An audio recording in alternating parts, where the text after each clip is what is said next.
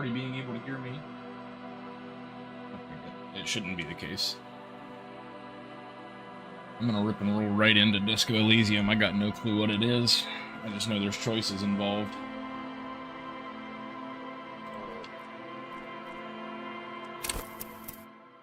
Extremely intelligent, very bad with people, knows interesting facts, comes up with original ideas.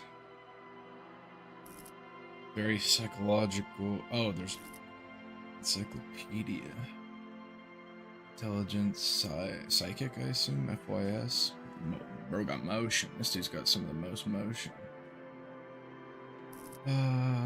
Sensitive, very psychological, a magnetic personality, but unstable. Might begin to lose his mind. Extremely physical, interacts with the world through his body, gets things done, but dumb as a rock. Create your own. Hell. How many? 3, 2, 4. Raw brain power. How smart are you? How emotionally intelligent you are. How strong you are. Your senses. How agile you are. Okay. Let's get everything to a baseline, right? Oh, that's everything. I can just be average Joe. Random. Your sense. How agile you are. Ooh, I don't know. I don't know shit about it. Since. Psyche. I don't know. I don't know anything. Give them. Let's make him. Let's get at least 2 on everything, right? We got 3 more to play with. Alright.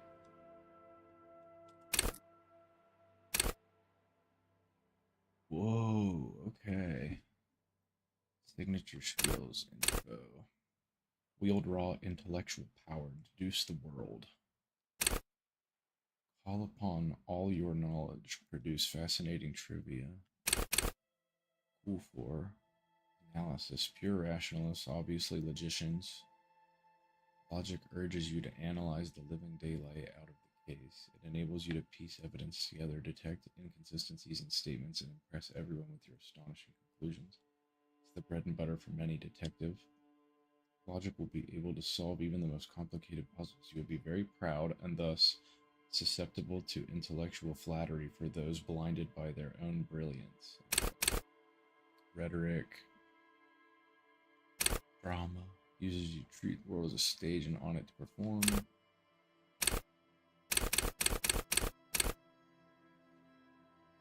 Sane people, well-adjusted cops, the non-suicidal. That's me.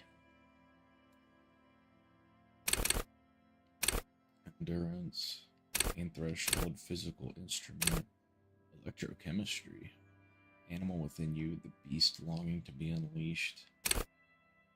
Come when temperature drops and you become more keenly aware of your surroundings. It enables you to hear the city itself, to truly belong to the streets. It's a supernatural ability. Old wrongs play out in the present time. Scenes across the city happen in front of you, but who is speaking to you? A high-level shiver may make you seem mad to the outside world as you listen to the city.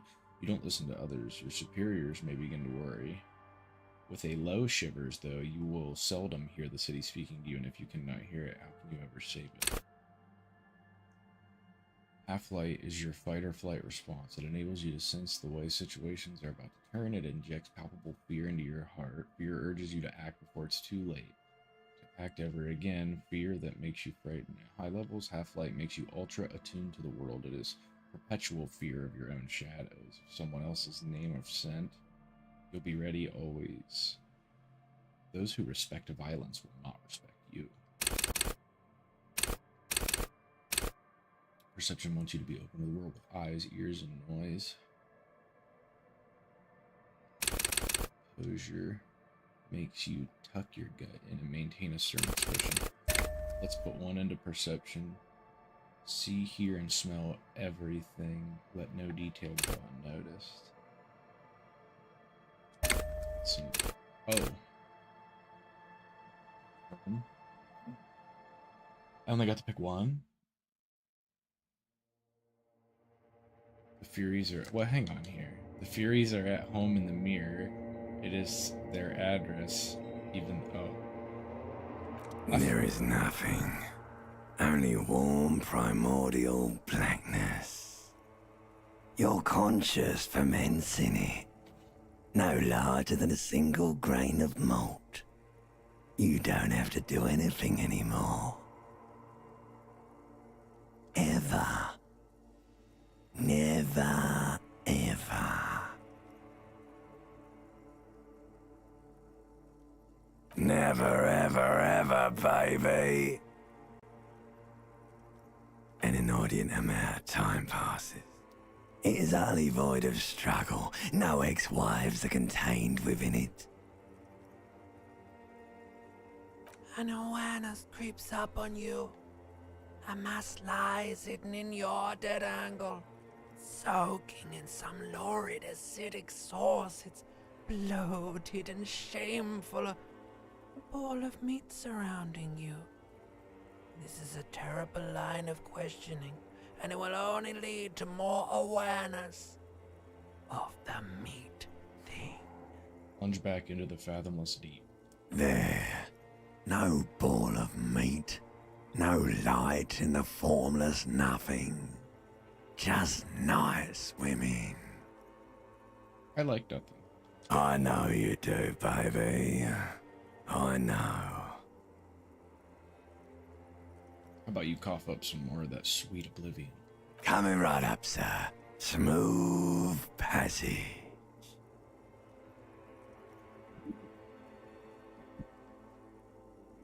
I want to get off now. I like the pain and burning light and wanting things from people who don't want to give them to me. Alonzi, let's go. Alright. Nothing town to fuck all borough. Return trip to the silence, please. Let's visit the ancient Zero home. Look, I am tired of being this type of animal and who gives a shit. Let's visit the Zero home. Great choice, Elder One. It has always been like this, and it always will.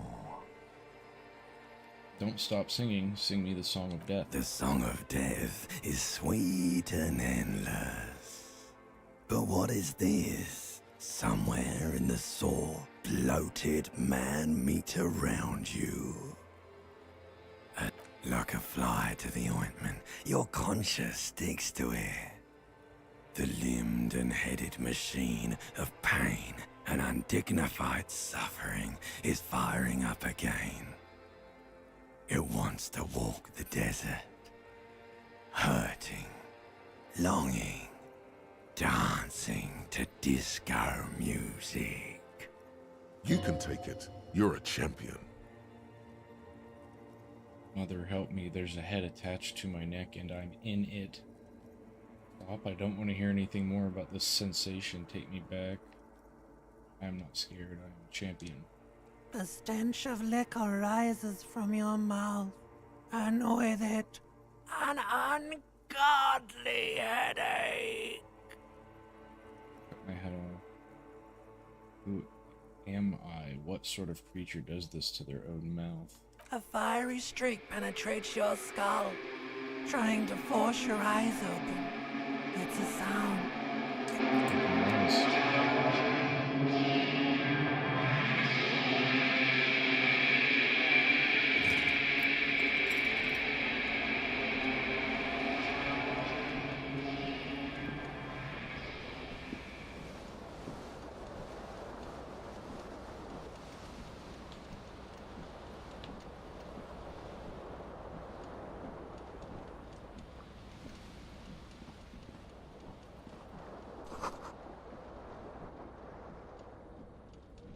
I think I might like this more on keyboard and mouse. Let me turn off my controller.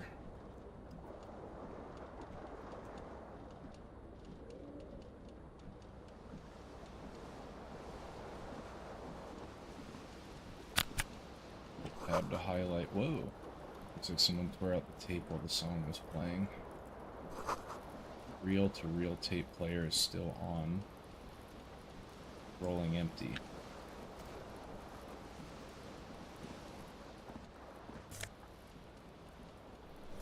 Item gained, green shoe, left foot. wearing it. Okay.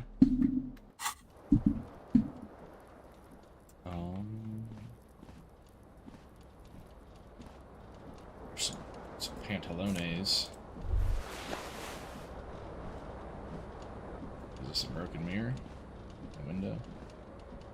The window stands broken in its frame. Cold wind blows in. Assess the damage. The shards face outward. Whatever broke this window came from the inside. Did I break it with my own hands? Look at them. A fine web of scarring covers the back of your right hand, but none of it is recent. What did this then? More likely a projectile than a held object. There are no fragments on the floor from pulling a tool back in after impact. Assess the size of the It is impact. too large for a bullet, yet too small for a piece of furniture. You're looking for something heavy and larger than your fist. The single green shoe you found fits the hole almost as well as your foot. It would have also been heavy enough if thrown with force.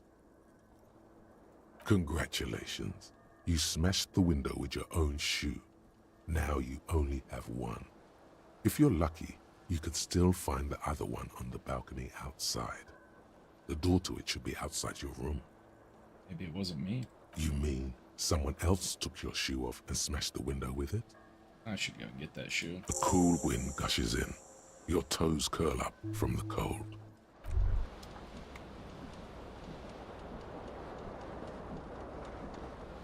This fan has two chain pull switches. One ends in a tiny fan, the other in a light bulb. A truly horrific necktie has somehow attached itself to one of the blades. Or has it been consigned there as punishment? You feel as though this creature is your friend and wants to reattach itself to your neck so that you may continue your adventures together in this strange world. Grab the tie. You swoop up and catch the tie. Snap.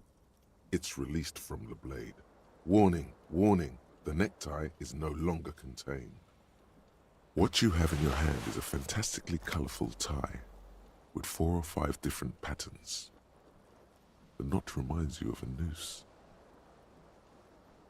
Pull on the light bulb. A terrible mistake. Turn the lights off immediately.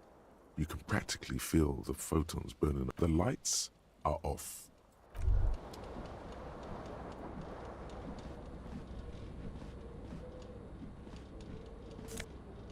Shirt. Necktie, shirt.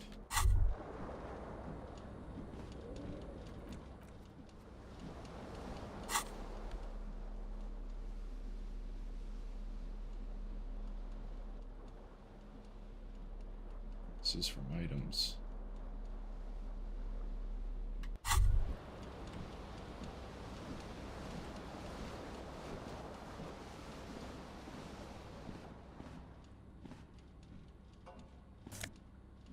White shirt.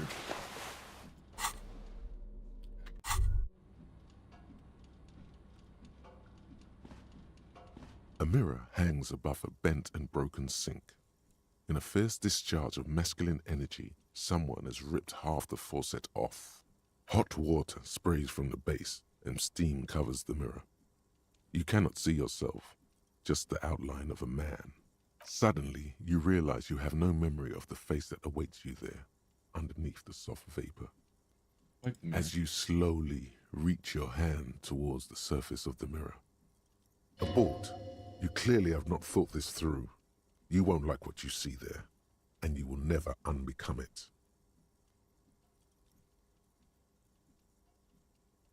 Still wet the mirror. Behold. You have no idea who this thing is, do you? Of course I do. It's some kind of superstar. I think I'm a superstar. It appears you're also dead. There's clearly rigor mortis on your face. Oh wait, is that an expression? Are you trying to make an expression with that face? Why? I think it might be because I'm a superstar. Please stop. It's horrible. You're scaring yourself. No, this is what superstars do. You can't, can you? It's like it's not even voluntary anymore. You have worn that grin into your face, and now it won't come off. What does it even mean? What is the emotion you're trying to convey? Insinuating that I'm vaguely sympathetic. I think I'm sort of pulling it off, too. It's a sad has-been kind of way. There is some charm to it. There might have been, 10 years ago. It's little more than a cadaverous spasm now. Dig deep into your mind to locate the source of the expression. Like the rest of you, it comes from a bad place, somewhere in the past. That's all you know for now. Electrochemistry, impossible. It's too late. Like an image on film. The expression belongs to your primary motor cortex. It would take a minor neurological miracle for you to cease producing it. Let the mirror be for now.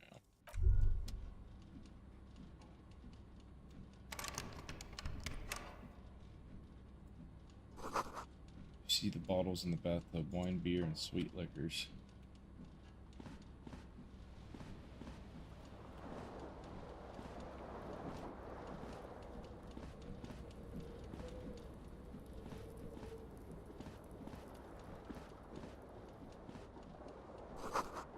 You must value privacy. The door has been locked from the inside.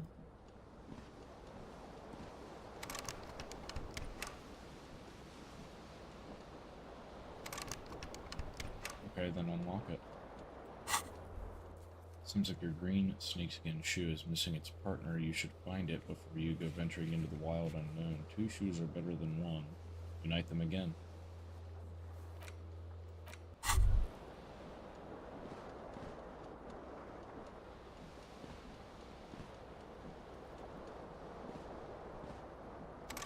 You hear a jingle.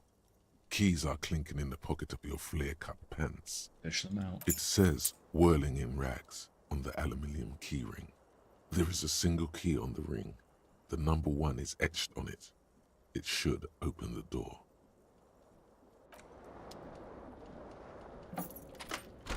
Yeah. So... something on the table. La Parba, 26 degrees, centigrade, arid. Hello, officer.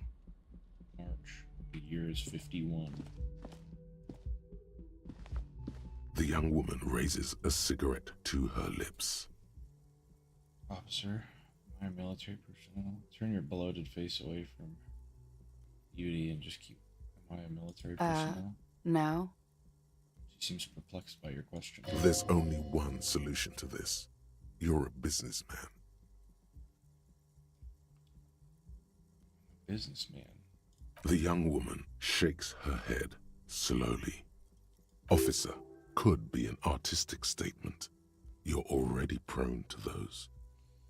Officer is my stage name, right? I can see myself as a middling disco artist called The Officer. No. You're a police officer, sir. Goddamn right, I'm a policeman. Don't you forget it.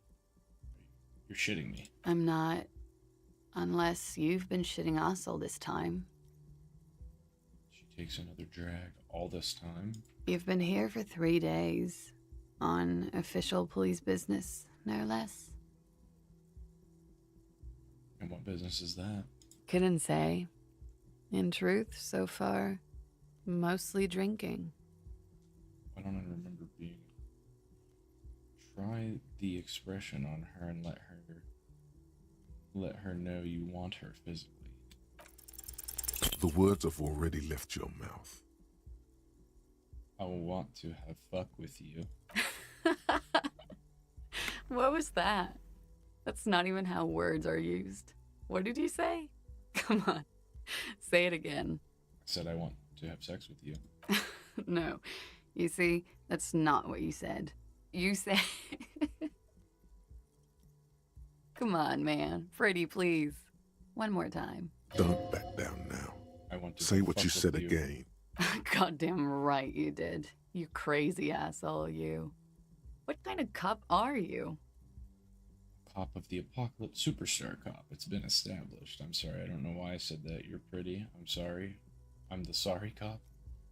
I'm not sure I'm a cop at all. I sure don't remember being one. I think I might have lost. Superstar Cop. Okay, that's cool. Or if I can just maybe ask you to elaborate on that superstardom a tiny bit. It means I sincerely think I'm a superstar. It's a theory I'm developing. It means I'm a bloated old drunk with sideburns and disco pants. If I don't have a joke up my sleeve, it's on me. I have certainly been entertained. Thank you. Whatever you are, you should stick to it. Otherwise, it's gonna suck for you later when you have to interrogate me.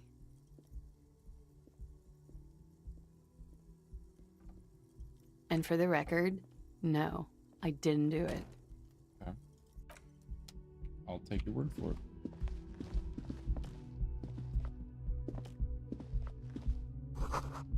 This is the weekend edition of the satirical newspaper Trompe de Le Monde.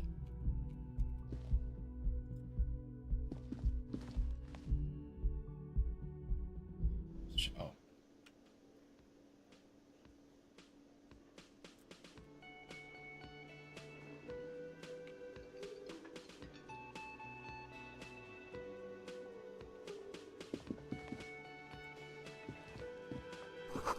Summer door closed for the winter.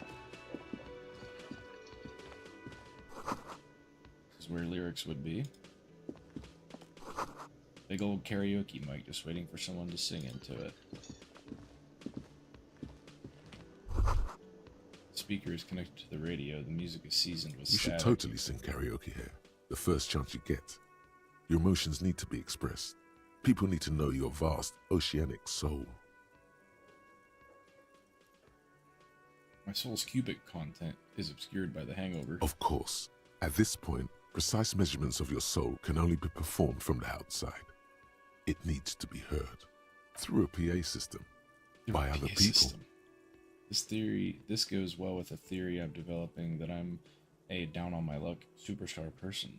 Who is mistakenly identified as a cop for his prominent jawline? Yes, sounds likely.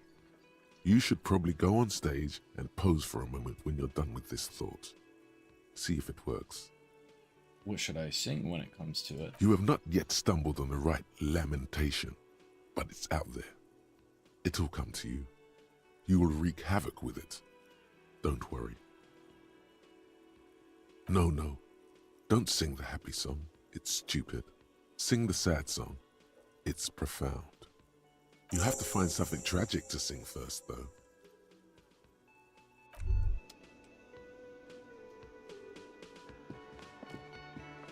A man in his late 20s stands behind the counter, inspecting a stuffed seabird.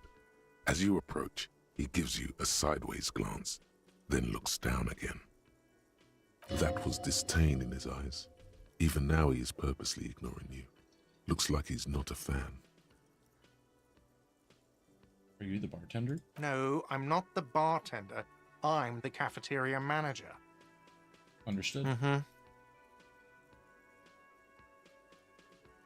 Look at the stuffed bird. A competent work of taxidermy. The white and brown seabird lies among piles of coasters and drying mugs. One of its wings broken. The man is trying to mend it. Looks like the bird was ripped off the shield that was used to mount it, most likely on a wall. Something about it makes you feel bitter.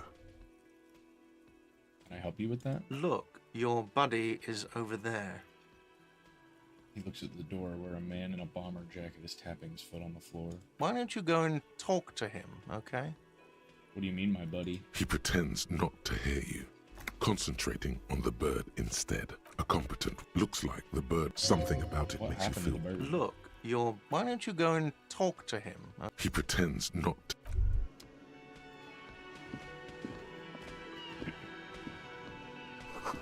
The menu has been wiped clean. Only the word Monday is written on it. This is a water cooler.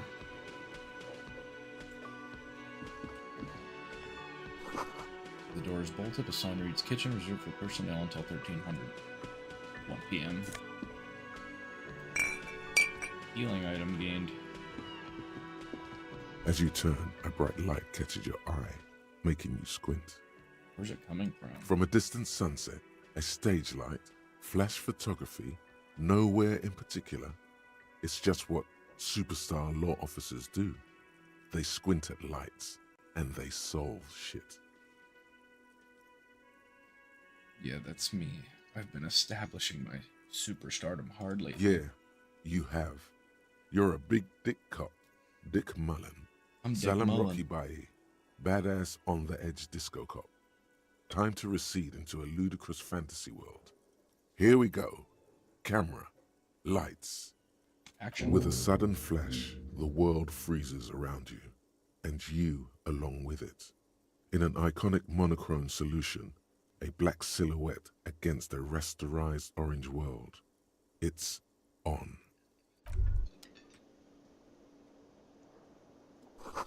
Soft purr of an electric juicer comes from the kitchen. Someone is working.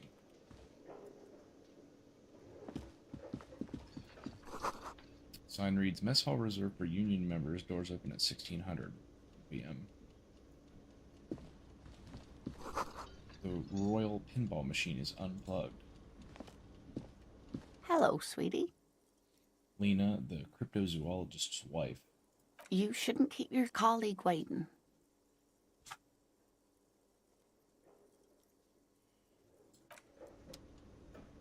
My colleague. A bespectacled man in an orange bomber jacket is tapping his foot on the floor. Looks like he's waiting for someone. As you approach, he narrows his eyes and extends his hand in greeting. If an assault were launched on this building right now, if the windows came crashing down and the whole world descended upon you, this man would hurl himself in death's way to save you. You are sure of this, but why? Shake his hand. Hello, I'm Kim Kitsuragi, Lieutenant, Precinct 57. You must be from the 41st. You realize he's waiting for your name. This is your chance to come up with a really good name for yourself. Get creative. Conceptualize. Raphael Ambrosius Cousteau.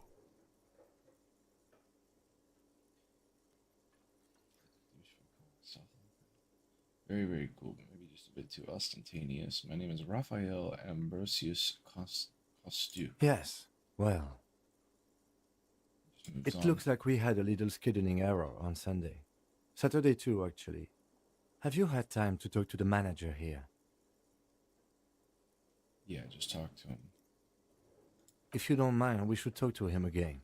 Ask him for a rundown of the area. Now that I'm here as well. I understand the scene is out back, right? It also wouldn't hurt to assure him the police are finally here. In full force, I mean. Have you mapped out the initial interviews? I have not. Okay, we'll have time for that after we take a look at the coroner's case. Have you removed the dead body from the tree? No. So, the body is still in the tree. This is the first time you detect a weariness in the lieutenant's voice. It is obvious he would have preferred for the body to no longer be in the tree. Where it has been hanging for 7 days straight. We should go there as soon as we are done talking to the owner. Can you be so sure? But I can't remember anything. I can see you drank last night and the night before, and that you are still drunk now. But I have seen officers go through worse. Much worse. If you need something for your headache, there is a general store nearby. But as I said, the dead body should be our #1 concern. Let's go get him. After you, officer. If you're about to embark on an investigation, shouldn't you have a badge? Shouldn't I have a badge or something? You mean you don't have a badge? Wasn't on me when I woke up. Losing your identification card is a serious matter. My vehicle has a shortwave. You can use it to report your badge missing. I advise you to try to locate it as quickly as possible, but getting the body down should still take precedence. Okay. Lieutenant Kitsuragi is now in your party. You can talk to him whenever by interacting with him.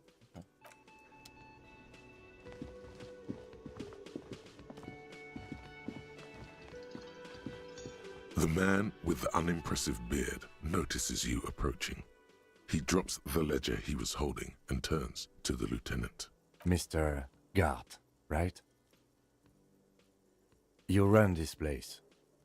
Yes. I am Kim Kitsuragi from Precinct 57. This is an inter-district investigation, so joining me from Precinct 41... He looks to you, realizing he still doesn't know your name. As I said, Detective Raphael Ambrosius Castillo. Right. Now, I know it took us a while to arrive at the scene. It also took you a while to call us and report the dead body. It was you who placed the call, yes? No, I only just got here. It was probably Sylvie who called you. She usually works the bar here. I'm only temporarily taking over her duties. Do you have her number? As a matter of fact, I do. He looks behind the pile of coasters, finds a slip of paper, and hands it to the lieutenant. You said you just got here. From where? Are you a local? What, of Martinez? No, I live in Jamrock. I only sometimes come here to keep an eye on the place. This is just one of the many, many cafeterias I manage. But you still know your way around, yes? In case we need directions. Yes, I know where some things are, but as I said, I don't live here. I just used to work here. And I'm not going to start working here again, if that's what you think. I don't care, brother. I didn't imply that. Detective, Yes? I have everything. You? He looks here as No, I'm good. The body was behind the building, right? How do we get there? Yes, sir. What's up, DJ Face Punch? Behind this building, there's a courtyard. They hoisted him up on a tree there. And how do we get there? See that door there? Go out and turn right. There's a big hole in the fence. No need for a key. Just go through that hole and you'll be in the courtyard. Are you supposed to feel guilty about the hole? His side tells you yes. Why would I feel guilty about it? Let's go. Not so fast. You owe me 130 real. I owe him 130. No one is saying the multi-pattern necktie you found tied to the ceiling fan can talk. No one. It must be merely imagination. Let's bail! Time to push the eject button! Sounds like a responsibility! You don't like those!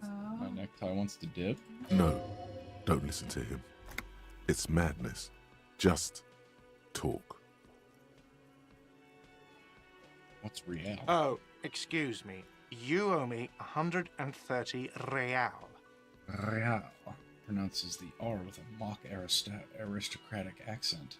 The IIR, or Inter-Isolary Real, is the global reserve currency. Whatever part of the world you're in right now, it's safe to assume he means you owe him some money. You mean I owe you money? Wow, you're a genius. Yes, that's right, money. You owe this establishment 130 real. He points to the red ledger on the counter. Who does that clown think he is? Arrest him! Did I just hear my tie speak to me twice? No one is saying that! No one is saying that Ty can talk! That would be ludicrous! It's just that you should arrest him! It would be wiser! He wants to take your money! No way, I have duties. I'm a cop. I'm not talking to a tie. Somehow, the knot is stuck, so you can't get it off. The lieutenant watches you struggle with it, the sweat dripping from your brow. He puts his hand on your shoulder. If you don't have the money, it's okay. None of us are in this for the wages. That's cop 4. I haven't offered to pay because I don't have any money either. What do I owe this place for? Let's see. 3 nights at a tariff of 20 real comes to 60 real. Then there's the window you annihilated. The hole in the window was the first thing I saw when I came to work. So don't try to tell me you didn't. That will be 40 real in damages. Another thing you've annihilated is half the bar. You've run a tab of 30 real. Actually more, but we'll round it down to 30 for your hard work maintaining the stability and order of Revachol. That's 60 plus 40 plus 30 equals 130 real. And yes, real is still money. What exactly is money? What are you, a philosopher? Since I woke up, I'm having trouble remembering even the most basic concepts of reality. Money is what grown-up people use to pay for things. Things like this hostel room, or 8 bottles of potent blend, and 9 packs of Royal Extra. We use it for everything, really. Interesting. Where do I get it from? Are you serious? From your work? I don't know. You can take bribes, I guess. I'm sorry. I don't think cops can take bribes. Some do take recompense, but only to survive. Why do I need it? For survival, to pay me. Unless you want to become a hobo. Do you want to become a hobo? There's nowhere else to stay in Martinez, and it's a cold spring outside. Money doesn't make you happy, but it lets you be unhappy for a while longer. If you run out of money, you die. It's like that for all of us. Me too. That's why I need you to pay me. I'm not an asshole. I don't think I have any money. There's a shuffle of nylon as Lieutenant Kitsuragi looks for something in the pockets of his orange bomber. What happens now? I'm sorry, but he has to pay. I can't let him stay here any longer if he doesn't. If he doesn't have the money by tonight, then... Officer, maybe you're better off working this from home for now. You live in Jamrock, right? It's not that far away. I don't remember where my home is. Officer, you really need to take this up with your station. I have a shortwave radio in my car. Call them, ask for assistance. We have to get this investigation started now. Good luck. Man wants to say something, then thinks better of it. By the way, where is home? The address is coming up blank, and this place sure isn't it. I really don't remember. But you've been at this hostel cafeteria for only 3 nights. Where were you before? You had to be somewhere. Up on Marvel Hill. Why did you say that? These are just synapses firing. It doesn't mean anything. The name must have some meaning for me. Lieutenant Kitsuragi, do you know a place called Marvel Hill? No. But isn't that an expression, not a place? An expression? A saying. Up on Marvel Hill, a great high place. One that is impossible to climb back to. That doesn't sound like somewhere you can stay if you run out of money. Could I trace the way back somehow to the exact street, the exact number on a building? You can try. Run some addresses in your head when you get the time. Maybe a street or an apartment will appear.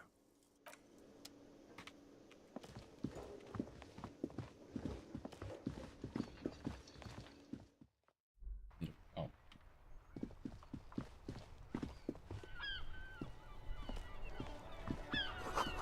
Heap of snow melts in the wheelbarrow.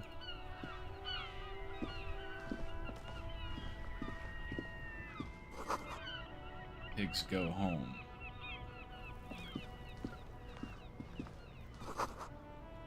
Fuck the police.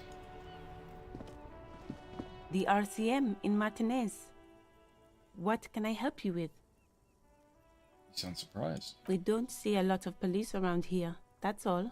I have some questions. Of course. What can I help you with? What is this fuck the police business? Excuse me? She's uncomfortable. Maybe you should drop this line of questioning. The street sign says fuck the police. Oh. Well, I didn't write it there. I'm just sitting here. Who are the pig? I didn't mean to startle you. Okay. Who are you? Me? I am just a gardener. Good to meet you. I am pleased to meet you too, officer. I have to run. Of course. Her gloves. You get the feeling that you need them. You have a dead body to deal with after all. Can I borrow your gloves? Sure. Keep them. I have another pair. Thank you.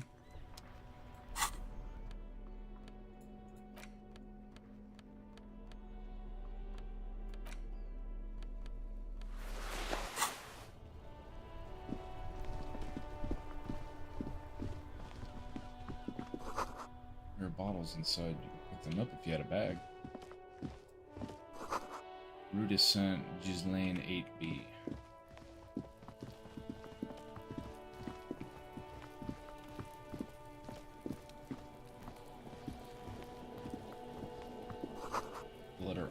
There's a crown on the ribbon below, a light above descending.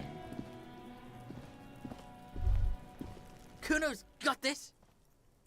The boy throwing rocks at the dead body can't be older than... If there ever was such a thing as an ugly kid, then this is it. He's almost exquisite in his ugliness, like a gremlin. Oh yeah, Nappa Gumpy, Kuno! Yells the other kid. A minute of your time, please. Can't talk, pig. Shit's coming up strong. Throwing rocks. Shit coming up strong. That sounds good. Joyous. You should hang out with this kid and see what that juicy shit is all about. Juicy what now? I mean drugs. The kid's on drugs. Yeah, Kuno, ride the lightning, Kuno! Kuno's riding it, see? Wipes sweat from his brow and sends another rock flying. The rake, Kuno! You should throw the rake at him, Kuno! The fuck does Kuno know what a rake is? Kuno's not a gardener. Kim, what should we do? We shouldn't do anything. I don't tempt such forces. What forces? You will see.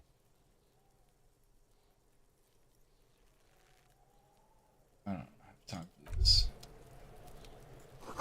Smells like spoiled meat and curdled dairy, a human being decomposed. Kid's ladder is rickety but still climbable. Wouldn't hold the weight of a grown man. Someone's trying to grow herbs in the greenhouse. Can't you see I'm throwing rocks?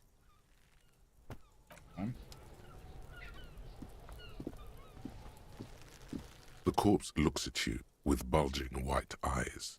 The face around them does not look human. It's swollen and ready to burst. His lips are fish-like and his tongue like a ball gag in his mouth. You seem to be holding your breath. Look down. A cargo belt twists his neck at an unnatural angle. The body below appears stiff. It's letting out an ungodly rot. The smell seeps in even through your clenched nostrils. What is that? Why is it so Active bad? decay. It's okay to throw up, officer. No one is judging. He's about to blow! Cop's gonna blow, Kuno! The smell is repulsive. It pushes in from your mouth, more instant and more familiar than anything you'd expected. More fever than odor. It fills your mind, flushing you from within. Try to walk away.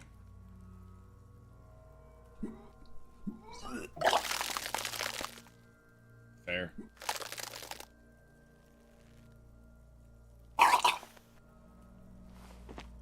Too late. It's impossible to keep in. Your body curls and pushes it out, burst by burst, until a pool of vomit lies under your feet and your throat stings from the stomach acid. I'm sorry. It's okay. Happens to everyone. Keep it.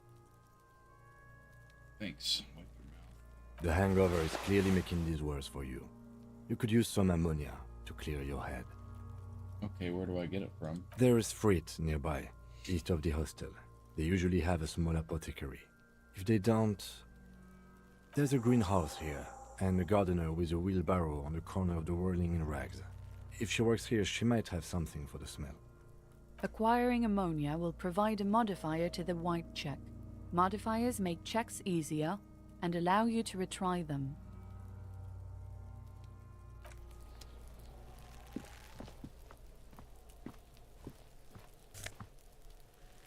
Money. Magnesium.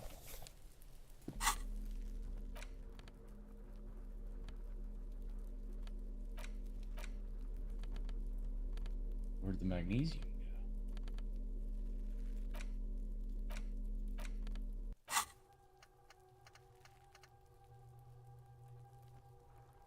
Temporary research bonus. +1 encyclopedia, factual memory.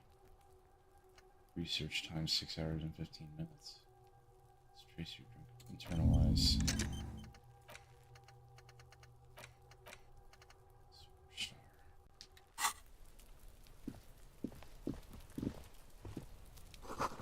The winch mechanism has been oxidizing for some years. An inconspicuous pile of the roofing material, eternite. What is this? Why am I looking at this pile of roofing material? Because it's nice and orderly. Well-laid pallets. No, there's more to this.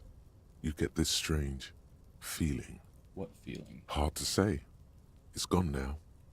Feelings pass, you see. It's nothing. Someone just left some roofing materials.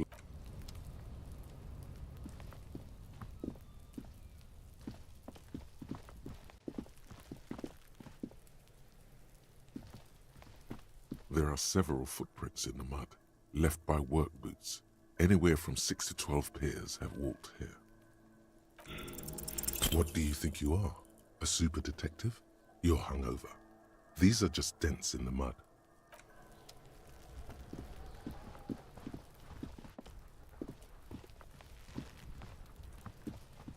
Kuno, the pig's getting pretty close to me. Come to snuff my shit out, I think. Looks like it's time for me to go, Kuno. Pig's come to take me in. I want to ask you some questions. I'm going away for a long, long time, Kuno. Going away for life. What's going on there? Fuck are you trying to pull, pig? I was wondering, what are these strange words you use? Converse with me. You there behind the child, converse with me. Murder was the case they gave me.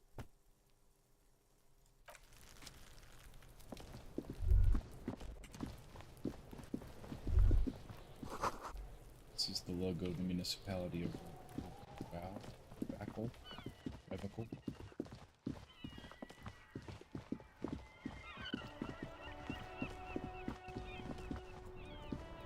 Hello again, officer. You may have How some are pneumonia. things? Sure, I'm done with it. Go easy on that stuff. It gave... Pneumonia.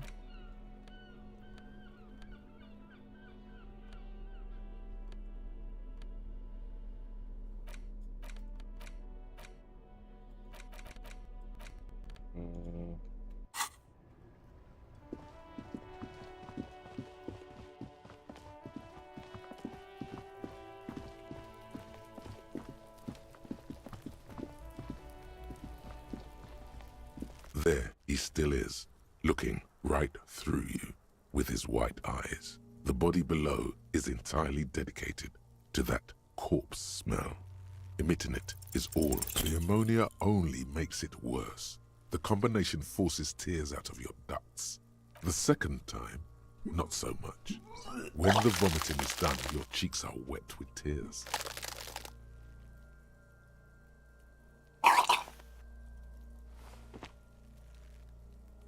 Pneumonia didn't help at all. Nor does the wind right now. The weight is reassuring, like a crenel on solid fortification. Pat, pat, pat. I've seen strong men turn themselves inside out for hours. You are facing tough odds here. Alcohol withdrawal makes it considerably harder. Why can't I keep it in if I've been a cop my whole life? This is bullshit. I don't want to do this anymore. I don't want to be a cop. Can't we do something else? I think I want to solve something else now. That's probably a good idea. Clear our head. But before we can do that, you need to get your shit together. Okay. We should go talk to the locals. Find something else to do while the wind changes. It's pretty bad right now. You've gained a thought. When this dialogue is over, go to your thought cabinet and internalize it for special bonuses and effects. Give it half an hour. Get yourself together.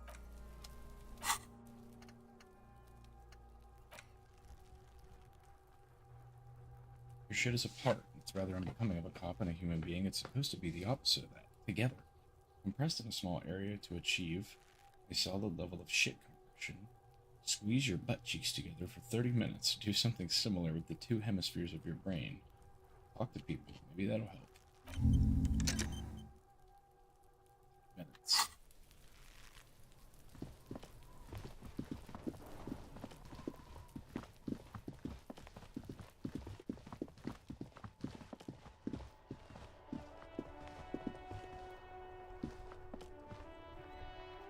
This some kind of intercom? An old call box with a matrix of push buttons lists all the companies in the East Delta Commerce Center.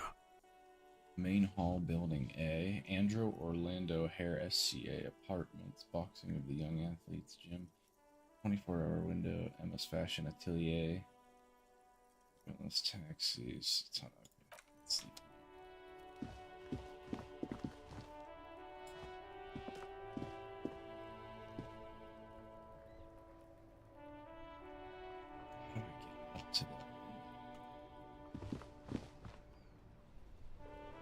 How do I up to...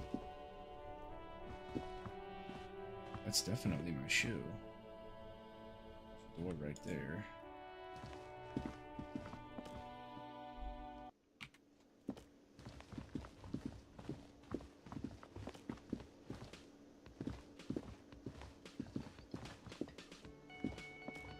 Got my damn shoe.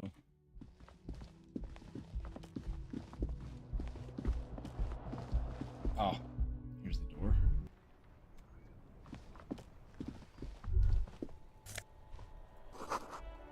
Washes over. Sneaker. I have two shoes again. King of the castle, king of the castle. Oh, money.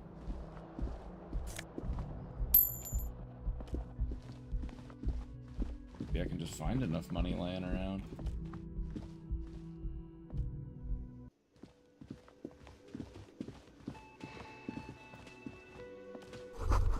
Bottle of rum has been knocked over. Beautiful dark liquid spilling That out. sugary black rum stain on the counter makes you teary-eyed with joy. It's almost touching how syrupy and sticky it is. How long have you been up already? Not now. Oh, excuse me. Do you have something better to do than lust for sweet syrupy rum and lemonade? With a twist of lemon? Maybe lime? Finished thought.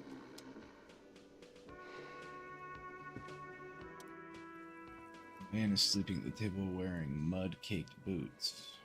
On the counter, rolled out of his open hand, you see a blister pack of headache medicine. Wake him up. You gently shake his shoulder, but nothing happens. Lieutenant, This man could probably sleep soundly in a ship's engine room. who is this? No idea. Looks like he works for Wild Pines, the logistics company who owns and operates the harbor. But why is he sleeping during the day? Possibly because there's a strike going on in the harbor. There's not much to do aside from drinking and sleeping. Leave. I will not steal this hardworking man's pills. That's that.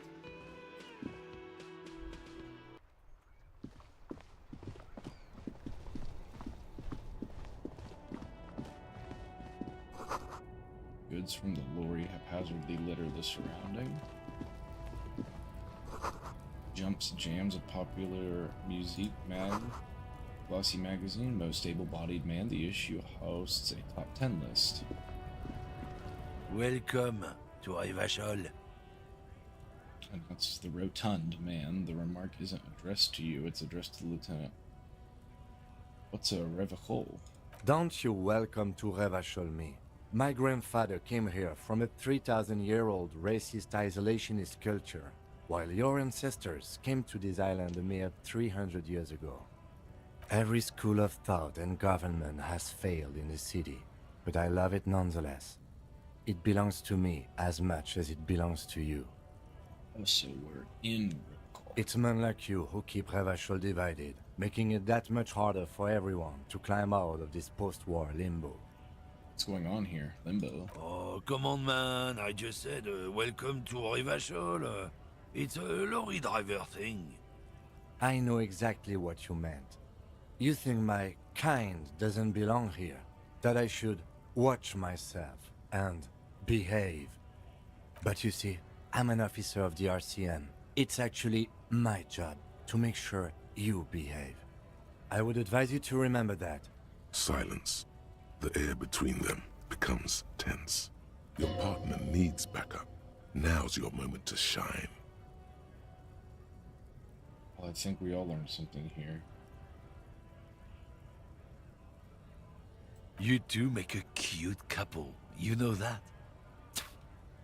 The lieutenant exhales and resumes his regular calmness. Now that that's settled, we have a couple of questions. Whatever you say, officers. What was the argument all about? What are you hauling? Oh, not much anymore. I'm here to pick up some cargo, but the dock workers are on strike, so it's a sit and wait on your ass situation. How long has this been going on? The strike? Oh, they've been at it for a while. A month, 2 months maybe. But this here is just the last week or so. What kind of cargo were you supposed to pick up? Apples. Apples? Yeah, apples. I take it you had other questions? Continue. He's given you the runaround. Let's be honest, you were bested. What's that argument all about? It's about biological determinism, natural law, the sorting of the races. Spit. Not the most popular topic nowadays, with the coalition in charge and all. You might want to change the topic. That is, bury your head under the sand like common sheep. On second thought, let's talk about something else. Suit yourself, officer. Hide your face in the sand if you so wish.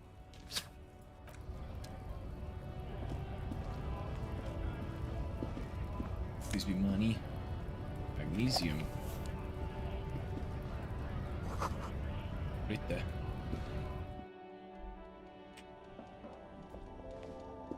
Is this an ATM? The tear machine stands in the corner. A sign says, 1 bottle equals 10 cents. What is this machine? Oh, that's the tear machine. What is it? It's a machine for tear. You know, you find tear outside, like bottles or whatever, and put it in the machine, then it gives you money. Oh, I see. And how do I acquire tear? You need a bag, I guess. We used to have some, but we gave them all out, so feel free to use it if you find a bag, though. I'm sure there are some out there.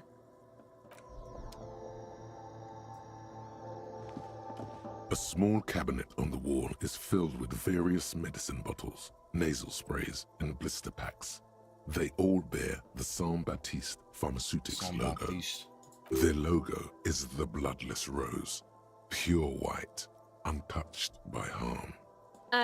Just ask me if you need anything from Saint Baptiste.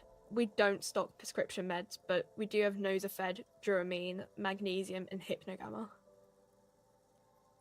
What do these products do? I don't know. Let's see. Nosafed is a nasal spray. Duramine is a really good painkiller.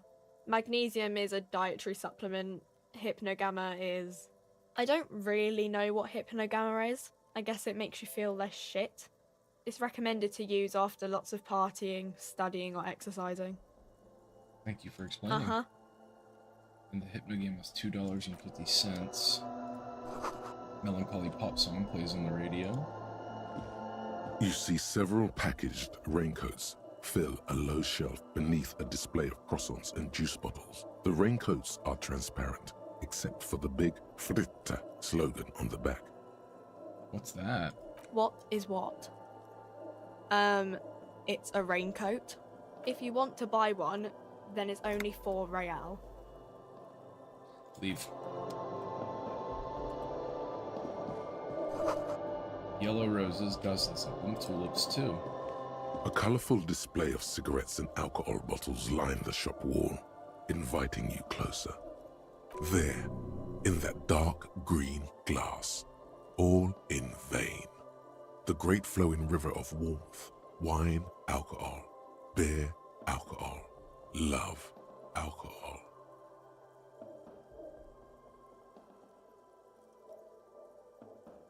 The beauty, the truth, the poetry of it all. I'm obliged to inform you that both alcohol and cigarettes damage your health, but I guess you already know that. Don't ask, don't look, don't do anything here. Just go away. Get back to work. I will. I will get back to work. I gotta go find a bag so I can collect some bottles to make some bread. Money. Money on the ground. That's mine. Take. Oh, I'm not walking all the way up there.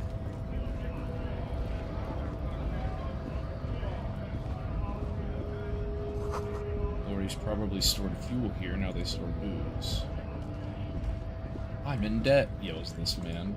Free money, yeah. A lorry stuck in the traffic jam. This big, heavy Grad-made machine is well kept for such an old machine. Look in the window. The windows are clear. They've been recently washed. You can see a lorryman's cabin with personal belongings, stickers, insignia. Kind of stickers and insignia. The driver has adorned his space with a substantial collection of peculiar paraphernalia. Proclamations about honor, strength, and purity are glued to various panels. What about the back seat? The back end of the cabin has a small perch to sleep, large ashtrays. There are several suns and wheels sewn into the curtains.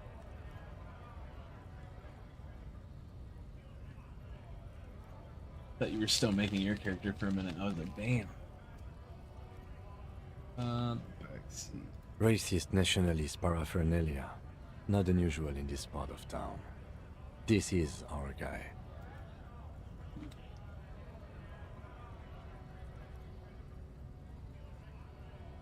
Likely, yes. This guy's proud of who he is. Drapes it all over his machine.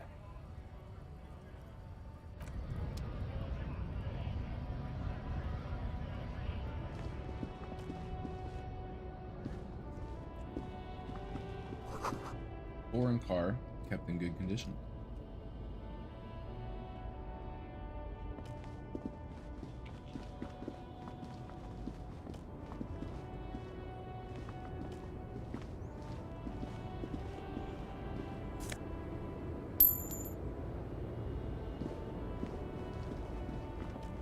The small, wrinkled woman does not greet you.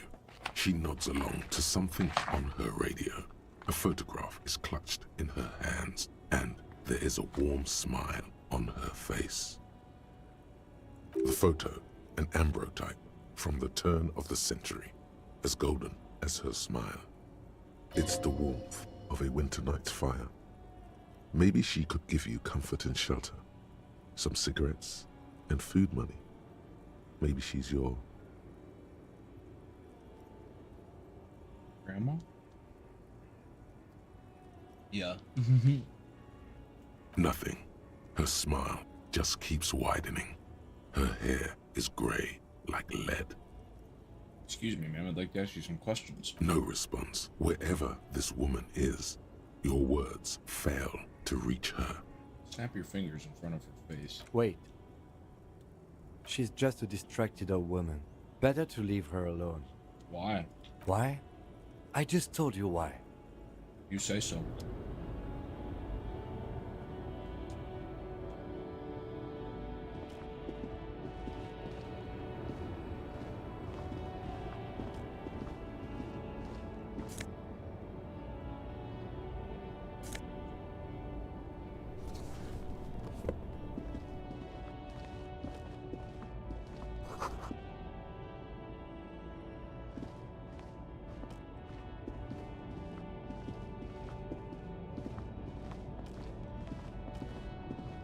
An old monument stands in the middle of the traffic island, pointing toward the sea.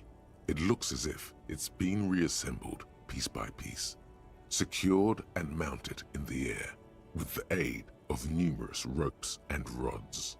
Who is this? A silver plaque on the statue's pedestal reads, "I am Philip III, the Squanderer, the greatest of the Philippian kings of Revachol, son of Philip II, the opulent, father of Philip IV, the insane." Not a good track record of mental health in that family. Even by the standards of the Philippian kings, old sumptuous Philip was known for his profligacy. In what way? Well, he blew through the whole national treasury, starting the decline of one of the penultimate century's greatest superpowers, the suzerain of Revachol. His own maladministration foreshadowed the fall of the monarchy. During the anti-centennial revolution, an end to his family line and the monarchy on the Insulindian Isola. How did he manage to blow through the entire national treasury? Stories have it that he had his bedroom converted into a treasure chamber, where he stored unfathomable wealth. Krugerrands, bars of gold, ornate weaponry, armor, and various chalices. He called it the Sol Auron. It was obscene. There were whispers he slept on a huge pile of gold-dipped feathers, like some obese dragon, instead of a bed, like a normal person. The man certainly knew how to live.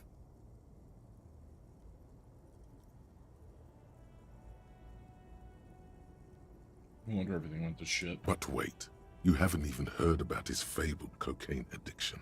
The what now? You see, old Philippe wasn't just good at squandering the national treasury on gold and ceremonial weaponry, he was also a prodigious snorter of nose candy. What is nose candy? Cocaine. This is a lot to process. His Majesty's courtiers said it helped him connect with the higher realms. So he was addicted to nose candy, a bloated druggie? That's what the revolutionaries said 150 years later, right before they emptied out the royal mausoleum and dumped His Majesty's mortal remains in the Insulindian Bay. Okay. Where is he buried now? Beneath the cold waters of the Insulindian Bay, thrown there by the revolutionaries after they cleaned out the royal mausoleum.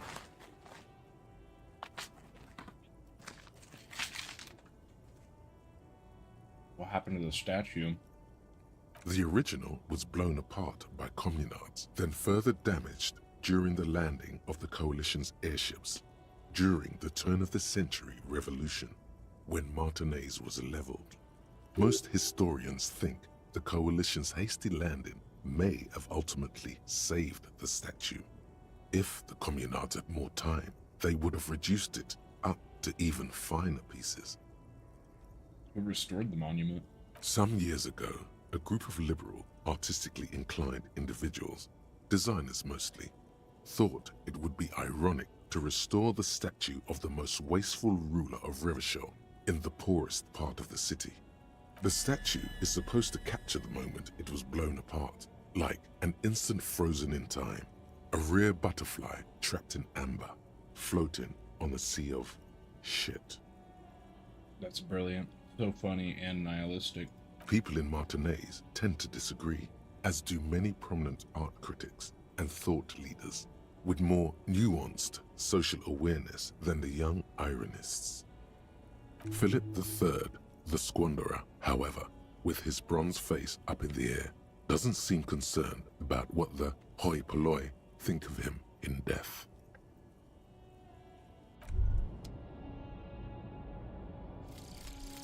Volumetric ship compressor.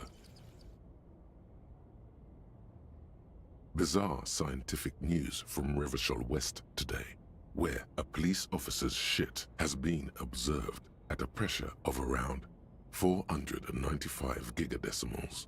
These metallic hydrogen levels of shit togetherness were thought to exist only at the center of collapsing stars, not law officials. It remains to be seen how long the shit singularity lasts. All endurance white checks unlocked learning cap for endurance roost. Okay.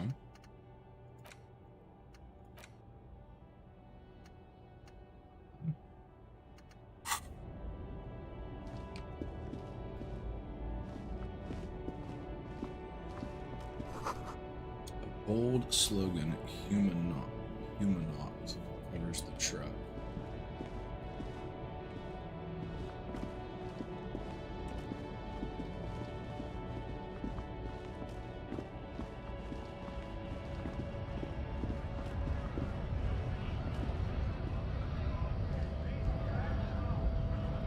Stuck. Hell.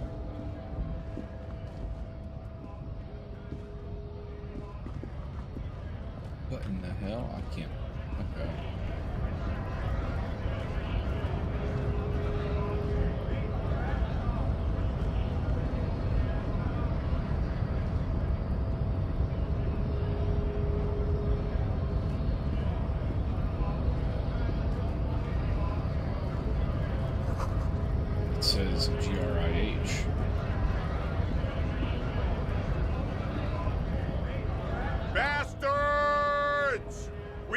the right to work! What's going on here? Hold up and stay frosty, everyone. Cops are here. The broad-shouldered alpha male turns to you. He's a full head taller than everybody else here. You here to fuck with us? Beat the honest worker down? No. Good. We're fighting for a cause here. Right to work! Right to work! Besides, we're not that different. He It leans helps closer. if people see us talking, cops and strikebreakers together. Shows authorities are on our side. Builds confidence. What kind of causes are we talking about? I don't think I've chosen sides yet. Rights of people. Rights of workers. To have gainful employment. To make a salary. And feed their families. Yeah. I have some questions. Maybe you should ask them the questions. Like, why we're not allowed to make a living here. Shame on you! We have families to feed, you piece of shit. So do we, Scott. The loitering man hollers in return. I want to get into the harbor too. What is a strike? Who are all of these sight breakers? What exactly is your goal here? We were promised work. We'd be in there, working, if the bastards hadn't shut the gates. And you are unable to breach the entrance. Main gate's locked. Would take heavy ordnance to bust it open. Could try to get in through the secretary's office. Door's locked. The guard's blocking the way to the access panel. And I don't mean the scrawny mess punk either. I mean head measurer. Or whatever he is. Head measurer? Huge Seminese guy standing up there on the overhead passage. Won't let anyone by. The access panel is right behind him. How bad could one guy be? Bad. Standing on a narrow bridge, he's got a strategically advantageous position. And he's trained. I don't know how the Union has a trained killer up there. But that one's no joke, and my men are tired and hungry. They're workers, not fighters. Why don't you just talk to them? Like civilized folk, you mean? These native fucks don't understand civilized. It would be better for the neighborhood if you went home, at least for now, if you can't get in anyway. No! They will give up eventually. Or get drunk. Leave the button unguarded. Then, we charge. I want to get into the harbor too. Have fun. Union shits are on full strike. Don't think they're going to let you through the gates. I'm trying to meet their fat boss. I'm interviewing people about a murder that took place here behind the hostel cafeteria area. I know nothing about a murder. The mention of a killing sends a barely noticeable shiver of tenseness through me. Interesting. Absolutely nothing. Wouldn't put it past these harbor bugs. They'd do anything to stay alive. Right to work! It's shameful. Cops doing nothing. You should bring backup. Open up the gates for us. Blockading gainful employment for workers is a crime. This really isn't my area of expertise. We are not picking a side in this just yet, sir. Pity. Let us work! Who are all these strikebreakers? Honest men and women with rights to work, to be useful, not toys for corporate interests. We came here to help the harbor run smoothly in time of crisis. If Union fucks don't want work, they ought to let in those who do want work. I have a question. Why do all these men follow your leadership? You think they follow because I'm big and loud? No. They follow the rules of the market, the rules of the economy, because they were given a job to do! What is a strike? When a bunch of ungrateful, lazy cockroaches can't get their act together, decide to block honest work for other people. What did the strikers Beats want? me. They mumble nonsense about boardrooms and workers' rights, while we have the right to work! I'm gonna leave now.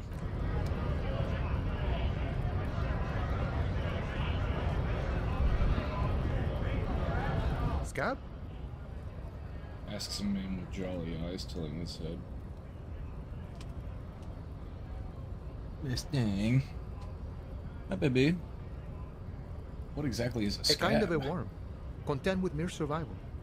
They come, they want to do our job for shittier pay, screwing over both themselves and us. Everybody loses. Hold on, where did they come from? Beats me. Somewhere in the ground, I think. You don't seem to like them much. Gotta be bloody stupid or freaking evil to scab. Or I guess scared, maybe. But scared of what? Of who? He looks at the mask, squinting his eyes as if trying to ascertain what they're scared of. Personally, I'd rather beg than scab. If the gentleman shouting on the street came begging, maybe they'd have gotten something. Where is it, Maggie? Have you tried talking to them? We've explained the matters, but they don't listen. This lot would be reasonable and go home if the big guy wasn't riling them up all the time. I'm Pop. I was just messing with you. No one's ever seen a cop scab. Imagine, you cops going on a strike, but then another cop comes in and says, "Let us cop for less money." Speaking of, what brings the RCM here? To the Wild North? Come to see the strife? I've come to investigate a murder. Murder, huh? That sounds like a lot of hard work. You'd never see me investigating a murder. You're right, it's almost impossible. I'm 91% sure I'll never get it solved. Whisper, I have no idea what I'm doing. Maybe you want to help me solve it by telling me who did it. That's okay. I have no idea what I'm doing either. I don't even know what day it is. Don't tell me. It's a better day that way.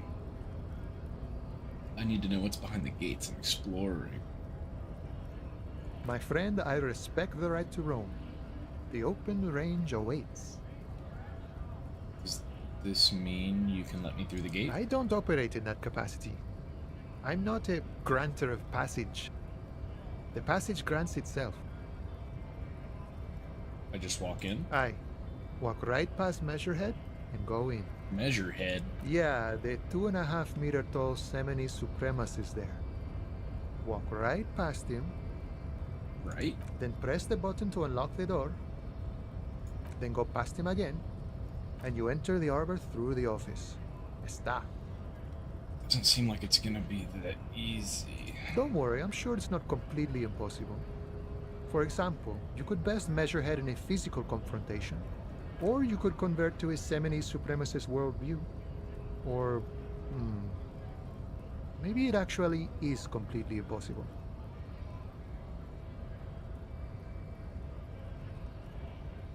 Another thing. Sure. I'm a bit short on money. Can I have some? Sure thing, my friend. I can help you out. He flips a coin towards you. The coin narrowly slips by your outstretched fingers and falls to the ground. Oh, I'm sorry. Didn't mean to throw it like that. It's a thing we harbor folk do, passing around cargo and such. Was not meant as provocation or ridicule. The boyardero stares at you with respect, then gestures towards the trickles of blood adorning your clothes. Appreciated. Right, always glad to help out the RCM. We're on the same branch, you and I. Humans, I mean, not slithering scabs. What's the strike about? You know, serious business. I'm sure the big boss will be glad to tell you. You'll have to ask him first. He's a chatty guy. Wants to talk about the strike. Return once you've met the union boss and are on a better footing with the organization. Nice talk.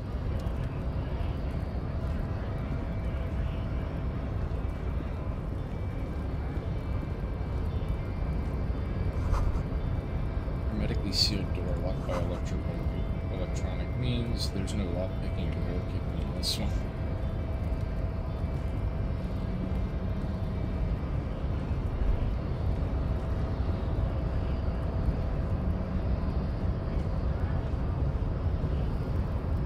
Nobody betrays your degeneracy.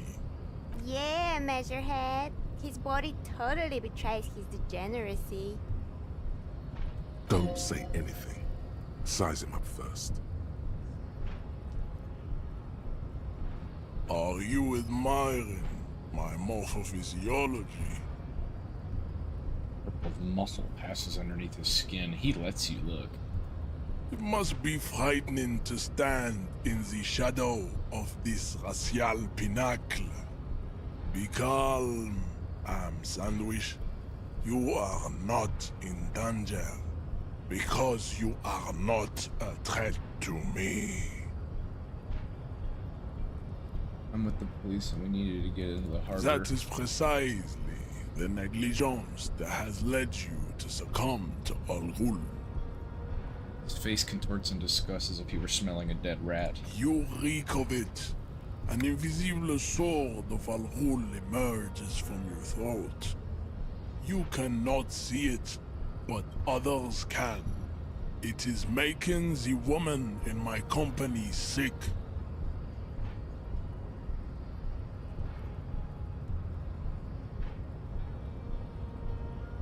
You're right, I'm an alcoholic. I need to enter the harbor. No, you don't. You need to get another drink. Occidental Haplogroup B4 is done giving orders around here. The influence of the ham sandwich race is waning. Show him the ham still got it.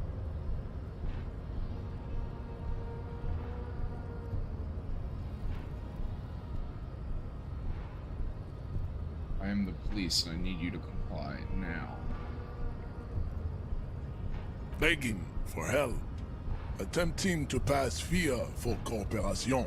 How far the Occidental Haplogroup has fallen. You were once a noble and powerful race.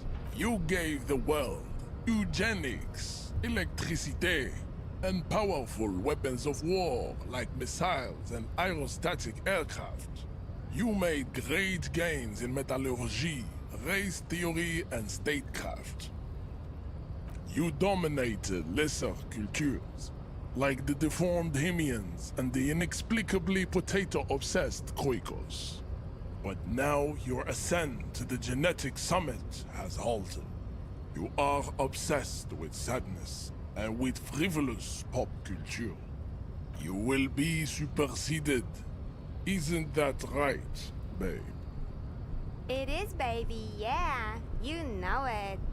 There is a button right behind him, just out of reach. It must be the one that opens the door to the harbor. You're right about all of this. Now let me go into the harbor. Enough with this begging. You should leave the stage of history with dignity by inviting the other races to a great world war. Bring your troops to the Seminine Islands and to Boogie Street and we will pulverize you. When you are gone, we will build a museum for you. The walls will be lined with bottles of Al Ghul, your beloved beverage. Inside, we will store the odes to homosexuality you call art, and your microcephalic skulls. You serve the Union, don't you? Aren't they white? Don't be vulgar. White or not has got little to do with this. The race enigma runs much deeper than that. There must be some friction there. He's keeping it well hidden, however. Yeah, but you still serve them. How does that factor into your life? Mr. Clare is a man of vision and means. He has the will to confront polycultural capital. Something your race, naivistic communists, never did. Also, to serve is noble. It takes discipline. Your petulant individualism has only contributed to your race failure. It is lax and moronic. My jam is a mysterious fourth thing. Jam. Individualism. You have gotten these ideas from degenerate youth culture, have you not? You have picked them up from rock and roll songs? No, Miss Dang. Oh, no kitties on the desk. Oh. Hi. No. No, she wants down. Ooh. Good girl. I've gotten it from Disco, actually. Offshoots of the Seminoles people invented disco while having sex under the influence of cocaine. It is a shame upon my race. But what is done is done. I am not surprised you enjoy it so much. This has happened to many of the side products of the inevitable cultural victory of the Seminoles race.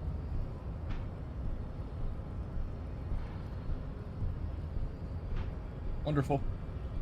I need to enter the harbor now. What you need is to come to terms with extinction and never getting into this harbor.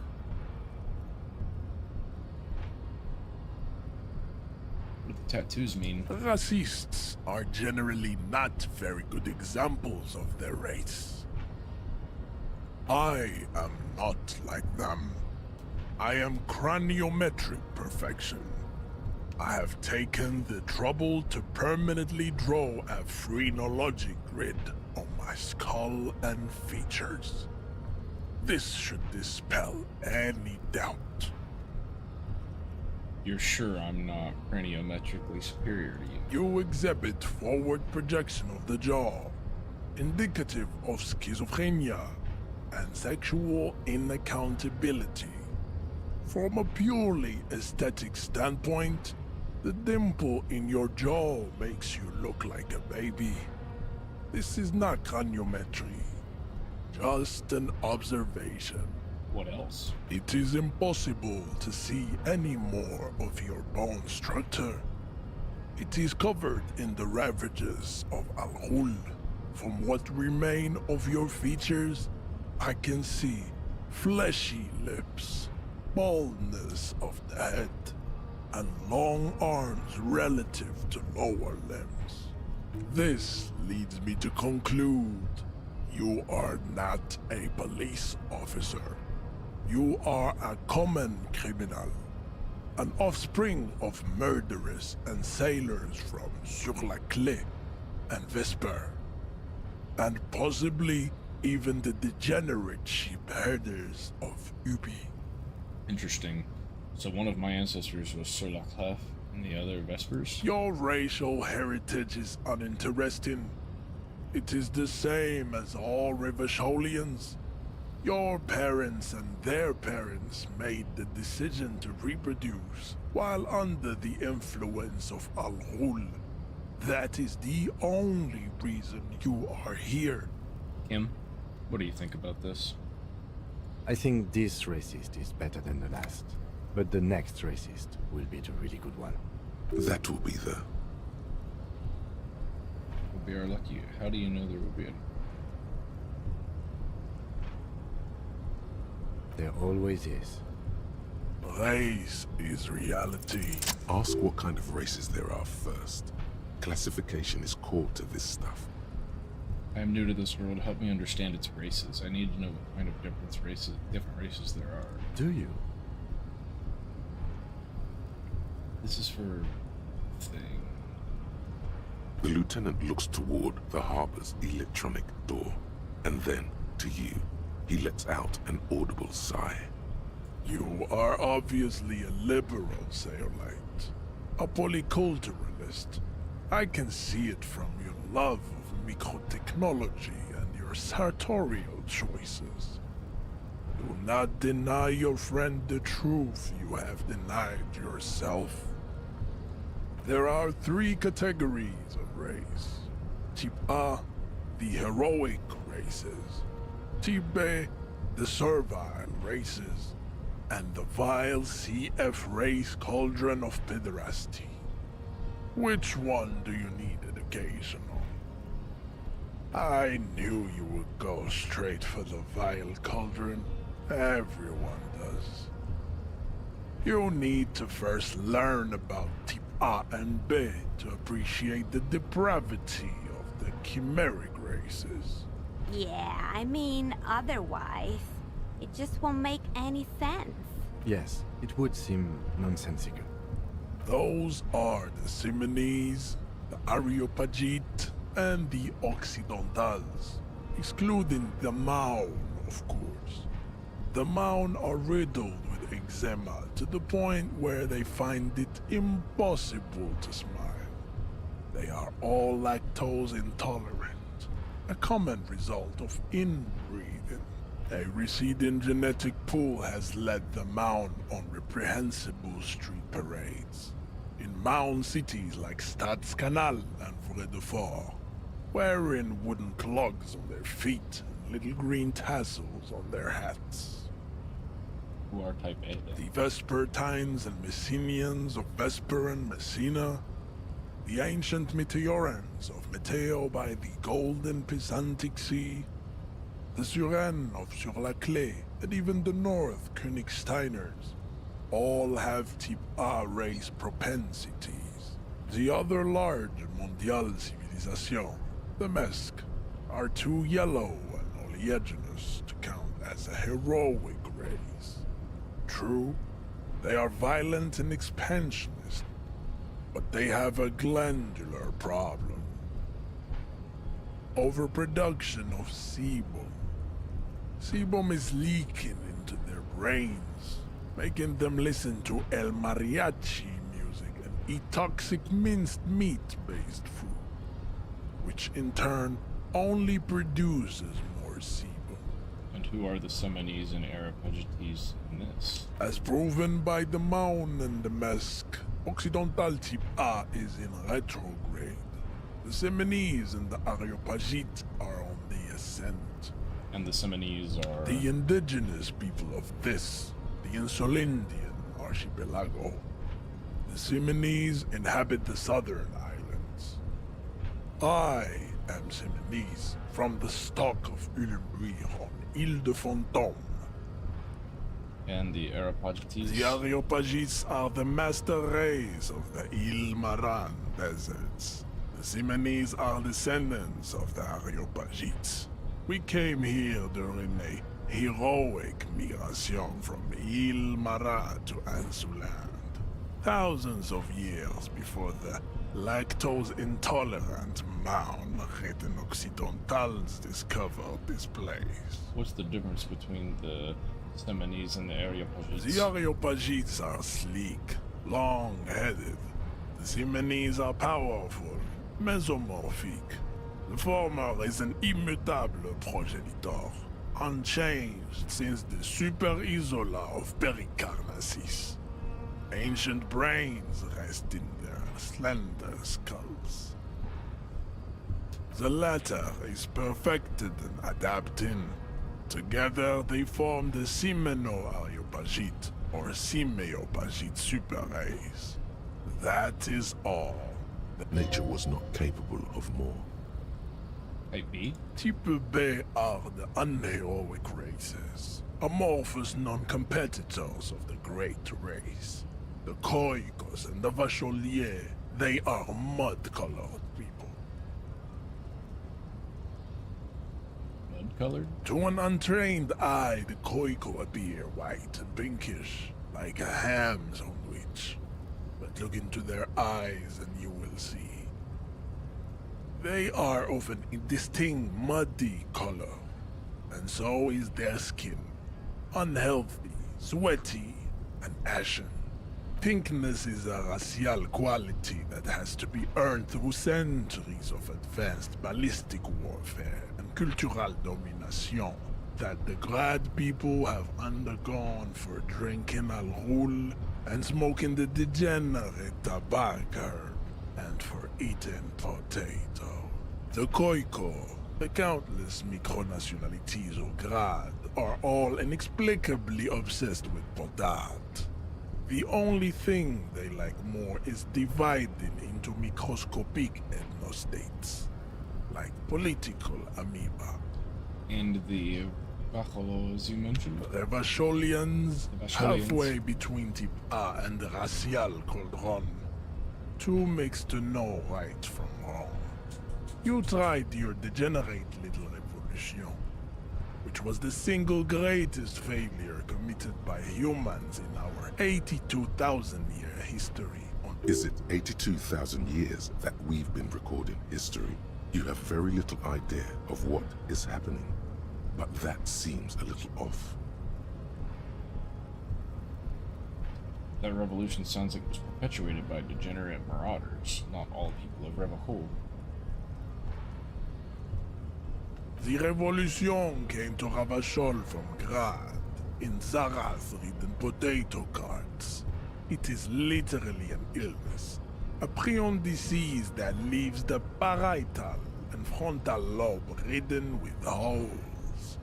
A soft, sponge-like mass of dementia, hallucination, and paranoia. The revolution is fatal familial insomnia, a hereditary prion condition passed from the Khoico to the Occidentals.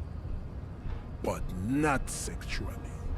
Probably through trade routes and potate acid, the prime component of the potato plant. Enough of Tibet mediocrity.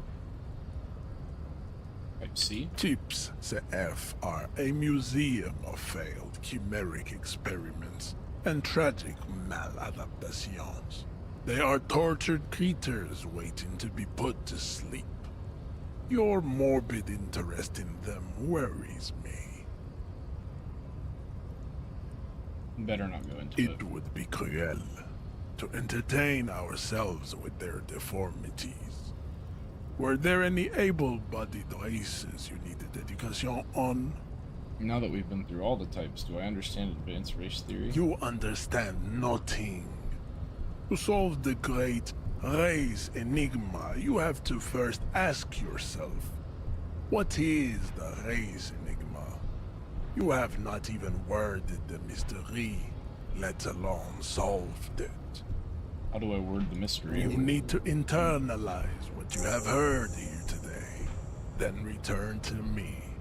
This clarity does not come instantly. Let's discuss something else. I cannot possibly imagine what else we have to discuss, Tibere Vacholian. Your love for disco music and venereal disease? There is nothing funky about them. I cannot possibly imagine what else we have. Okay.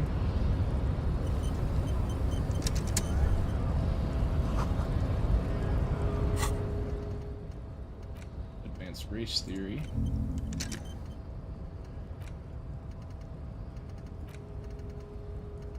Yeah.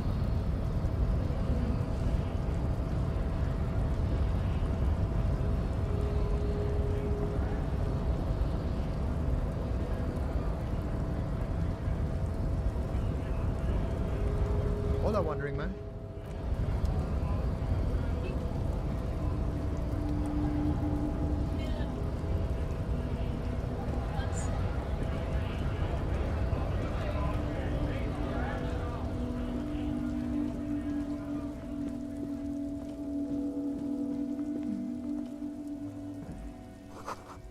Closed for the winter. Please use the main entrance.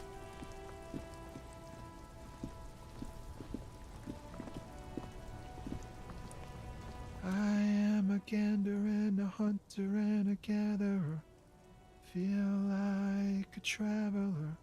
The man mutters to himself, accenting the beats as he goes. A simple little cadence. He seems to be making it up as he goes. Keep listening. From another planet. Finishes and turns to you. Hey there. What's going on here? It's the jam, my man. He motions towards the sprawl of lorries with a sweeping gesture. What's the jam? It's a traffic jam for the ages. Harbor gates up the street are shut tight. No explanation given. Workers on strike, scabs agitating, an all-around clusterfuck. Meanwhile, we're all stuck here in long-haul limbo for days upon days upon days. Upon days.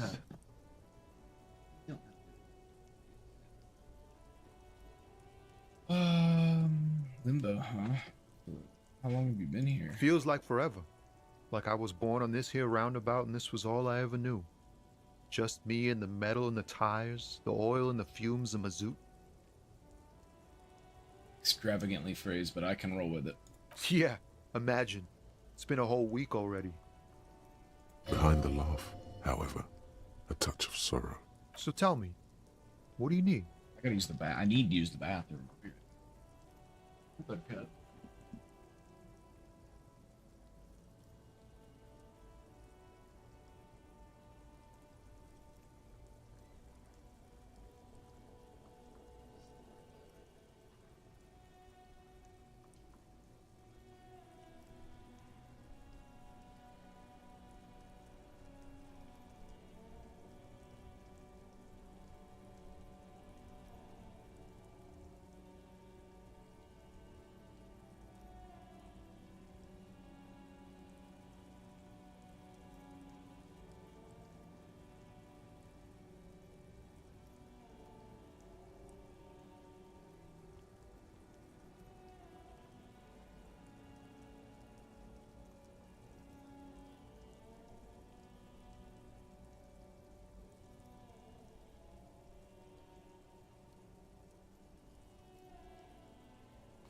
I've returned. Okay. Spare some change for a working stiff. Huh? Oh. No, I ain't got any money. They don't want to pay for unfinished work. The bosses, man. I don't know who these bosses think they are, but it sounds like a good arrangement for them. Yeah, it sure ain't good for me. Or you. I'd spare a coin or two for a city cop down in his luck. If I had, say, 4 myself. Tell me more about the strike. It's like, whatever's going on over at the docks. Workers got a blockade set up, making demands, no way in or out. What's the union demanding? Some pretty wild stuff, I hear. Like a giant new power crane in half the company? I forget what exactly. I've heard talk there's a company rep in town, too. Like, a strike negotiator type. They'd know what's up. Precise demands and so on. Ah, yes, from the Wild Pines. We'll meet her soon enough, I'm sure. What do you think the company wants? They want to keep that money flowing in, my man. Ka-ching. Anything else I should know? Anything else? Yeah, this ain't really my area of expertise. I just do my job and get paid. I have things to do and places to be. All of us do. All of who? Us lorry drivers. Camioners. You still hang around here waiting for this mess to end. Most have scurried off somewhere. To get drunk or high. Or laid. Not that I blame them, really. Not you? Not my thing. Chasing transient pleasures is a drag these days. I prefer the examined life now. Thinking, reflecting, observing. Know anything about the dead man, the one hanging behind the hostel there? He ain't one of us drivers. I know that. All accounted for. Otherwise, I haven't really asked about that. Been wasting time right here. Keep him busy. It's easy to see he's telling the truth. He's kept his nose out of the dark stuff. Alright, never mind then. The man taps his fingers rhythmically against his arm. What are you hauling anyway? Oh, high-grade narcotics, illegal firearms, stuff like that. Time to arrest him.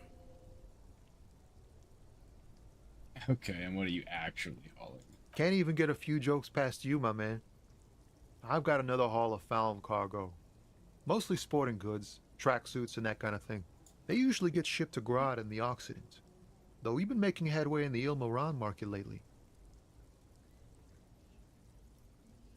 Could I get one of those tracksuits? We're pals and all, but I can't just freely hand out the merchandise. The bosses won't be happy. Is your machine behind you? This rockin' beauty.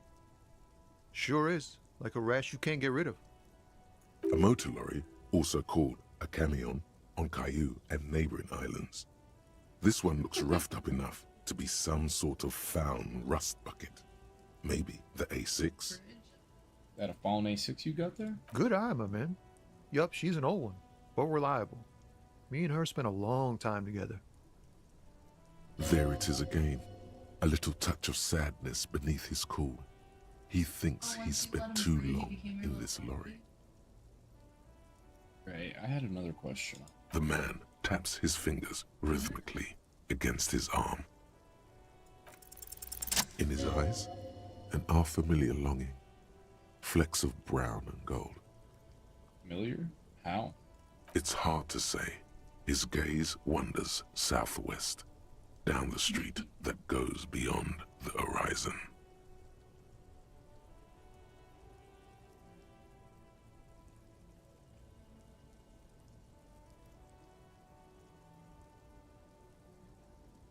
Okay. What's in the southwest? Excuse me? Or just...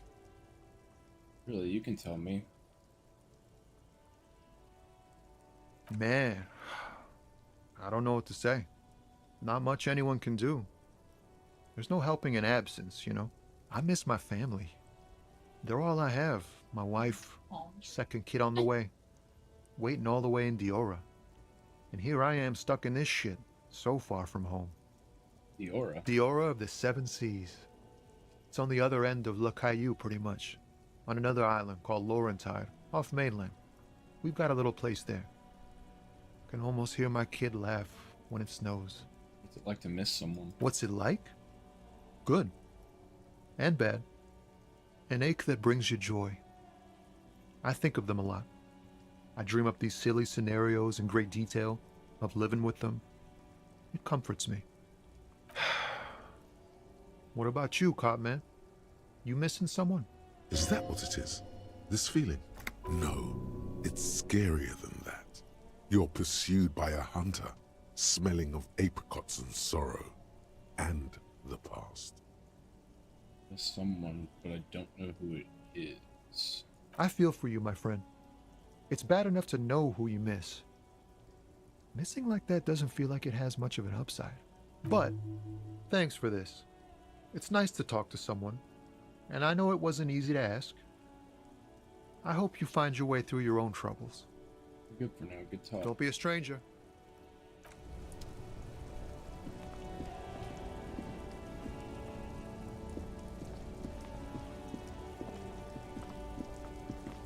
Before you stands a motor carriage. The bodywork is covered in blue and white livery, bearing the number 57. Vapor emanates from the large engine on the back of the vehicle. It hasn't had time to cool off yet. This must be the infernal machine that tore you from oblivion.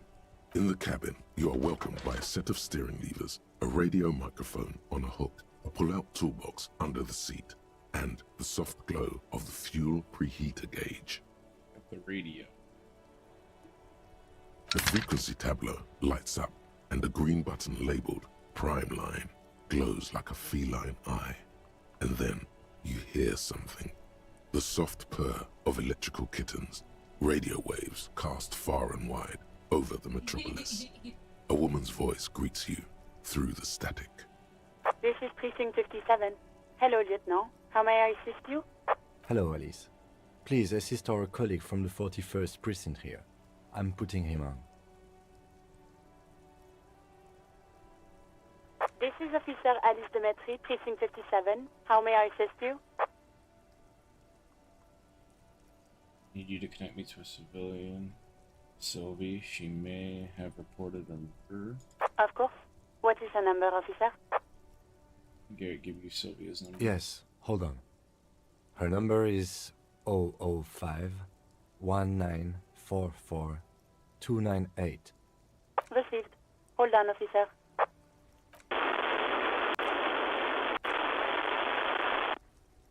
Lieutenant Kitsuragi slowly begins to tap a little rhythm with his right foot. Quite a lot of time has passed. Officer, I have Sylvie Malaika on the line for you. Yes, hello? Hello, this is the police calling. I have some questions for you about your last days at work. Sylvie, I believe we've met before. This is me, a detective from the Whirling in Rags. Oh, right. Hello, officer. What can I do for you? You can hear resentment in her tone. She's not thrilled to be talking to you again. Was it you who called the police? No, not me. Why didn't you call? Didn't a corpse behind your workplace bother you? Do you know who made that call? No, sorry. I don't. Not a lot of people have phones around here. Copper thieves take the wires. People don't have the money to have the cables put in again. They use the Union's film, or the one on the coast. It was someone else. We'll find them sooner or later, officer. It just might take a while. Why didn't you call? Didn't a corpse behind the workplace bother you? What? Of course it bothered me. But I thought the Union already knew about the corpse. What does the Union have to do with anything? No one calls the police. The Union would get angry. What do you mean by that? You know, what the Union says goes. People listen to them and they take care of their own, which is like everyone here. Garbage. Legally, no. In reality, yes. Martinez is de facto policed by the dock workers' union. Words are not necessary to feel the lieutenant's discontent for the situation. Did you let a corpse hang in your own backyard for weeks instead of calling us? I didn't want to get in trouble with the others. Push her further. Show her the error of her ways. No, don't push her. It sounds as if she's about to cry.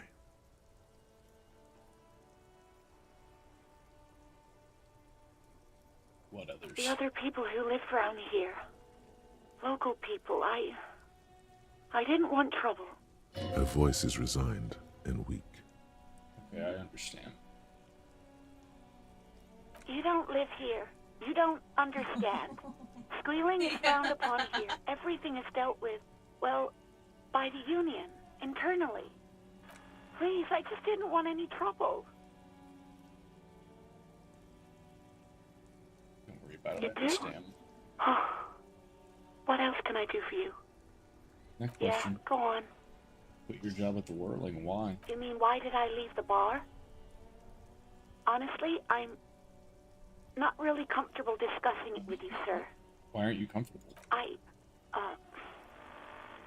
Let's just say I left because I needed to get away from someone. Get away from whom? You know whom. You think you hear a sliver of accusation in her words. Don't be paranoid. She's obviously talking about someone else, not you. You need to get away from her. Alright, I won't push you. Maybe, I don't know. I just know I have to take some time off right now. I think I got everything I need, thanks. I do hope so. Please, don't call me again. Bye. Yes, you have obviously done something to upset her at the Whirling in Rags, when she was still working there. You're mad at me, right? Tell me, what did I do? I can't remember I'm not anything. mad, it's just... You were so drunk and so emotional all the time, and then the skewer thing happened. Just made me want to quit. What Skua thing? The stuffed bird. The great skua. You threw it against the wall while screaming, "Fuck that bird," and laughing like a maniac. I think you said it had been giving you shit ever since you got there.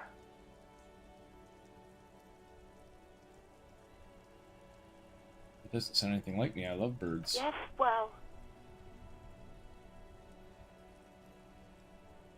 I was the one who made you want to quit? yes, obviously. You were the worst client I've ever seen. And I have seen so many assholes in this place.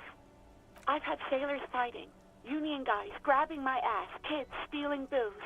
Once a guy was glued to the karaoke machine every night for 2 months. But you, Go on, I want to know what I did. well, you were worse than all of them. Honestly, you were getting borderline aggressive. Even about little things like not turning down the volume at 3 a.m. I even liked one of those songs you kept listening to on repeat. No more. I hate it now. Which song? We Go On by the O.O. I can't listen to it anymore. You've turned it into a parody.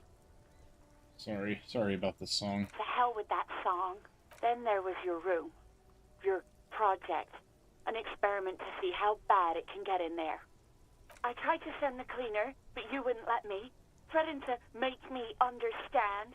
I had no idea what you meant, and I don't want to know. And then you screamed something about how you're actually a real cool guy, and no one understands it. One of the coolest guys there is. The coolest guy in Jamrock. Something about disco, too. I'm sorry. And then I had to deal with your toilet. The one you clogged with police documents, causing water damage downstairs in the kitchen. I won't even mention you waving your gun around, harassing customers, threatening to sing karaoke, threatening to kill yourself. Wait, police documents? The ones I had to wrench out of your toilet. What happened to them? Damn it, I don't remember what I did to your damn papers. I don't remember every little thing I do. Especially when there's a hurricane loose. It's your fault for losing them, not mine. Something in you wants to immediately forget about this, as if there was a reason you threw them away. Okay, I get it. I wasn't a very good tenant. No, you really weren't. You were simply the worst. I'm truly sorry for everything. I was trying to show you the world of tomorrow. The great panic at the end. Oh, you're the worst tavern wench. Girl, just loosen up a little. Don't you ever party? I don't even know what to say. God, I knew I shouldn't have brought it up. Just try not to call me again, and let's pretend it never happened. Yeah, it's a... All sorts of things. It's From one disco, Trevor's rock perspective. too. So much disco and rock. Which one would that be? One that was really sad. Sad? I think the one you mean is the smallest church in San Sans. Butchered that right up. Interesting. You still have to find it, however. Thank you for talking with me. Take care. You hear a sigh of relief on the other end of the radio. Anything else I can help you with, officer? Could you connect me to the 41st precinct? Just a second, officer. 10-2, 10-5. This is 41st. Come in. Over. A scrawny old man sits in a dusty cubicle, smoking, with a large white rectangle sewn on his vest. In front of him is a box-shaped apparatus with an array of wires and antennas. The radio switchboard. The man uses relay code. You got this. You're a cop, and cops know relay code.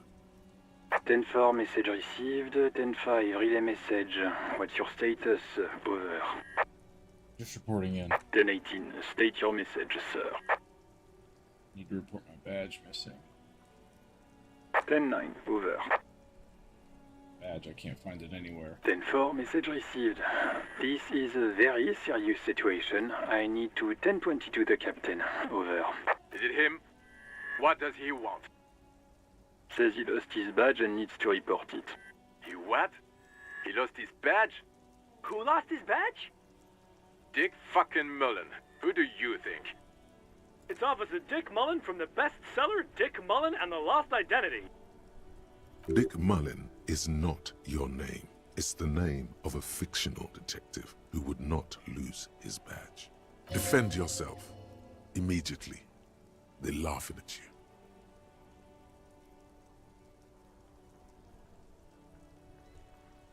He says this has probably happened to other policemen before him and laughs sarcastically.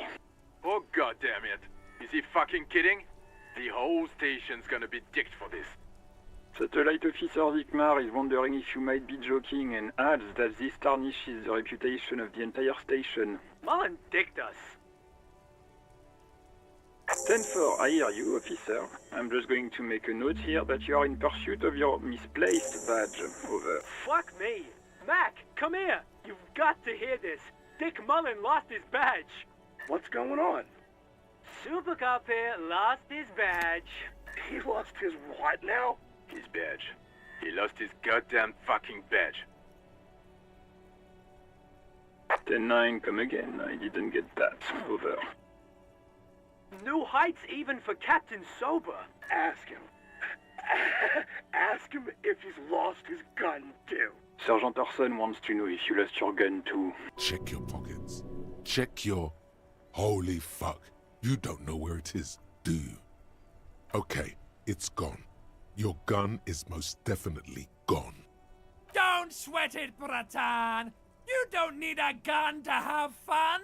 We can still have fun. It's not all over.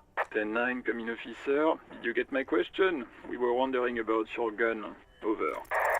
Even before you can get the words out, everything gets scrambled in your brain. No, of course I didn't lose my gun. Fuck it, I didn't lose my gun. He says he didn't lose his gun. Ask him to describe it. His gun, not his fun. Satellite Officer McLean requests a description of your weapon. Oh, request a description, huh? We'll give him one. Describe the plasma gun. Either of you watched any of the new new series they released?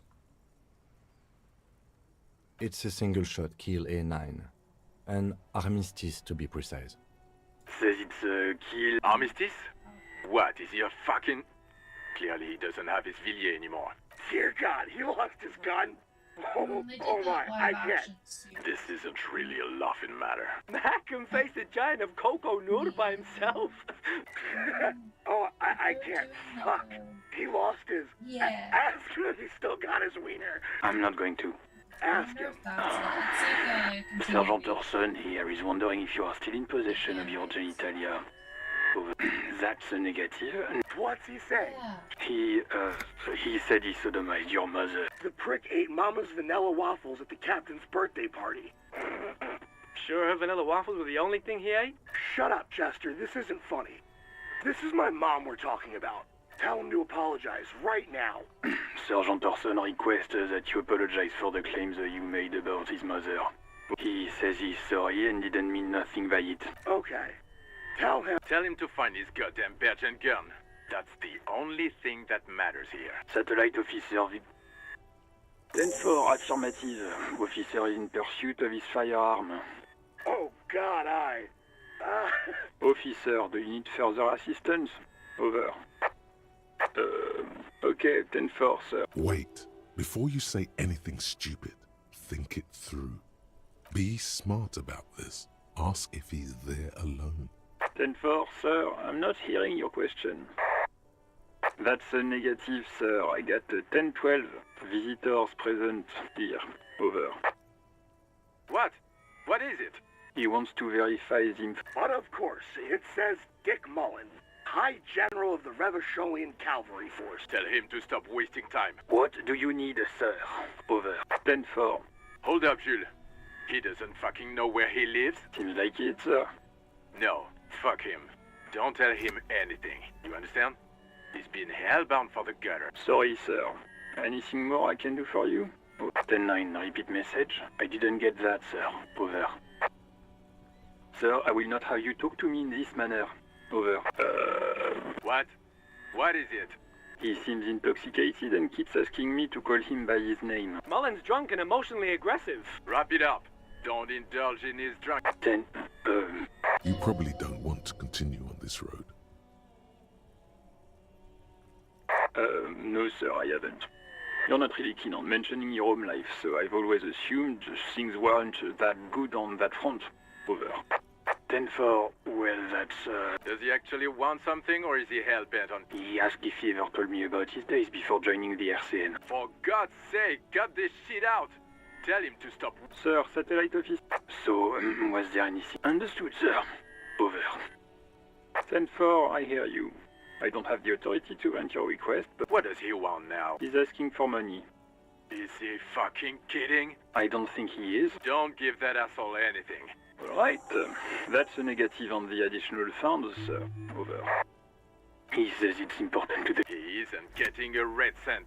Request denied, sir. Over. He says he's in trouble, doesn't have a place to sleep. Well, I guess he'd better crack the case before sundown then. Vicmar said... Who cares what this Vicmar said? Pull on enough, officer. This begging is below your dignity. Anything else, sir? Roger that, 10-10. 18 kilometers to the south, in the 41st Precinct's relay booth, a small crowd has gathered around. The small room is filled with cigarette smoke, abuzz with laughter, when Officer Judith Minnow enters. What is going on here? Did something happen? What happened is my partner made contact. It's not good. He's lost his badge and his sidearm. He seemed confused, delirious even. Mac, the torso Torson, is finger-fucking his fist, laughing hoarsely and apparently telling some dirty story to it. Yeah, Mullen was fucked alright. Sounded fucking drunk to me. Yeah, Mac's right. This was some gnarly shit there. Enough! None of this is funny. It's fucking sad. That's what it is. He's a cop. He's one of us, goddamn this. We must help him. Yeah? How do you fucking plan to do that, huh? Get him off the drink? Go jogging with him in the morning and get him on carrot juice? He's a lost man. I just know we can't give up on him when he's at his weakest. He wouldn't. Mac, man the door. You know what he told me? I don't want to get better. I want to get worse. Those were his words. This shit does not leave this room. Not a word of this to the captain. Or anyone else. We'll give him a couple of days to put his shit together. I guess I can hold off the report for a few days. Good. Okay, everybody. Nothing but a prank call here. We all got our laughs. Far north, on the other side of the motorway, the officer quietly hunches with his hand in the motor carriage. The white suede feels luxurious under the touch, and the metal clutch handle so very familiar in your palm. A metallic drawer slides out from under the seat and clicks into place. The tools inside are neatly organized. Take what you need, officer. It's going to be a long case. I'm not protective of my tools. He's clearly a little protective of his tools. But what can you do? Work is work. It's robust, weatherproof, and well-made. Lets you see things in the dark you would otherwise miss. The pry bar feels nice and cold in your hand, useful for opening all sorts of doors and lids. The handles are long and sleek. Snap, snap, go the cutters in your hand. The pull-out toolbox slides back into its nest. Preheater gauge casts a warm glow. A metallic drawer. The pull-out toolbox slides back into its nest. As you tap on the gauge, the indicator pin jerks as if startled. It's in the large orange sector, indicating the engine is warm. Next, there's no use pressing the heat button. It won't start without... Translation. We're not going anywhere right now. Alternative translation. Don't even think you can drive my MC.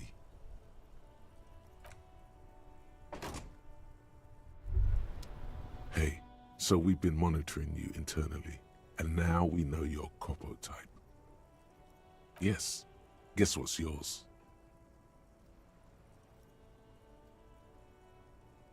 That is only a ludicrous daydream.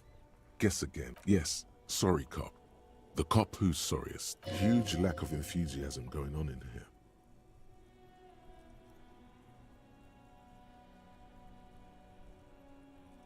No, you don't. Come on. You'll be back to saying sorry in 2 minutes. Stop wasting time and begin the repentance. Wow. Okay. Fuck off. Advanced race theory. Everything is calm in the eye of the race storm. Your mind is lucid and bright. The mind-bending phylogenetics appear more distant and, to be fair, a little ridiculous. The great race mystery has cleared up. All that's left to do is verbalize your thoughts. Go and talk to Measurehead about your newly found insights.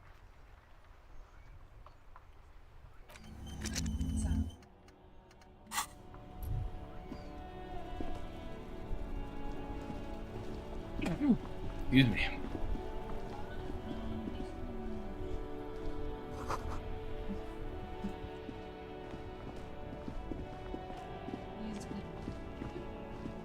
We'll go talk to Metalhead.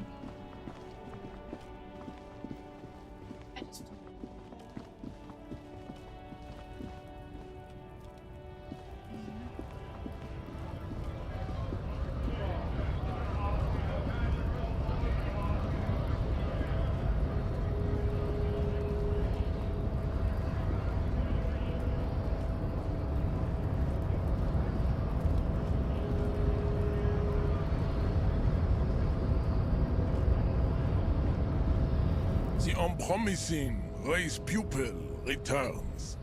And... Paradoxically, you plan to supersede the Occidentals with their own race theory.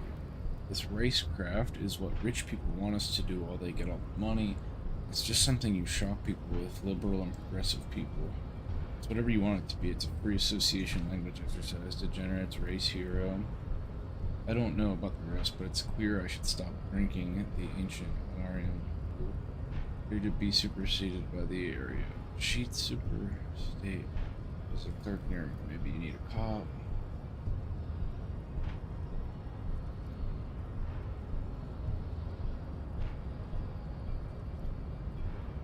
Fascinating. The Revacholian degenerate shows signs of racial self-reflection. How did you accomplish this little feat? I imagine the picnic face of the desert Hajim laughing at me, crooked teeth grinning. I imagine a woman laughing at me beneath her pity tear. It's always been 100% clear to me that the answer to the race enigma is I should stop drinking. So it would seem, Thorleful. I find myself at a crossroads. On one hand, this pathetic self-therapy, and, of course, you will not be able to free yourself from the yoke of rule. Your willpower fires up, directing you to speak. If the Revacholian degenerate is capable of critical thought, he may still prove a race adversary. Why should I help my adversary? Jean, baby, do the heroic thing. That is not possible. The game of Shahmat you play against the rules tricks is unwinnable. The days, the weeks, the months will wear you out. You will not. You cannot withstand the wasteland of realite. It's super hard, Jean. Very well. You may enter once. Our conversation here has concluded. Well done. Let's go.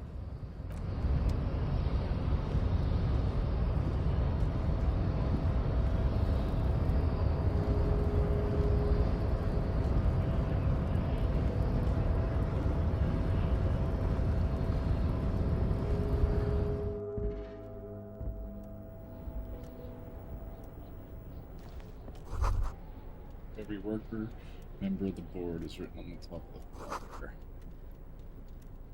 And at the bottom of the union logo, demand democracy. This is a Dewey typewriter. The model name is on the back. Standard office file cabinet. The drawers seem to be locked. Someone left the coffee machine on. Dark liquid in the pot looks almost sentient. On second glance, someone has forgotten to properly close one of the drawers. Shame. It's unfortunate for the Union to just leave their paperwork lying around like this. Let's see what's inside, he thinks. The drawer opens smoothly. Inside is a well-organized selection of brown folders. Last one, I didn't even get it because it was like 15. What's up, Trev?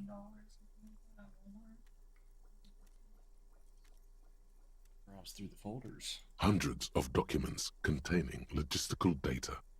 Two kinds of transactions stand out. Materials coming into Revachol from the outside world, from Muindi, Grad, and even I'm digging Ilmara. it so far. I'm really digging it. And the same materials being handed over to companies inside Revachol. Kuron, Coal City, La Delta, and Jamrock are listed among the many districts where the imports are being sold. I did,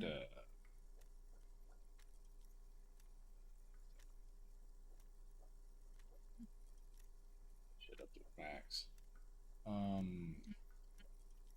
Initially when it started, I did, I think I accidentally fucked up my, like, where you get to pick a perk or whatever. I thought you had as many to put into as you, like your stats. And I just picked one and hit confirm, and it was like, alright, that's the one you got. I was like, oh. It's hard to make sense of this thicket of company names, dates, quantities, and percentages. You try to focus, but the lines are getting blurry. Whatever's hidden here is hidden well. Yeah, I figured it wouldn't. Concentration isn't enough. Only a trained accountant with a background in logistics would be able to really make sense of it. However, there is a little handwritten note stuck on the side of the drawer. It appears to be a to-do list written in large, uneven capital letters. Remember, Leo, Everart's shoes. Special whirling borscht. Water Everart's plants. Sweep office floor. More banners. All items on the list have been crossed out, and the note itself is crumpled. Lieutenant, look, Kim, to do note with a list of errands for Everett. Everard Clare, probably. The head of the Debarders Union. One of his aides must have left it. Nothing incriminating here. Remember, Leo, Everart's shoes. Special whirling borscht. Water Everart. All items on the list have been crossed out, and the note itself is crumpled. The drawer slides shut smoothly.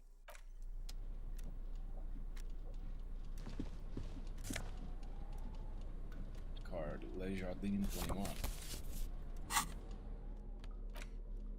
Laminated postcard offers a glimpse across the river a little more than a decade after the war. The eastern bank is already fully renovated. The hillsides are lush with gardens and residents. Someone's parked a small beige airship by the fountain. The postcard will sell for a pretty penny. He was way louder than you. I turned myself down a little bit. How about... Should be better. That ought to be a lot better.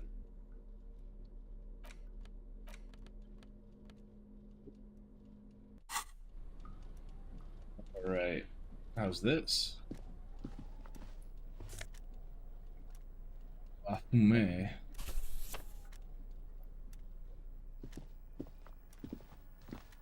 An imposing combination of a punch clock and a payphone is looking down at you from the wall.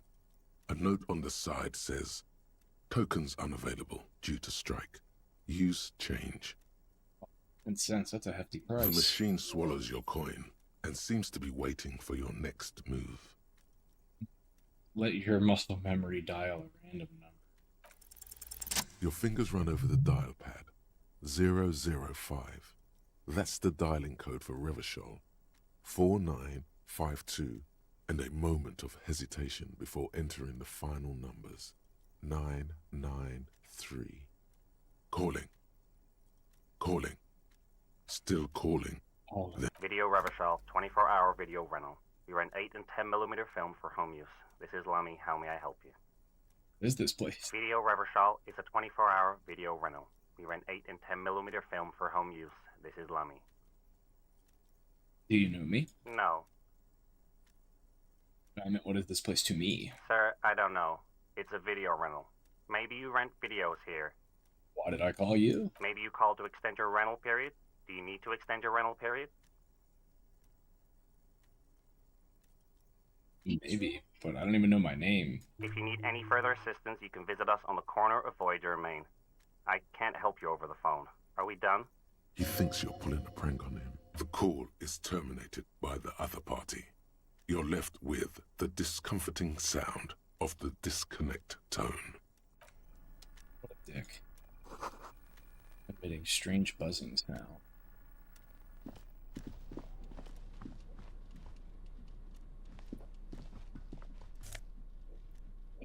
Yeah. Imagine it would be based off the actual thing that people do. Visual calculus and -1 drama. Oh, jeez. Have you seen the videos of people doing that?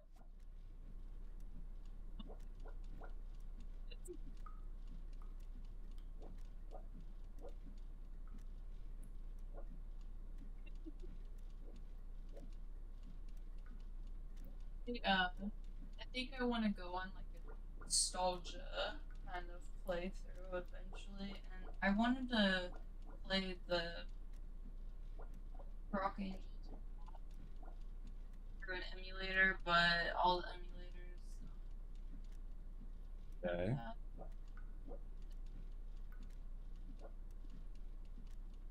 Gotta make some mic adjustments.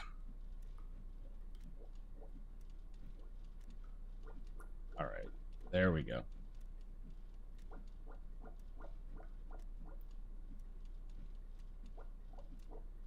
Trevor said I can help Z with emulators.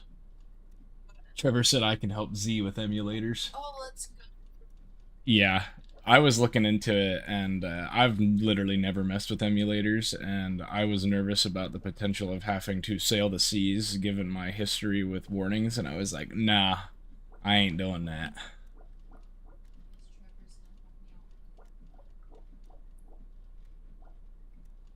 Well, it's a pain if you've never done it. Yeah, I was watching YouTube videos on it, and I was, okay, good. See, I didn't think you had to torrent, but everything I looked up was basically telling me to torrent, and I was like, no.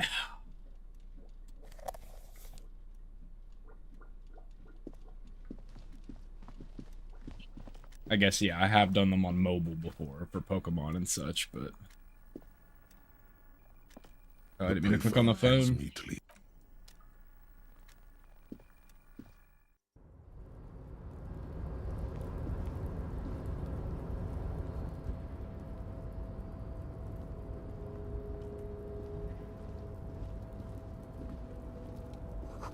Collecting rainwater. Man, there's just money and bottles laying on the ground. I need to get a goddamn backpack ASAP. White pines trees are printed on the screen covering looks like a forest under snow. Great machines in quiescence.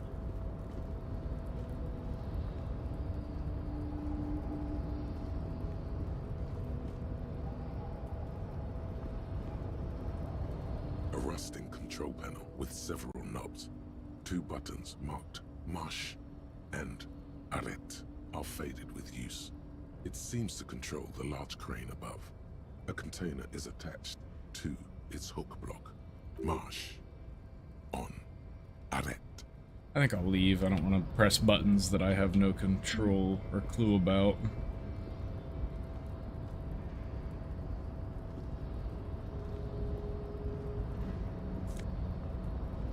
Oh, Nosafed. Very nice. Money!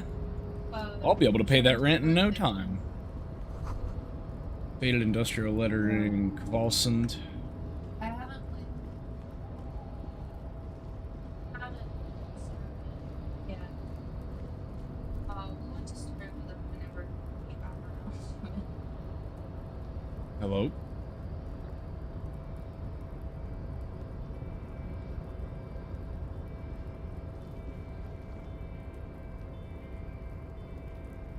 Sounds good. Okay. Trying to find the balance. What are you doing, Miss Thing? What are you doing, Miss Thing?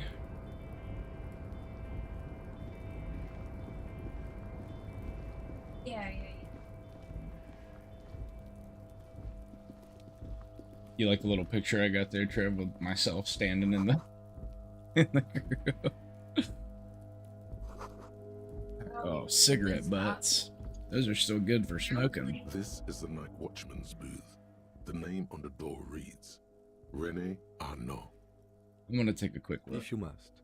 But please hurry. We are pretty easy to spot up here. Oh, I forgot you're on Twitch. It's on the bottom of the vertical panel. Nothing incriminating catches your eye. The cabinets are clean and actually, I can just show it to you on here real quick. Organized. There's a framed photograph on the table.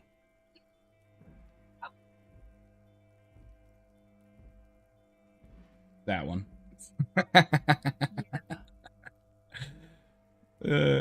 Funny.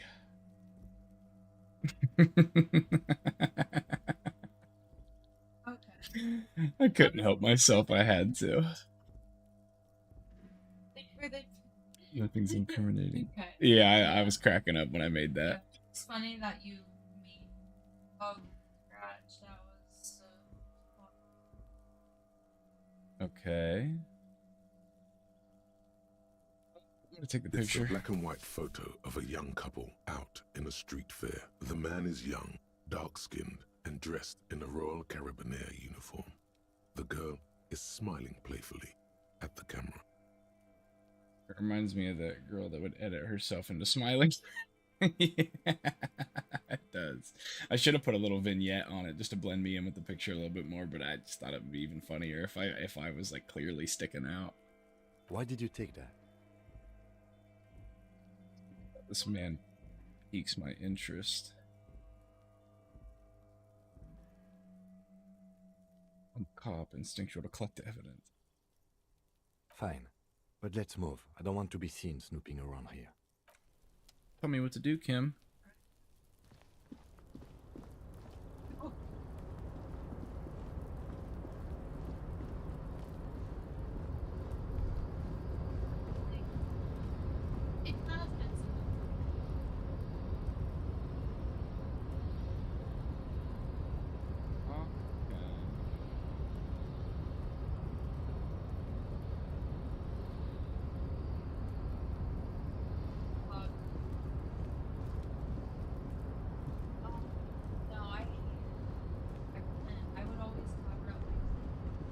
The red dot shipyard ahead is oddly quiet. The speaker tower is silent. There is no work to organize in the yard below.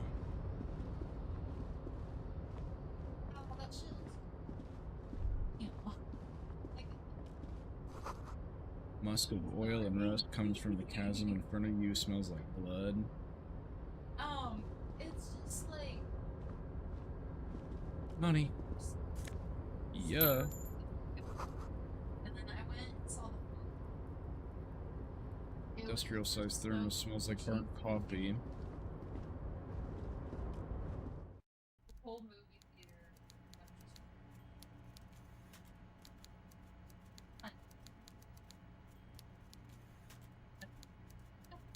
That's like actual.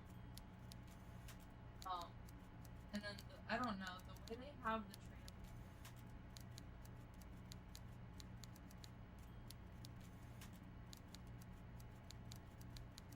I'm gonna mess with my mic a little bit. I'm gonna mess with it a little bit. I'm gonna mess with it a little bit. That ought to... Okay. I want to make sure I didn't mess with it in a wrong way. Okay. Still lukewarm. I wish my dude would grab a cup of joe. I've done found 2 pots of coffee.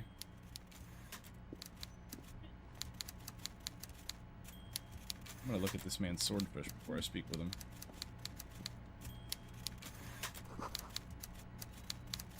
How's the time? Before you is a walrus of a man seated behind a large desk. He looks up from his work, not the least bit surprised to see you.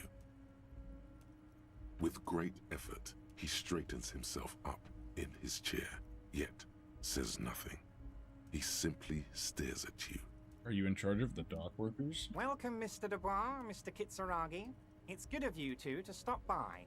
Please, have a seat. I'm Everard Clare, head of the Debarders Union here in Martinez. I'd offer you my hand, but unfortunately my health prevents me from getting up. You understand? Yeah. He looks extremely comfortable. The tiny folding chair, on the other hand, looks like a torture device. You go ahead, detective. Whatever he has in store for you, it can't be good. Forget about that. What's with this Dubois stuff? You're getting some seriously bad vibes from that name. Excellent, Mr. Dubois. I can see that you're a reasonable man, and reasonable men can be of great use to one another. Try to wink back. So tell me, how can the head of the Debarders Union help a representative of the Revachol Citizens Militia today? The chair you're sitting on has got to be the most uncomfortable chair in the world. It's violating your backside. I lost health from sitting in an uncomfortable chair. Oh, by the way, I heard you got a rather rude reception from a certain Lawrence Gart. Some people have no manners, it pains me to say. This should take care of that nonsense. That novelty shot on his desk. It's absolutely comically huge. It should be sufficient to cover your expenses for a few days and patch over your differences with a cafeteria manager. Go ahead, take it. Hey, that's 25 real. That's good money. Think of all the stuff you could. You know, Gert, thank you, Bert. Check, but don't say. I'm good. You can take that comically large check and shove it up your ass. Thank you. Don't mention it. But also, don't forget it. I'm just kidding, of course. Is he? Now, I'd like to set your mind at ease about one other matter. Your lost gun. Let me assure you, Union people are on it as we speak. I've got my best hounds looking for that lost gun. His slug-like lips move, but all you hear is an echo. Lost gun, lost gun, lost gun. The world is swallowed by a black hole of fear. Only two words escape its gravitational pull. Lost and gun. I'd appreciate any help you could provide. Are you all right, Harry? You seem anxious. Don't be. Everything's going to be all right. It's not like you left it loaded. You didn't lose a loaded gun. Local children aren't out there playing with it right now, pointing it into their own mouths. It's in a safe place. I just know it. I have a feeling everything's going to be all right. Yeah. Officer, we will deal with this later. We don't need Mr. Clare's help with this. I wouldn't be so sure about that. God, you're sweating. Your knee is jerking. You're about to cry, aren't you? You're about to cry because you lost your gun and those children are gonna shoot themselves with it. Mr. Dubois, you don't look so good. Like these kids are gonna shoot themselves. I'm in an uncomfortable chair. Evidently, the check damaged my morale because I needed to pay this man, and now he's gonna cry because kids are gonna kill each other. What is this, Oh. Mr. Dubois? He keeps repeating. What is he trying to pull here? You need to cool the fuck down. Chill. Mr. Dubois! Mr. Dubois! Harry! Large man snaps his fingers, but to no effect. You're in some stupor. Keep sliding down the chair like a jello shot. I love your character being the biggest loser on the planet. There are no Harrys. Let your mind go to your safe place. While Everard is distracted by your odd behavior, the lieutenant's eyes are mapping everything around you. The folder, desk, papers on the wall. Mr. Dubois! I should have never Are sat you down. Okay? Can I get you a glass of water or something? Are you having some kind of medical emergency? Maybe you could use your hands somehow, in a kind of throw-in motion, like you're throwing that Mr. Dubois act right back at him. He's Mr. Dubois. Nah, I'm good as it gets, Mr. Dubois. Vaguely gesture with your hands above your head. Oh yeah, man, I'm fucking great. Say this chair is uncomfortable. I could use a glass of water. What an odd demonstration of... you got me, Harry. I don't even know what. As entertaining as it was, I'm afraid we're wasting our time. And I'm an extremely busy man, as I'm sure you are too. Okay, enough. We are here to ask you some questions pertaining to a murder investigation. See? This thing was reaching up here trying to grab that paper. Quick, here's your window. Get yourself together and ask I just thought it was questions. funny. Police officer questions. It is about time to stop embarrassing yourself. Questions will help you regain some of your lost dignity. Are you gonna ask me how I got in? You called me Mr. Dubois. Let's talk about my lost gun. I want to talk about the hanging. Oh, of course. That's your main thing here. That's why you're in Martinez. I know everything that goes on around here, and I would love to discuss it with you. Oh, did you know who killed him? I mean, it's no secret that the lynching is connected to the strike. So much to talk about. Honestly, it's been weighing on me so heavily. I understand you need to interview me. Since there's a but. But there's a thing that's been keeping me up at night. I want to talk about the hanging. I mean, if we could just calmly talk, exchange information, we could blow this thing wide open. Yes, that sounds good. Let's do that. But I can't think straight with this thing weighing on me. You're police officers, aren't you? I have a crazy idea. You guys are basically door-opening machines. Incredibly talented at opening doors. I'm not sure I understand. If you're asking us to break down someone's door, it's not going to happen. Come now. I just need you to go open a little door for me, and leave it unlocked. A simple thing. Absolutely nothing shady about it. The stars aligned into a cosmic frown here. He has your fate decided.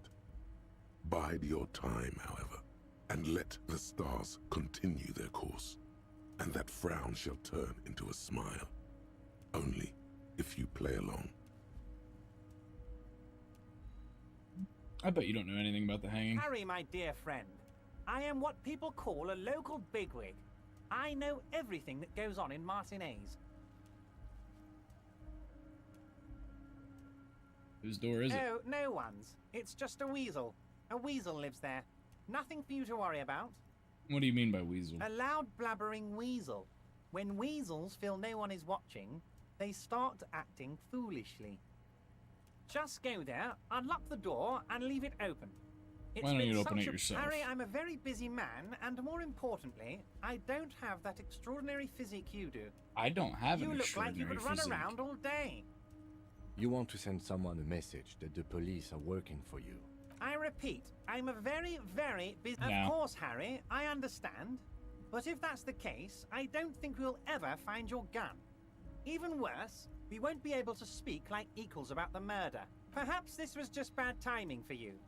Know that you can always come back to me. I really hope you do.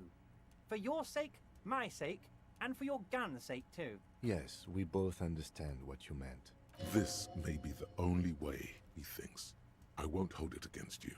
In fact, we probably should reconsider later.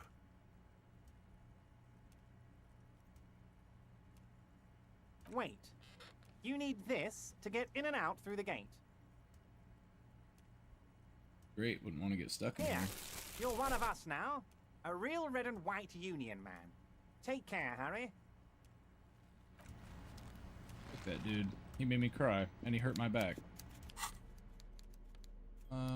Items. Where'd that health stick go that I found? Are you not allowed to? Oh yeah, reaction speed was what I picked.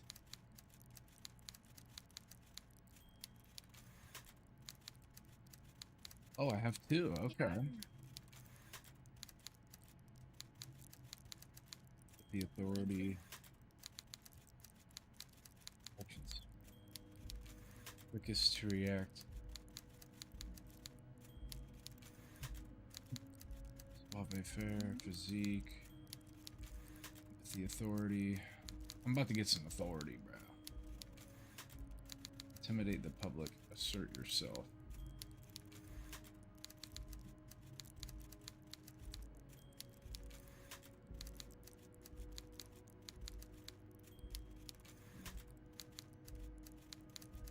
You don't have enough skill points. Let me revert that one. I want rhetoric up a little, just a little smidge. Wait, did it? Okay, it stayed.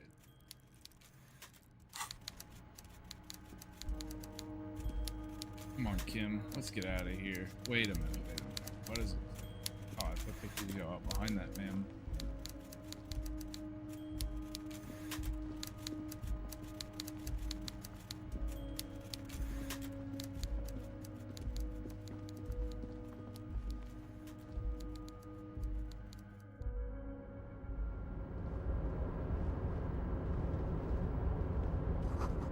Banner sags under the weight of the rain and snow, white waves on red. Container, container, I'll turn you nice and red. Container, container, put the logos on. The lyrics to this container song are being made up as he goes along. Really? The accent is so thick, it's impossible not to notice he's Ubi, from the vanishing peninsula of Ubisund on Muindi. Container, container, used to be Wild Pines. Container, container, now belongs to Everard. Tiny man is so engaged in his work he doesn't even notice you. Hi. Everard, Everard, Everard, he looks after everyone. Huh? Well, hey there. How What can a I help you, beautiful mister? singing voice. The look in his deep blue eyes is as sincere as you've ever seen. Kind of makes you feel like an arsehole for no apparent reason. No. I see you are not a Union man, mister. Did you get lost? You're not one of them scabs, are you? What is it with you people and scabs? I mean, I don't You personally people. mind. Folks is just folks, you know, and folks gotta eat. True. Just some of the other guys don't look too kindly on the scabbing kind, if you know what I mean, mister. You're Ubi, right? Oh, yes. Born and raised in Arish, mister. Mum had to leave my dad after he got a bit violent. Took us here to the new world. I was about 10 then. Too old to lose my accent then. People say us Ubis are up to all sorts of trouble with sheep and other animals and whatnot. I just want you to know there was never any of that where I come from. No, sir. Those are just nasty rumors. Okay. Thank you for clarifying that, sir. Oh, I'm just making some covers for them containers here. Yes, I am. Yes, I am. So it's easier for the crane operators to spot them. What's going on here? Look at the mountains of containers. The containers in the yard are green in Wild Pine's livery, and the mountains rising behind Leo is all red in Union colors. It's like some red infection was spreading outwards from the container yard's core. A massive redecorating operation, King. Yes, they are hiding it from the inside. All the red containers have the Debarders Union logo on them. Leo, has anyone told you why you need to change the covers? No, not really. Mr. Everett doesn't tell me all the big things. Says I go and tell them to everyone. True. Thanks. Oh, no trouble at all, mister. No trouble at all. Went to the container suspended from the crane. Oh, that one. That should be empty as far as I know. Lots of containers here have nothing in them. They're just waiting to be loaded up. Are you the Leo who wrote the note to make more banners? Oh, yes, yes. I leave all kinds of notes for myself. That old head of mine ain't so good at keeping things in no more. I almost forgot about the borscht. What was that about the borscht? Oh, yes. I've been taking special whirling borscht to the men every day since the strike started. It's very, very good. Makes a man feel so warm and happy. I feel like I could take on Mr. Renadan's boar dogs every time the lunch is done. What do you mean by taking soup to the men? Is it for striking? Yes, yes. I'm taking it to them. The borscht keeps them happy and in fighting spirits. Makes you all warm inside. They brew it in the whirling in rags. Makes it? Oh, the whirling's cook. He makes it. Them is always talking with Mr. Manana in that weird language and laughing together. He doesn't speak what we speak. He's from Grad. Something is off about this borscht. I'm gonna look into Oh, it. sure, mister. Sure. You do that. Yes, sir. Okay, I'm Bye off. now. See you, buddy. I like Leo. He's a chill dude.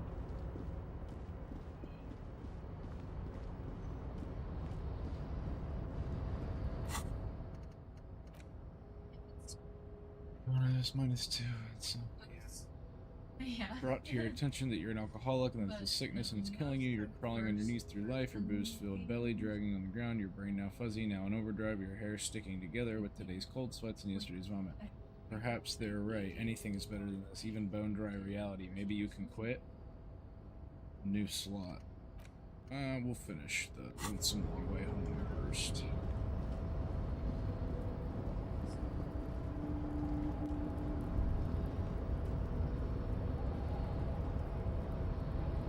Down the stairs. Some of the pathing in this game does fuck with me. Oh, see.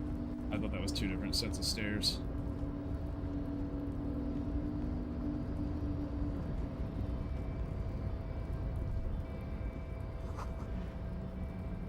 Okay. Noted.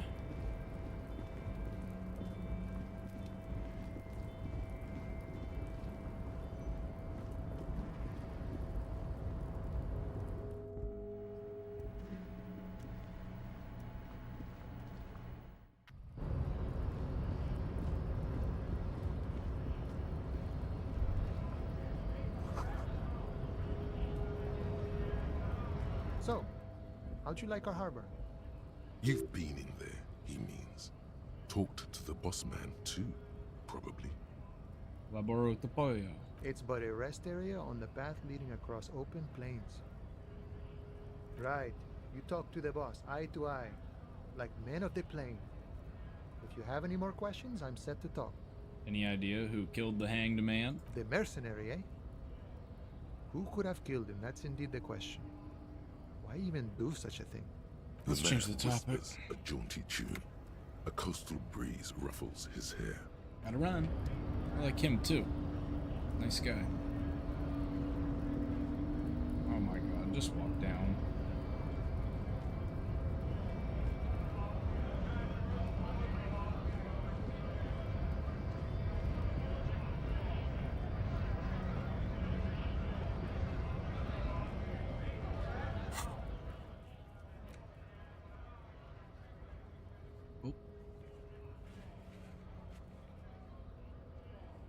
Legacy, measure head. Ask. I already found my other shoe. Am I not wearing it? I'm wearing shoes. Why is that not marked as done?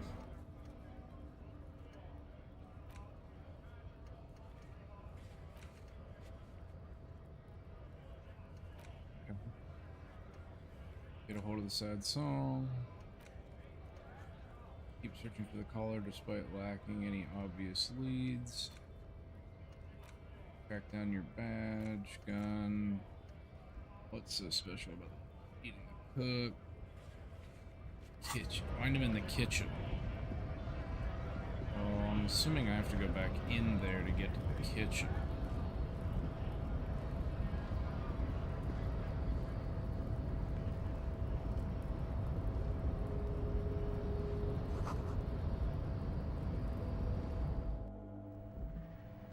Just have to locate this kitchen.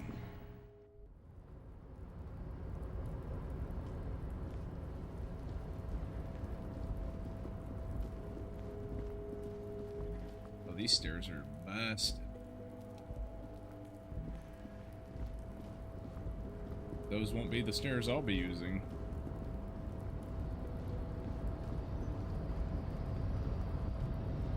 I'm gonna press the button. A rusting marsh. On. Arrête. Up with a loud grind, the crane shifts overhead, moving a massive metal container through the air.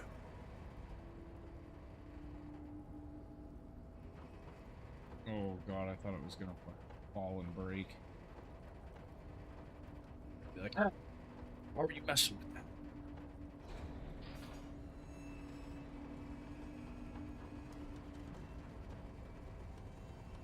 Okay. Okay. I understand now. Continue. And with a surprisingly quiet thunk, the crane places the container down. This crane was built with a purpose, which has now been fulfilled. To move this container. Inside the Who container? can say? All you know is, it's special. Why is it special? I can't see how that was worth the records, except for seeing the crane in action, which I admit was satisfying. Leave.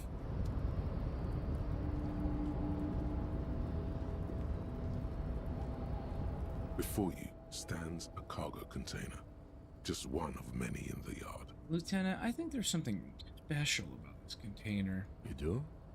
Because Yeah. I don't. What? Why not? There are a million containers here. Why are you fixating on this one? Bump my mic, sorry. Maybe there's contraband in there. It was hanging You from just the crane. picked one out because you wanted to interact with a cargo container. We are not here to interact with containers.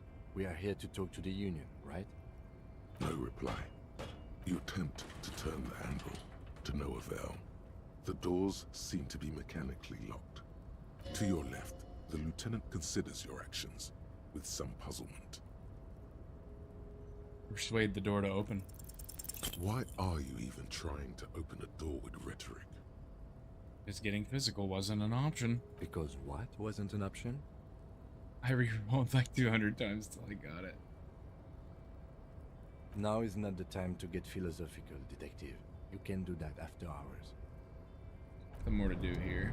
There they both are. Two identical shoes. Both copiously green and indiscriminately snakeskin. Reunited on your feet. I picked that shoe up like an hour ago. Like two baby crocodiles. Wait, these do not look like normal cop shoes. It's pretty clear a normal cop is not what you are. Good. They're balanced. Comfy. Feels like the only good thing about you right now. Alright, dick.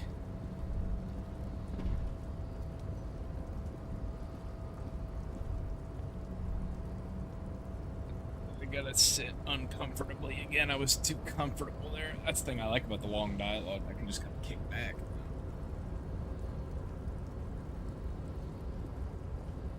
Okay. Free money. Yeah, $1.10. Oh my god.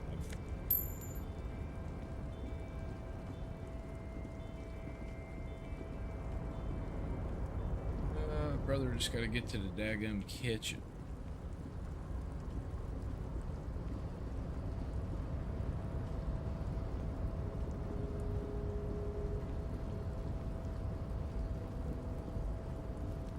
You're back before the cargo container. Its draw has not lessened since you were last hit. It's into rhetoric.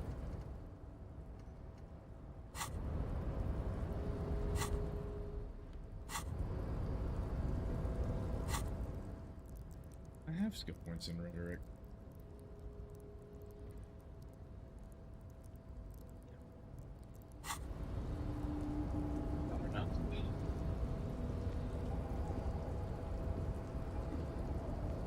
Go down the damn stairs.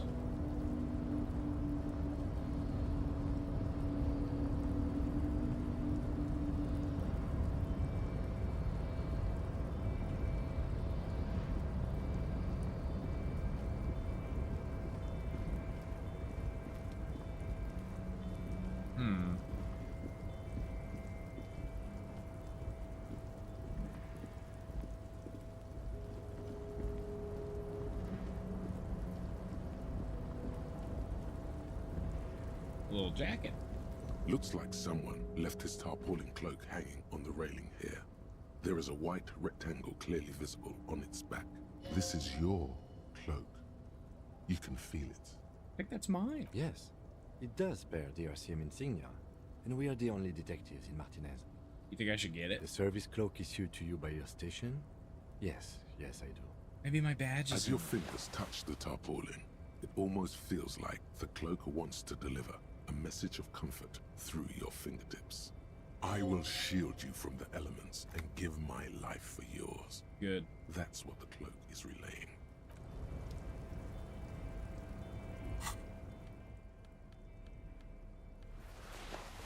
That's hard.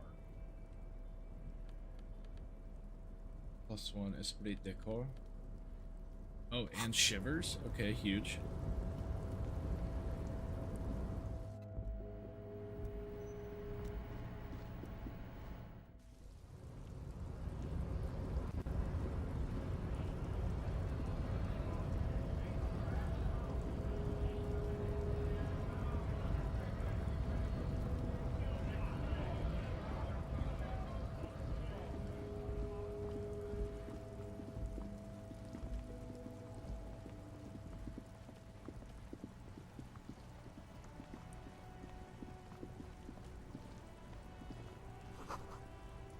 Doesn't pump water anymore. There's a tree in it.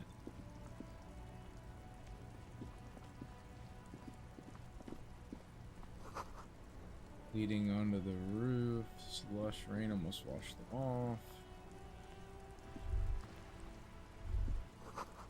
Spirits chirp and clicks of swallows fill the air. Life doesn't need to be a struggle. I'll be with you in a moment, officer. Let me just finish my sandwich. By all means. Talk to Angry Hard René first. Okay. Have you no shame? Whining about your back every time you bring out the measuring tape. René, you're a man with a fork in a Eat world your of sandwich. soup. Please, let's just try to enjoy the game, all right? These manly men are playing balls. This is a ball game. Grab a ball and play it. Don't ask questions. All right, I got That's this ball the time. spirit. Don't even waste your breath asking about the game. They wouldn't know anyway. They're way past their prime.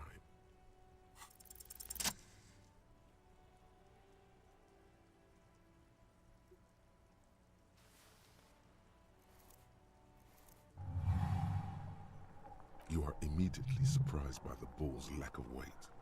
No matter, you'll make it work. Feel the ball. The cold metal ball is surprisingly smooth against your neck. It has a pattern on it. Probably a sponsored ball.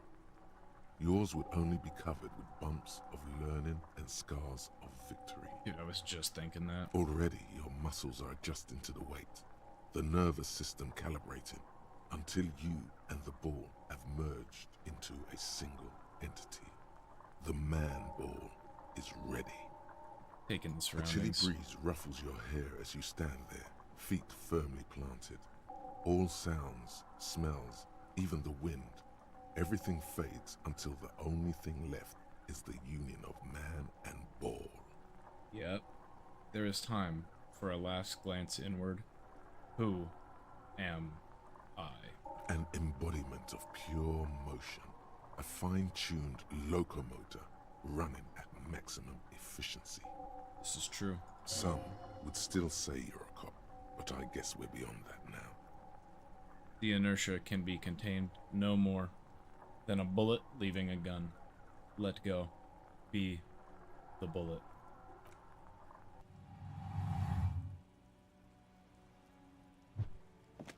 Impeccable form. Merde! Bordel de merde! A whorehouse of shit? It wasn't whorehouse of shit. The shot was at least 23 meters. Probably 24, and then some. Nothing to be embarrassed about. What the hell is your problem? Problem?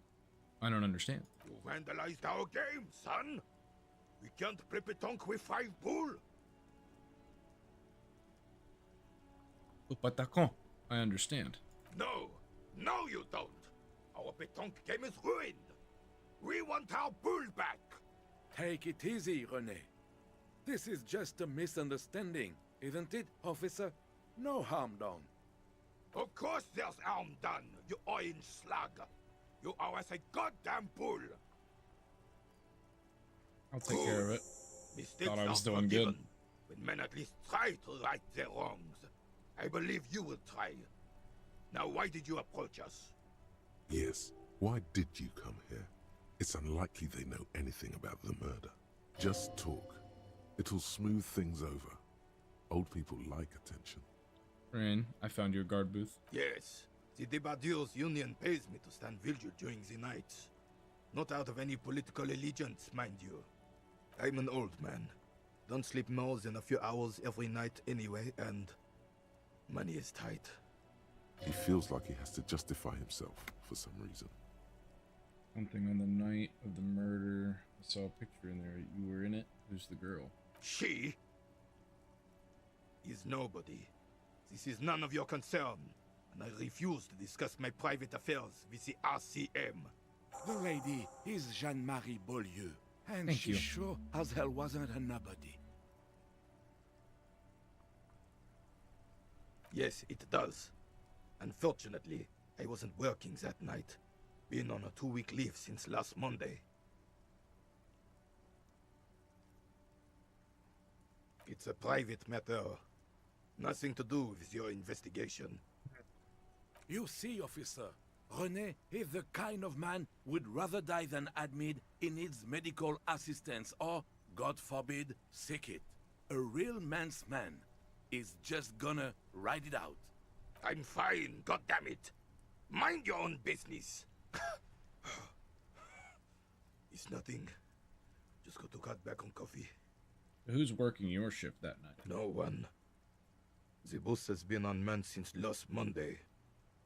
There's no other guard. It's just me. No one has been guarding the container yard since last Monday. Yes. It's not actually an issue. I mean... Look, officers, the container yard doesn't actually need a guardsman. Never had one before René. Monsieur Claire had that booth built specially for him. It's mostly decorative. The possibility of someone being in there is enough to discourage any ill-minded individuals. It's the Panopticon. Evrard created this job for René because he knows the Royal Carabinier's pension of honor and PTSD isn't something a man can live off. A decorated Kingsman collecting tear reflects bad on the whole neighborhood. His words. Such dependency only weakens a man further. Do or die. There is no middle ground. René is but one man. We need a program. Get all the elderly back in the job market. Keep fucking motivated. René should rent out his asset services, invest the profit, get a few more guys, and expand. All of the character and emotion portraits are hand painted. No, I didn't. Oh my god. I mean, I noticed they were all very unique at least.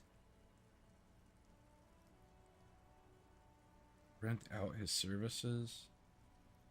Yes, yes, yes. Can we conclude the topic of my guard booth now? He is not going to become an entrepreneur. Something. Got it. Thanks. Yes, yes. Like I said, it would be up anyway, so might as well keep an eye out. It keeps my senses sharp. Ah, yes! King Philip III on his steed. A reminder of what Revachol once was. Oh, absolutely. At the mercy of a cocaine-snorting tyrant who emptied the treasury so he could sleep on a bed of gold. Yeah. A superpower, feared and respected. A testament to what this country can be under the leadership of a true king. Someone who knows how to rule. How should a true king rule? Decisively, without fear of offending the sensibilities of the frail and weak-minded among his subjects. This is something the insurgents never understood. Seems to me a leader should take care of his people before himself. A nation is only as strong as its leader. That's why it was such madness to try to... Don't get started on that again. What happened, happened. The Carabinier doesn't reply, but his entire being communicates unbreakable resolve. What was that about cocaine? Oh, old Philip was a big fan of the purple nose candy the nobility loved so much. A cocaine connoisseur of sorts. His egocentricity is borderline legendary. You can't even take responsibility for yourself. How could you fathom the responsibility weighing on the shoulders of a ruler? That's why the Philippian kings use cocaine, for clarity of vision, to aid in their work. Regnum cocainum, Revachol's finest years. Of course. Clarity of vision. Awareness. Philip III was even brought into this world with the help of cocaine. The court made him administer the dose to his mother when she was in labor. And it is well known with the help of cocaine. Only the purest, of course. He was able to connect with higher realms. Higher realms? Of course. It all makes sense. He's just making excuses for the king's habits, isn't he?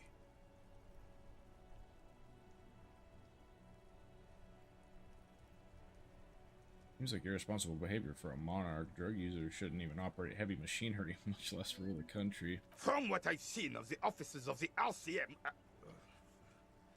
But I don't want to get into a debate about drug policies. Right. Unfortunately, I don't.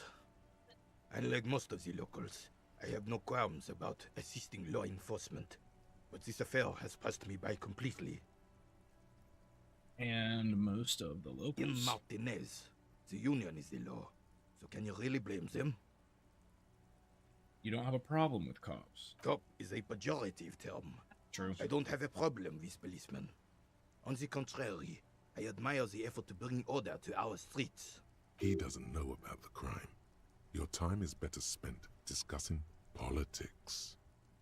What about police women? I'm confident they are indispensable in regard to all the paperwork and other administrative duties.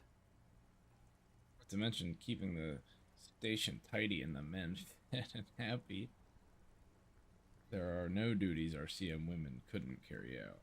I try to avoid voicing opinions on controversial matters as distraught. No man can afford to turn his eyes to the horizon if his rear isn't secured. If the womenfolk take care of that, then men can tackle the bigger issues.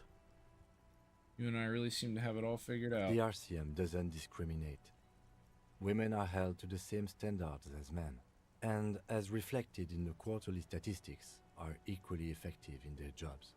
Work at an angle here, Kim. Unlike men, they also have to deal with the very same mentality you two are displaying right now. If it weren't for this, they would outperform us. I'm glad at least some people keep a level head in these turbulent times. Seem to be playing in a crater. Yes. The terrain here provides an interesting variety to a familiar game. Do you know what created it? I do. Fire from heavy artillery. Why what? Why was heavy artillery used, dipshit? Because that's what happens when communists hijack your country, execute your supreme leadership, and turn your capital into a slaughterhouse. You use heavy ordnance to clean up your home. Who are the communards? Commies, communists, socialists, anarchists, call them what you like. They just chose a name to feel special. Senseless sentimentality. Did you use the artillery fire against them? Sadly, no. It was the foreigners who brought them to their knees. We fought valiantly. Too valiantly. So valiantly we got licked. Should have fought dirty, like they did with their suicide sex cult propaganda and mad anarchist women strapped to shrapnel bombs. We didn't though, and we lacked caliber. God bless him, but the suzerain's cannons simply weren't big enough. Kill them here in Martinez. Because this place is a damn beachhead. Had to soften the commies up first. Beachhead? Yes. The military coordinated amphibious landing to take back Revachol. He finds your lack of historic knowledge troubling, a sign of mental deterioration in the preceding generations. Martinez was used as one of the 3 footholds in Revachol during Operation Deathblow in 08. The other 2 are off in Stella Maris and the Delta.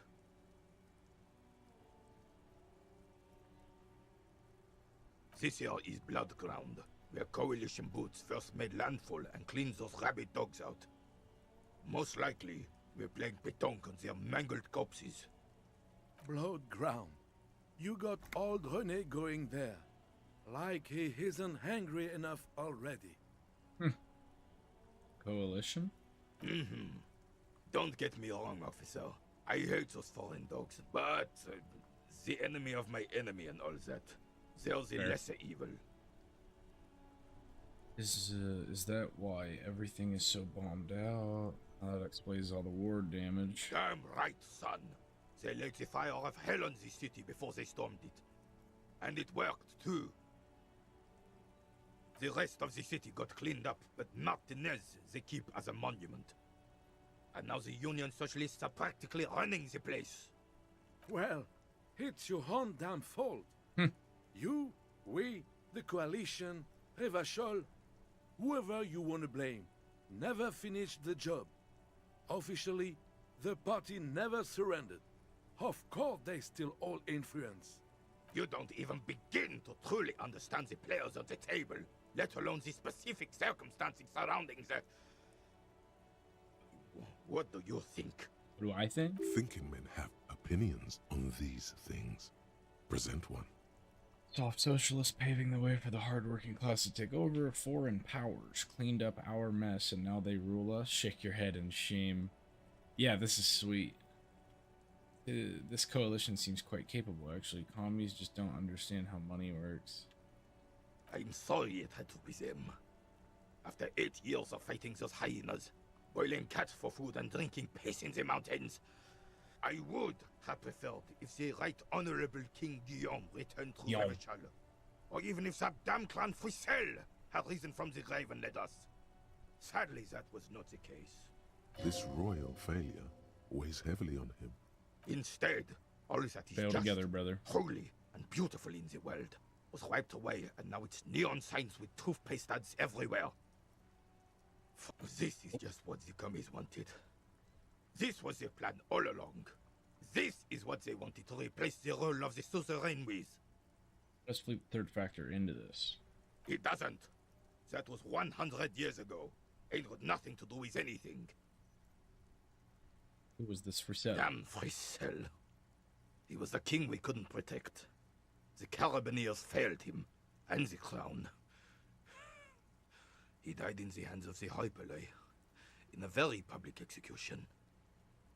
You mentioned Guillaume? A true king in both blood and mind led Revachol before Fricelle. He would have been better, but the damn commies drove him into exile. What exactly is a suzerain? Suzerain is a king! Has everyone forgotten already? They've forgotten already.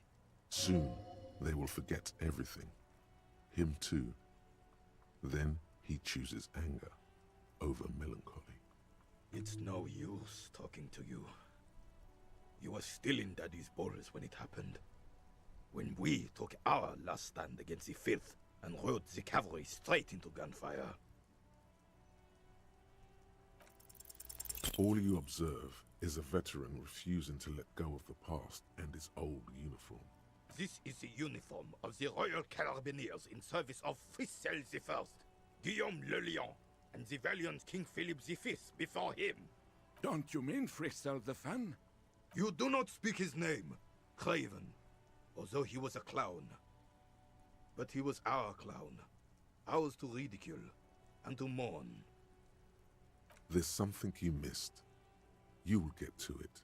Don't worry. Thank you for your time, gentlemen.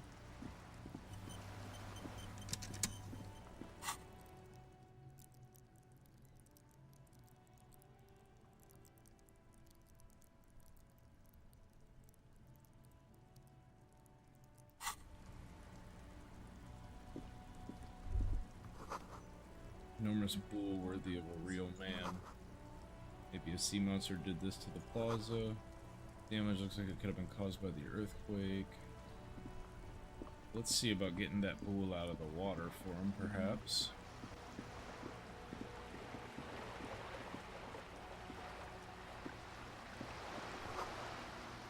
Open window. The boss has windows.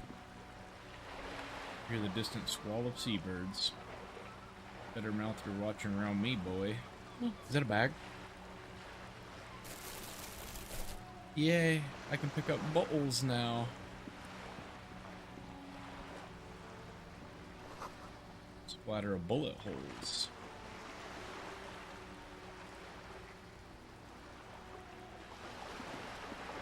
Not getting in that water.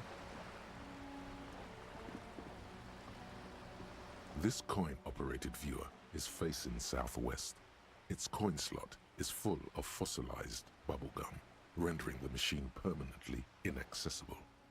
The metal feels cold and wet under your palm. It looks unhygienic. A thick layer of graffito covers the lenses. You spell out the word Onuk written on the other side, with N and C scribbled backwards.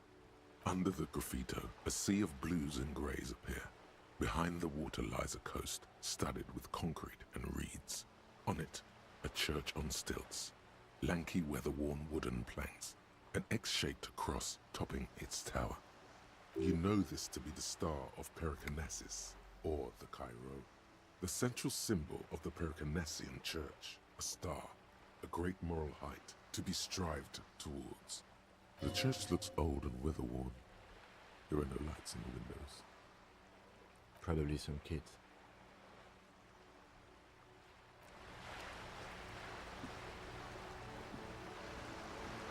This coin-operated viewer is facing south. The instruction manual. Your money disappears into the coin slot. A clunk, the ring of metal. The curtains on the display open. You lean in to catch the view. It's blurry, different blues and greens. In the middle of the shimmer stands a drab grey shape, like a ghost. The knob, focus your vision. The lenses shift. The ghost sharpens into an islet in the bay. In the ruins, a man-made structure is visible. A half-sunken sea fort. Its concrete almost reconquered by nature. It looks as if it was abandoned quite some time ago. Nothing but a rotten tooth remains of the anti-aircraft tower.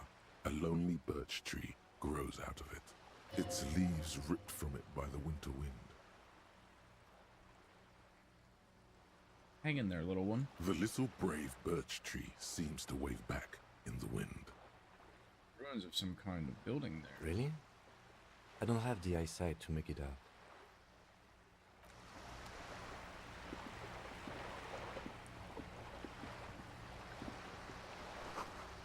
Roundabout north. Hickside Apartments, Marinese Pierre. Here. Operative viewer is banged up and inoperable. Hello, sir. Step right in. The store is open. Hello. Are you interested in a new and exciting book? What kind of store is this anyway? It's a bookstore, sir. We sell books, postcards, and some board games. It's called Crime, Romance, and Biographies of Famous People. Whoa, whoa, whoa, whoa. Hold your horses, little girl. You're fooling nobody. Sir, are you okay? You've been standing here silently for a while now. Okay, sir. I'll try to answer any questions you have. I hope they're about books. Well, let's start, what is your name? My name is Annette, sir. My mum, her name is Plaisance. She owns the store. She's inside minding the register or organising the stock. Feel free to step in and browse our wares. And you're standing out here in the cold because? I'm signalling that the store is open. Otherwise, people might not know. They'd miss out on the crime, romance, and biographies of famous people. A sudden gush of wind turns the pages of the books on the counters. She covers her face, smiling. You're cold. But Can she's I help in some way? Kind of you to offer, sir. What could you do to help her anyway?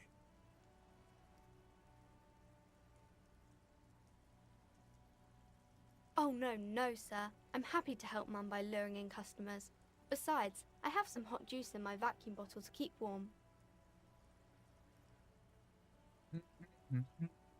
Shouldn't you be at I school? do my studies at home at the moment. I have to help Mum keep this place running.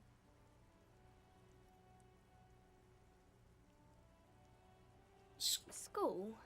Well, mine is a big yellow building on Boogie Street, and the people there run it. They say it's a charity. Going to school more important than Mum this? says it's necessary to do both because it builds character. Mum says a proper worker is dutiful.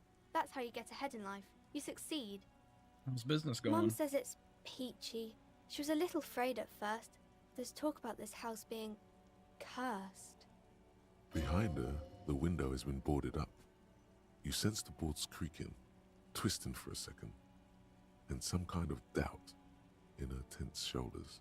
Cursed in what way? Cursed in the way that makes them say that no business has ever really thrived here, sir. That they all go... Ass up. I wouldn't really say it like that, but I guess so. I should probably look into this. We can go into the bookstore and ask about the case, but I don't see much more to look into here. Yes. Please do also look at our wares inside. The postcards and board games are there, sir. What do you know about the other failed businesses? Nothing really, sir. Mum doesn't allow me to sneak around in the back rooms or the cellar. I don't really know what's there. How does this curse manifest It does itself? not manifest itself in any way. It does not exist. I liked it better when we were talking about whether it's appropriate to stand out in the freezing weather. The plasmic manifestations. Fine, I'll show you.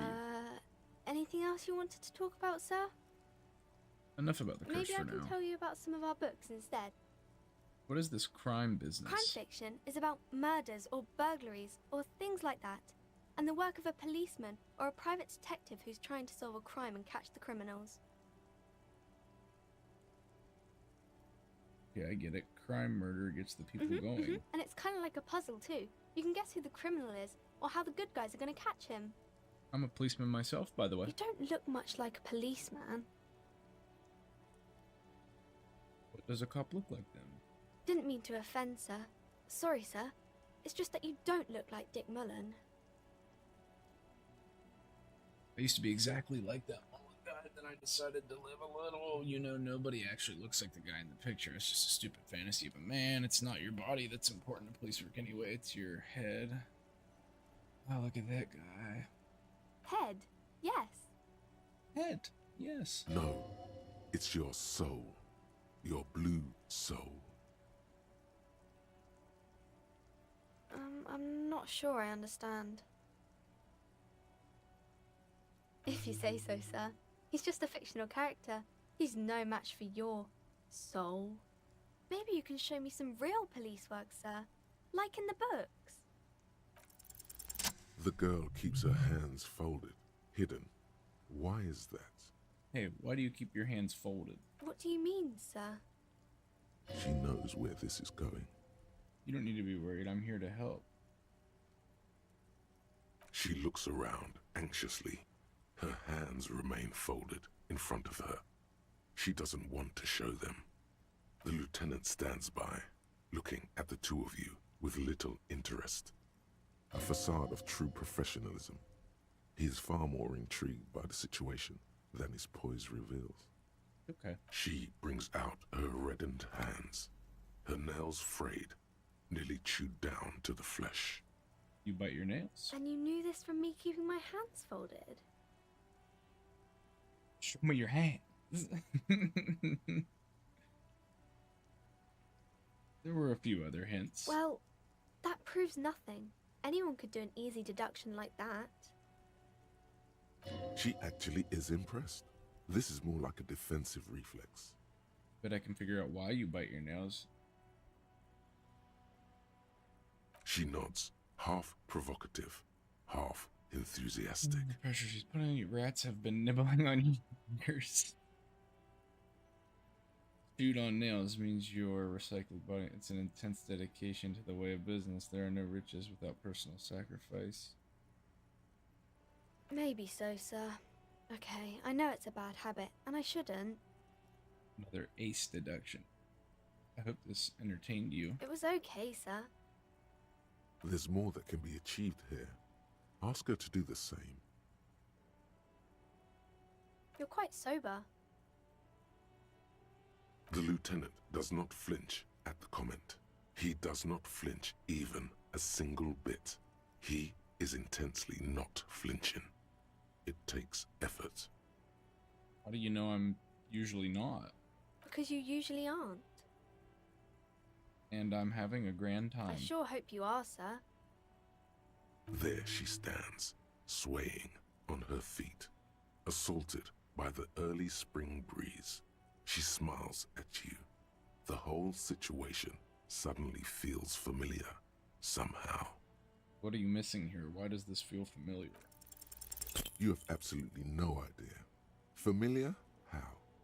You must have forgotten something you heard again. What is romance? It's the type of book where there's a rich lady and she has to choose between the good man and the bad man. Or there could be a story about a poor lady getting a rich man. It's about man and lady business, sir.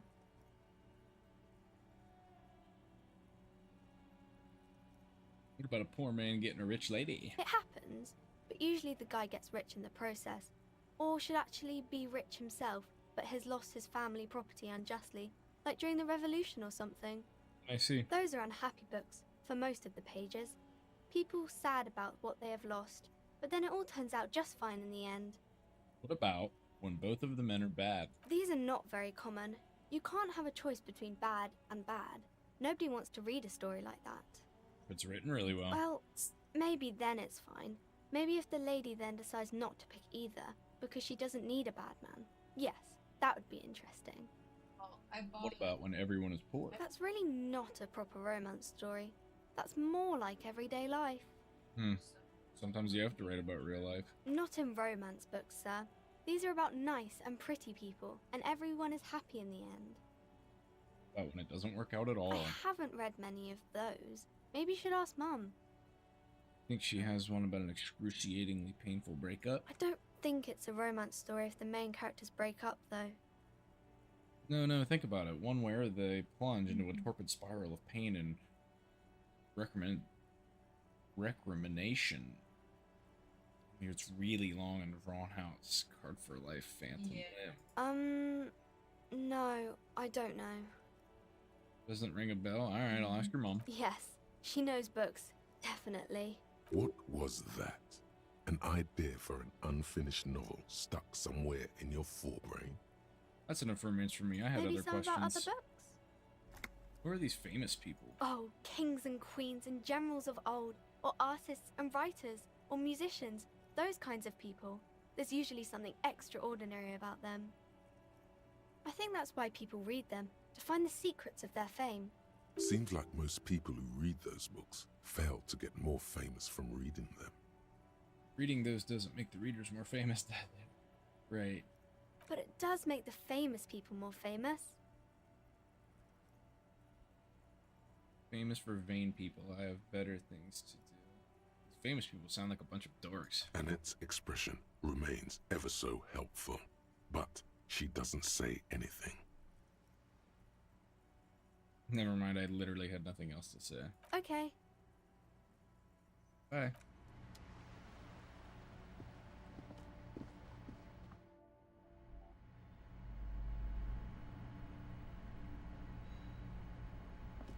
Hello, Mama. Welcome to Crime, Romance, and Biographies of Famous People. My name is Plaisance. Be welcome, and please take responsibility for the energy you bring into this space. Okay. A golden pendant hangs around the woman's neck, in the shape of what looks like a tiny fish head trapped in amber. I can just immediately ask for money. Curious pendant you're wearing. Oh yes, helps to have an anchor in these times. Clutches the pendant, narrows her eyes. So, are you the owner of the store? I am! The proudest owner of our little shop of culture. She has fine-tuned her voice to find the most welcoming approach for attracting new customers. It doesn't work. Annette, yes, my daughter. I hope she wasn't slacking off again with her nose in science fiction. Tell me, was she at her post, doing her job like a proper girl? Yes, of course. Wonderful! Did you talk to her? Yes. Great! On a scale of 1 to 10, how compelled were you to buy books after talking with her? Her opinion of her daughter depends on how well she lured you into the store. And she's certainly very polite and helpful. My precious, her dedication brings joy to my heart. If you have children, I hope they turn out as great as my Annette. The way you're handling her strikes me as wrong. Annette is quite the trooper. I'm here to dismantle the free market and abolish child labor. All this pressure has made her really anxious. You know, she's been chewing her nails. God! I've told her not to do that. It's such a disgusting habit. She'll get over it. Anxiety is a part of life. A part of hers, too, clearly. I don't think she can do anything about it. She can, if she has enough willpower. This is what's called growing pains. Life isn't easy. Life doesn't give breaks. Come on, ma'am. It's obvious she can't do anything about it. You are placing an unnecessary burden on a young child. That is true, and obviously the will of the market, but maybe make an exception for your daughter. She stands stiff and severe, silently fuming. 10 or so seconds pass without change. She's looking for one, but there simply aren't any good arguments for being an asshole. True. Oh no. Hold on. I need to invite her inside and apologize. She must be freezing out there. Good. There. I don't know what to say to you. My husband, he tries to teach me business lessons. I have what my mother called a dull mind. All this stress. It sounds like both the husband and the mother treat her the way she treats Annette. You're like Annette to your husband and your mother. Oh, well, my mother was horrible, of course. absolutely perverse energies around that person. But my husband... My husband is completely different, of course.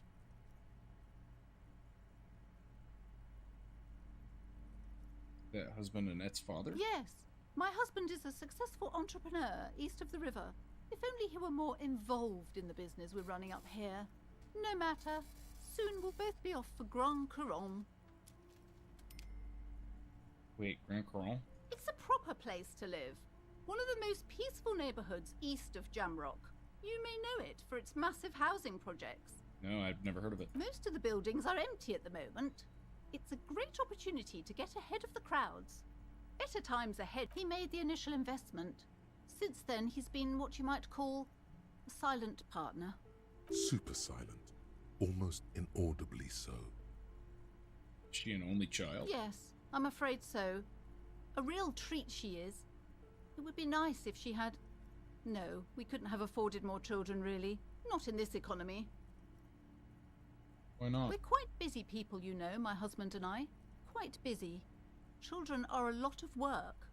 You don't look like a father, so I don't expect you to understand. I'm sorry. I'm sure you do understand.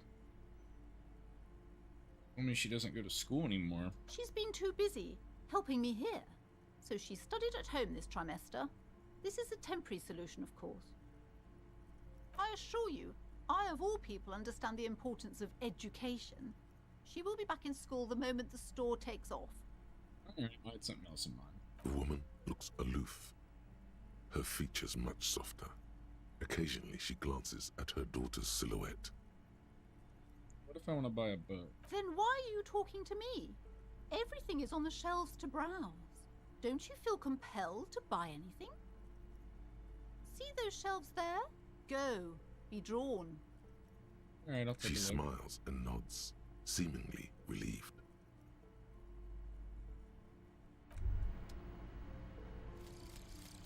Lonesome, long way home.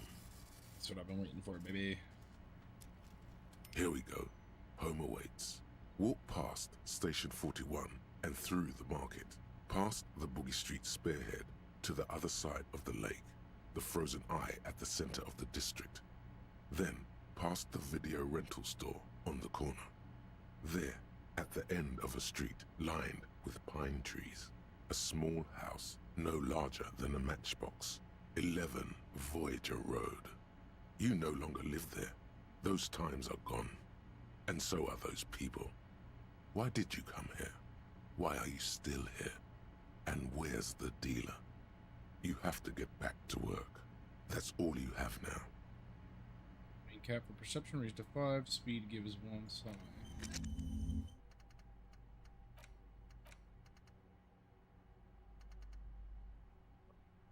You can only keep 3 equipped.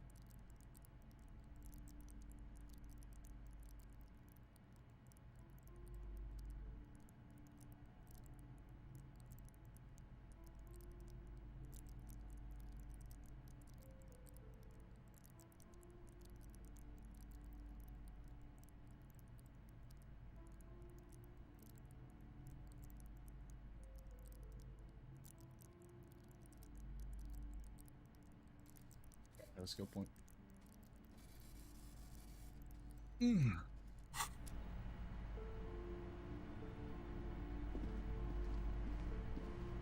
A small mountain of colorful board game boxes. There are numerous types of games for all ages. A lot of shelf space seems to be taken up by Wirral-related merchandise. An endless variety of source books, lore books, and codices litter the table. The topmost book is titled Welkin Compendium, 2nd edition. There's also a large hardbound tome with intricate cover art, The Hunters of Catawak. Boreal Creature Compendium, and a Pick Your Path adventure game book titled Tales of Wirral, Cavern of Velkrag. Books in a board game section? Who wants to read books? There's a box that says Wirral, 3rd edition Mega Setting Supplements Module. The side panel notes, a fantastique adventure board game, new maps and miniatures. A sticker on it displays 25 real. Wonderful board games, sir. The Viticulturist is a classic for sure, or perhaps you'd like Archipelagos of Insulinda. Browbritter is a fun game of economic competition, but can get quite intense after a while. We have games for the whole family.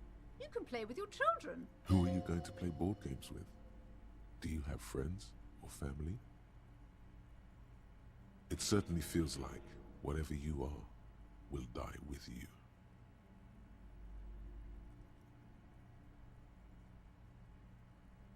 Friends are technically like family. For playing with friends, I'd recommend Suzerainty. It's a civilization building game where you build a civilization, then set off to brutally colonize and repress other civilizations. It'll cost 12 real. Lousy auras there. No, role-playing games are popular among those types. You know, who are into those kind of things. Me and Catan. Personally, I don't like it. Not at all. Literally. I've heard I still they have your turn people Catan into sitting in my occult living room. enthusiasts.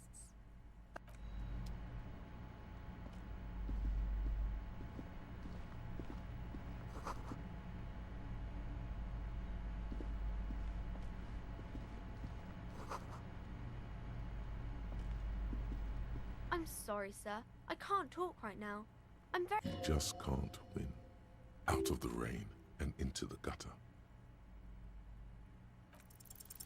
You have absolutely no idea. For me,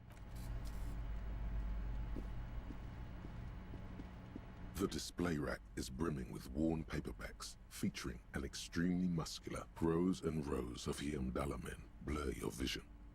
You make out some titles. Man from Heimdall and the Mammoth Riders. Man, the display rack before you is burdened under piles of Man from Heimdall novels. Nothing of interest. Only silence and the cosmic background pain radiation. Oh, Man from Heimdall. A very popular series of adventure novels. They're awfully immoral and violent books. Blood and violence, scantily clad women, epic narratives, all those mystical things he encounters. They're bound to grab those with little imagination and nothing to do. Oh, that doesn't sound like something I'd At like. last, someone sensible. However, I still urge you to buy one. If you're a novice of the series, I'd recommend Heimdallaman, the man from Heimdall.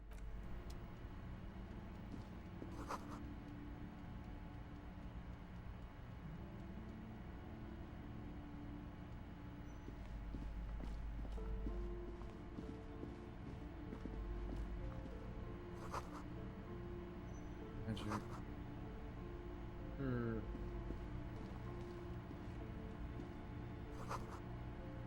Just another boring book. This bookstore is not strictly about crime, romance, and biographies of famous people. There's also a wide range of paranatural literature. Amidst the various books, you find one written by someone named Matthias W. Dundas.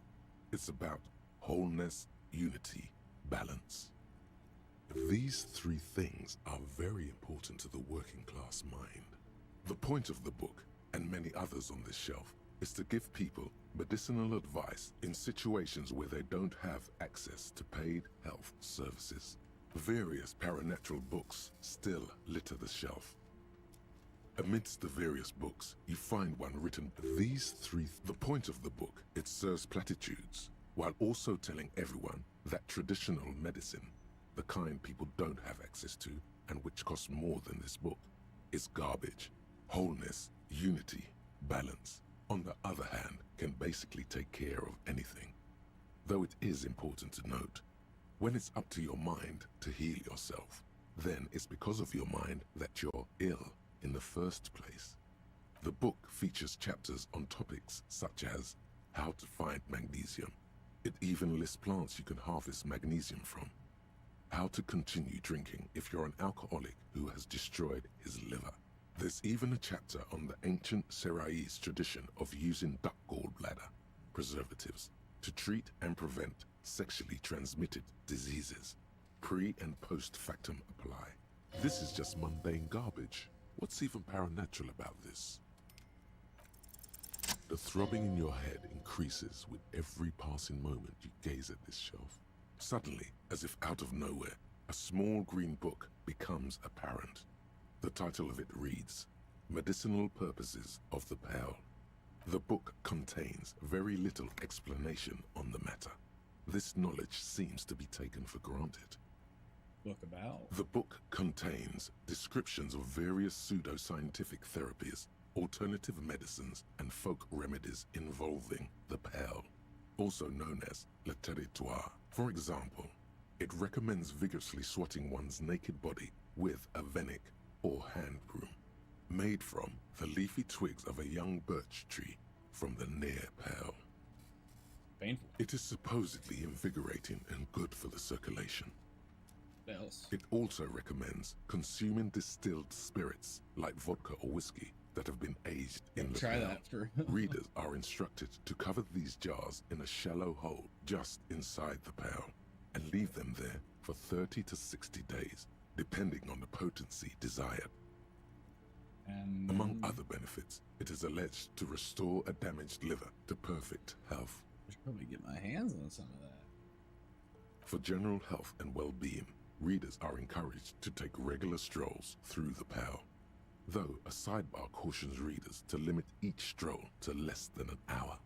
Huh. These strolls promise to cleanse the mind of worries and the body of toxins, especially if the perambulator performs this ritual in the nude. Huh. Nudity figures prominently in a number of these prescriptions. This is exactly what you need. Anything else of note? There's an entire section devoted to cures for men who are struggling to perform their marital obligations. Excuse me, sir. I believe you've been perusing that particular volume long enough. If you'd like to continue reading, I must insist you buy it. Alright, I want to buy it. Indeed. Something about that book does seem to have spoken to you. Well, I hope it contains what you're looking for. You've acquired an interactable item. Investigate this item further by going to the Interact tab in your inventory. Sir, please, no browsing in that shelf. That wisdom is not for free. I can't have you end up, like, opening a police store next door and stealing my customers.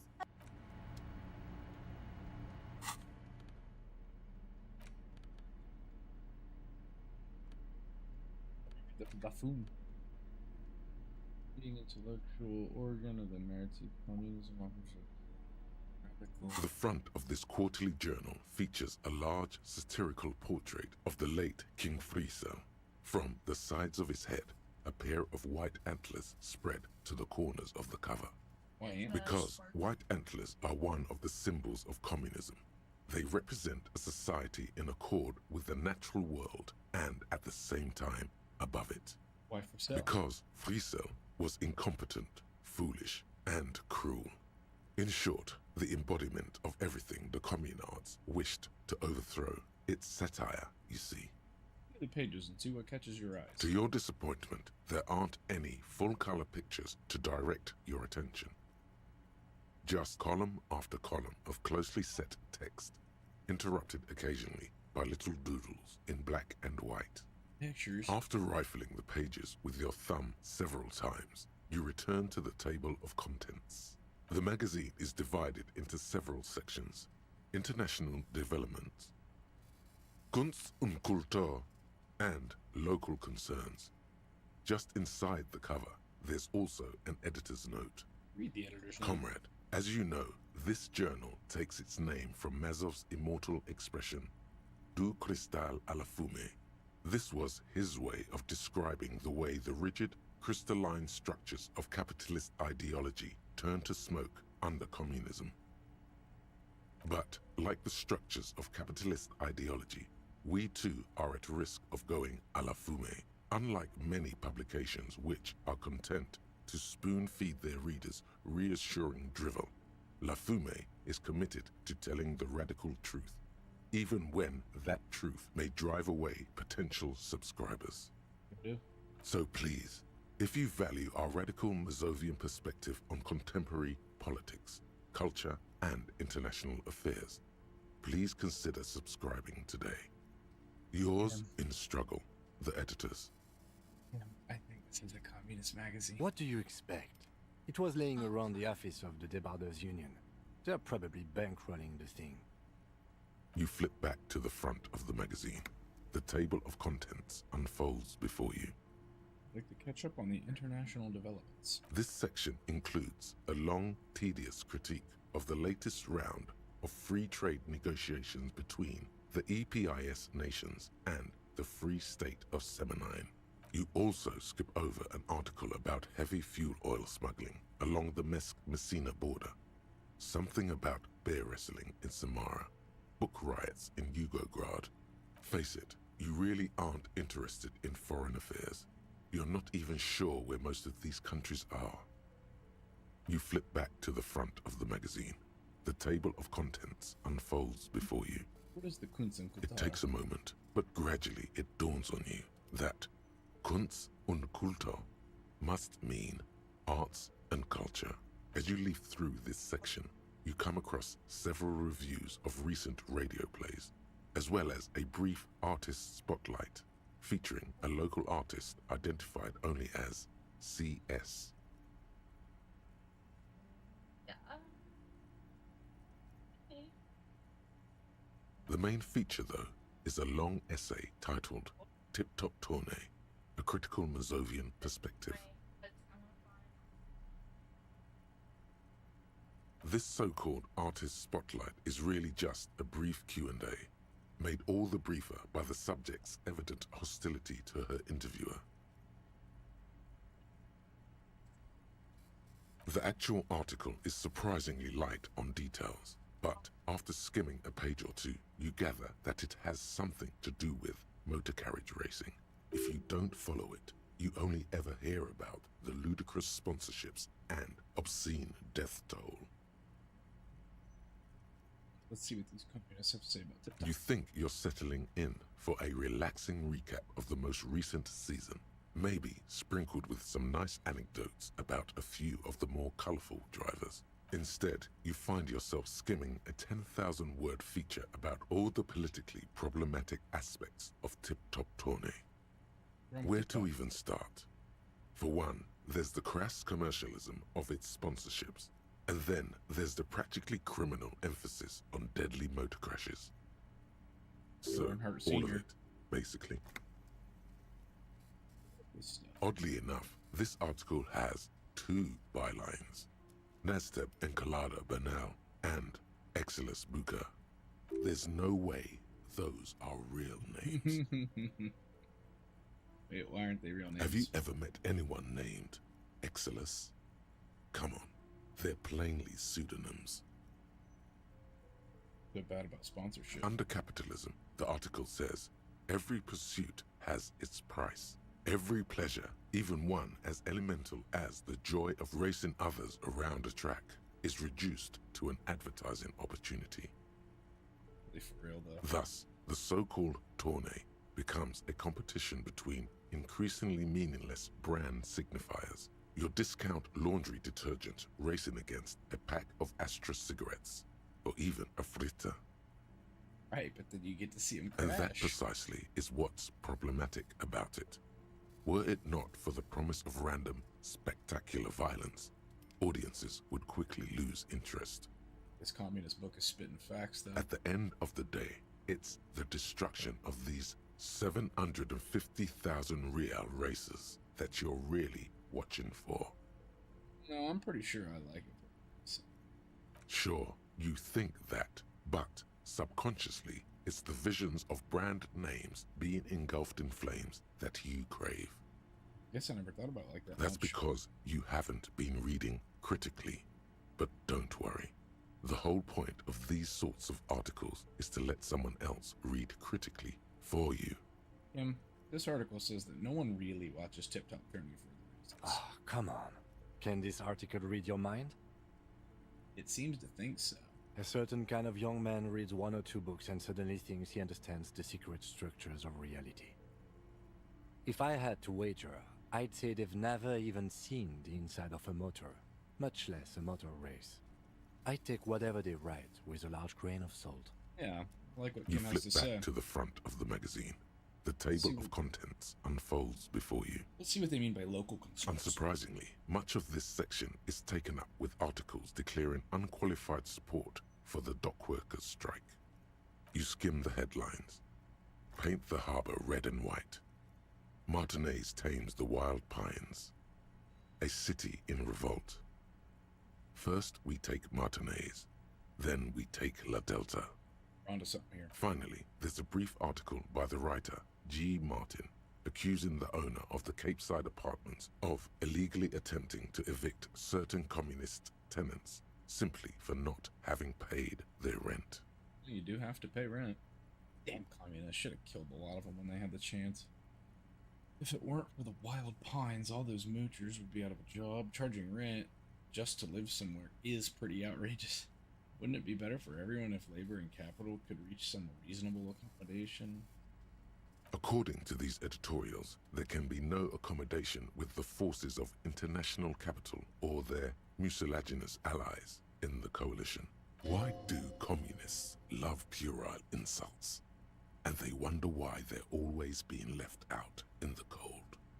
This about coalition? Judging from the context, it's something very large and fundamental. You should probably know about it already. Honest, you flip back to the front of the magazine. The table of contents. Now let's read this one. Medicinal purposes of the pearl. The cover of this heavy tome features a number of esoteric symbols. Flipping through the book, you find a number of sections on the general benefits of the pearl. A large pharmacopoeia makes up nearly half of the book. You come across the following explanation. While modern pharmacopoeia are continually updated by so-called experts based on the results of clinical trials, readers will find assembled here the timeless wisdom relied upon by generations of traditional Seolite medicine practitioners, Mesk mystics, and Ilmaran folk doctors. Finally, something to calm the angry spirits that have been plaguing you. It seems to contain descriptions of the medicinal properties of various ingredients that may be gathered from the pearl, as well as instructions for producing a variety of herbal remedies. Anything about restoring lost memories? There are a number of Seolite tonics that promise to improve your short-term memory, but nothing that speaks to your condition. Yeah. What you're describing is booze. You don't need any herbs for that. Hearing an apocalyptic There's hangover? nothing in here that speaks to hangovers directly. However, while browsing through the various descriptions, you become convinced that you could assemble something from the ingredients listed here. Want to give it a shot? Alright, book, let's see what First, you got. you need to choose a base ingredient. Ginger root. Next, you'll need to combine the base ingredient with an appropriate vehicle.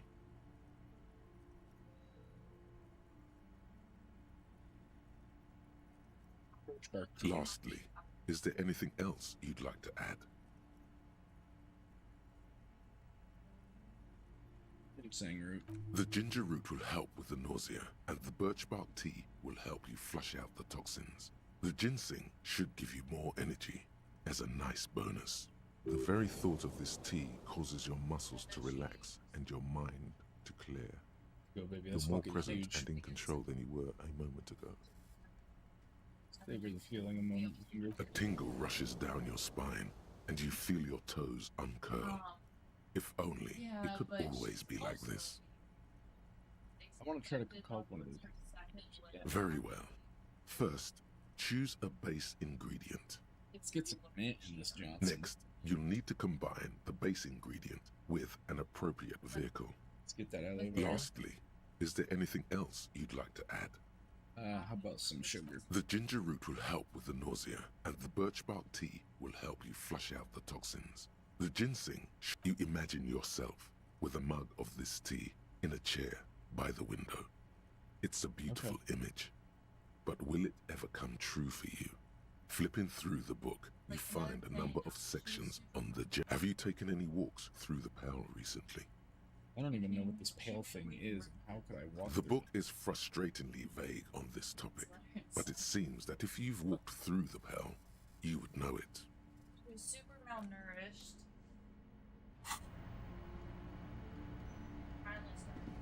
Several maps have been attached to a bulletin board hidden inside the alcove. They're held up by small pins. The board has come loose from one corner. The maps look old and faded. Your eye catches a map of Insulinda, a map of Revachol, and a map of Martinez. Let's look at Insulinda first. This large map displays archipelagos. You see a constellation of small dots on the light blue emptiness of the Insulindic Ocean. The largest in the northeast is La Caillou. You are here.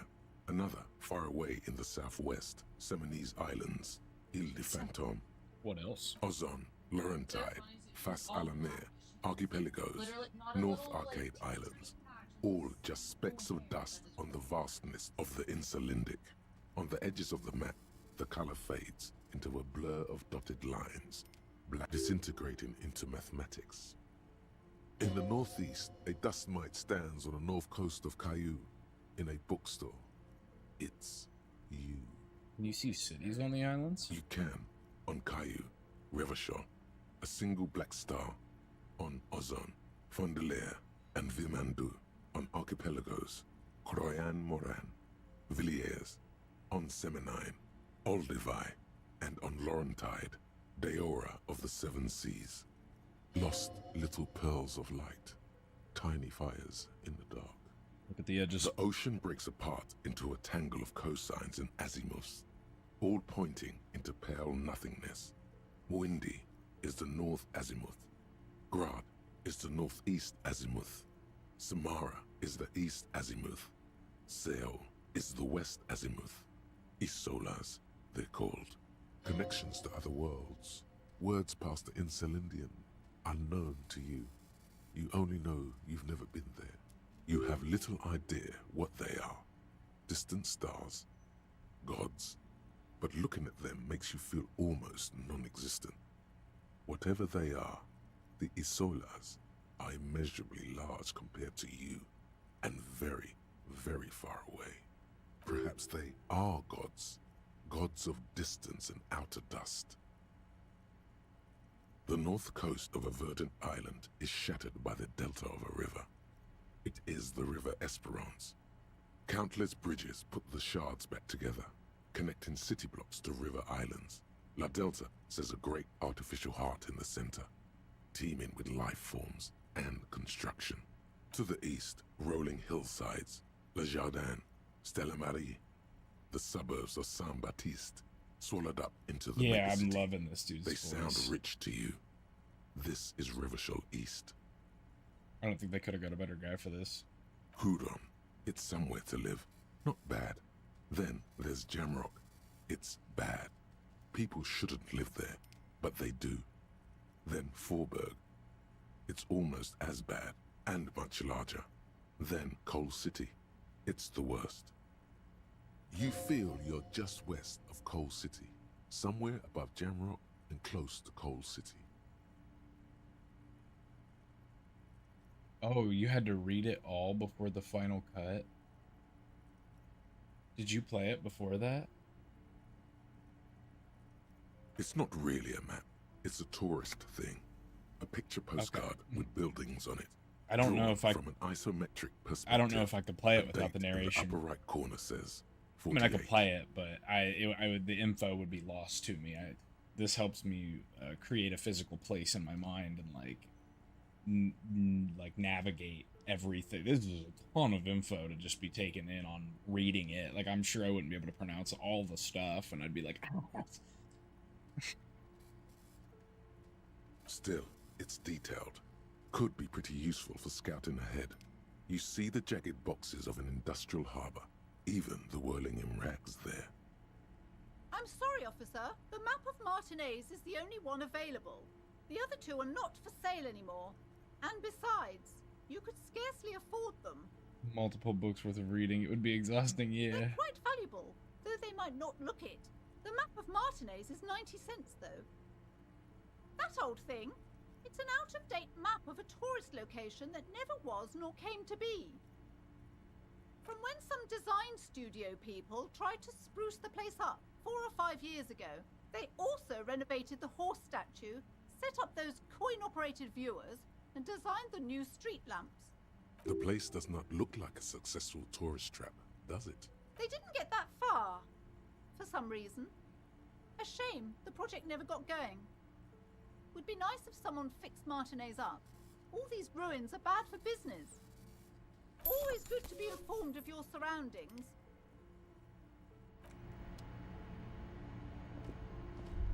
The plaque on the shelf reads, Biographies of Famous People. You see a large variety of names, none of which ring a bell.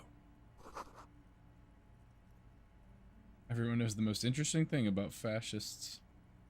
Historic keep. I would say... the greatest innocence. Yes, most certainly. It's an important educational tool, delving into the depths of history, religion, and their relation to innocentic power. Or what is an innocence? A very influential historical figure. But surely I don't have to tell you that. You're a law officer, and law officers have at least some education. The book is also very daring. The author aims to re-examine the universal understandings of the innocentic system, creating a fresh vantage point and a shift in the tired order of things.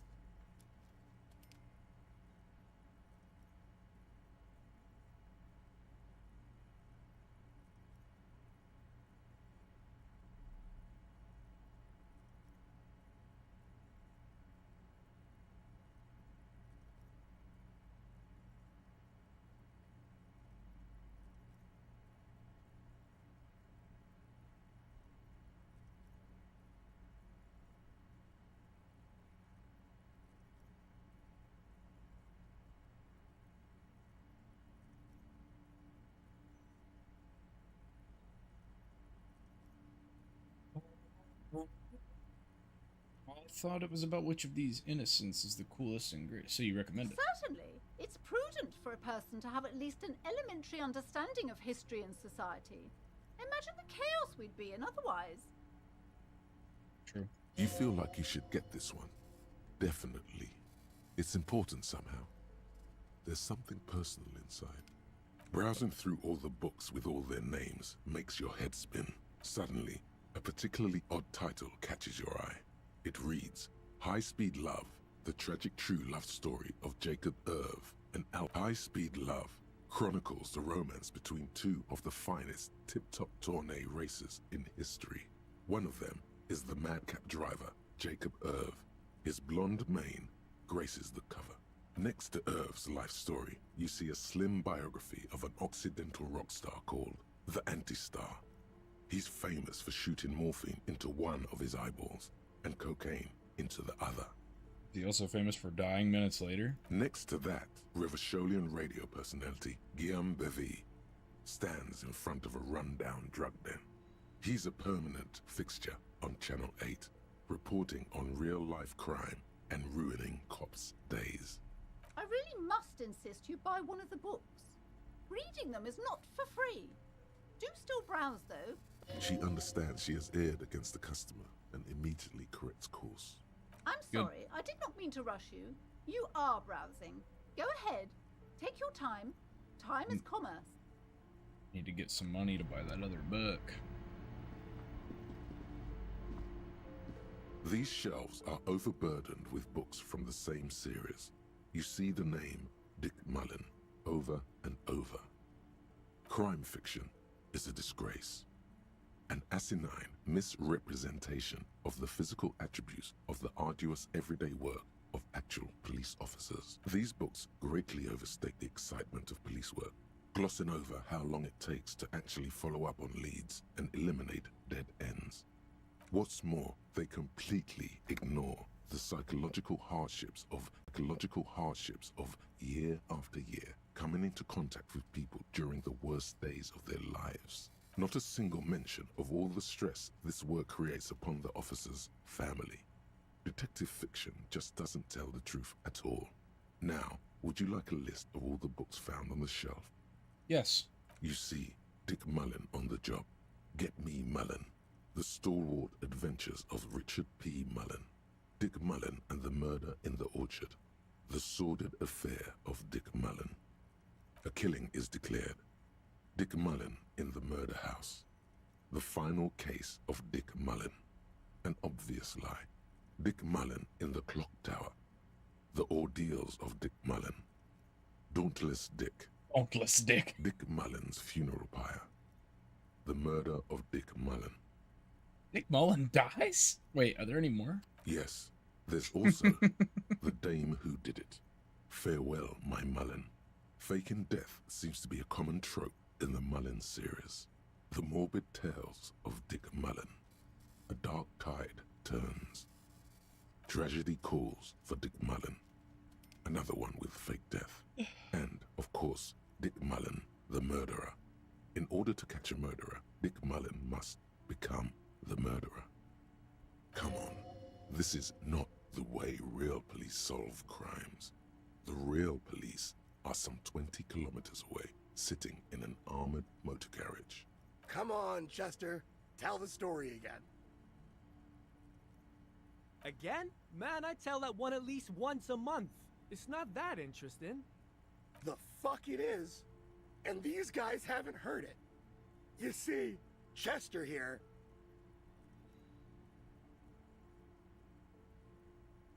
Gosh, why?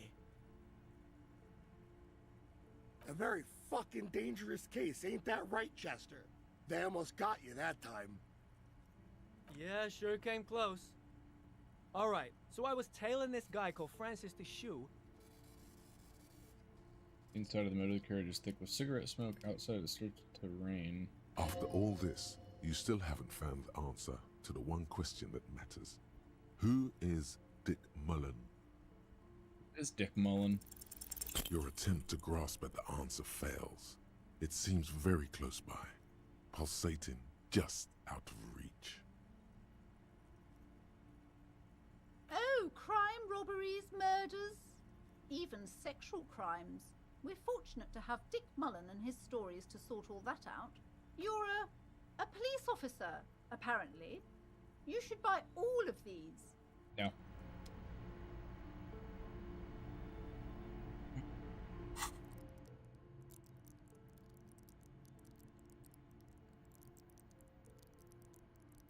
Looking.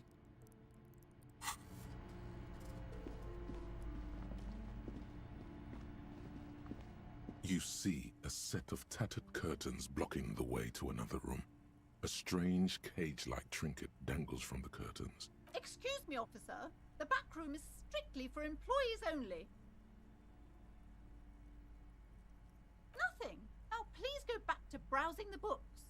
Don't you feel compelled to look at the books? The books are all you care about.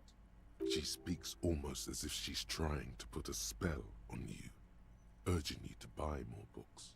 Oddly enough, the more she tries to draw you away from the curtains, the more alluring they become.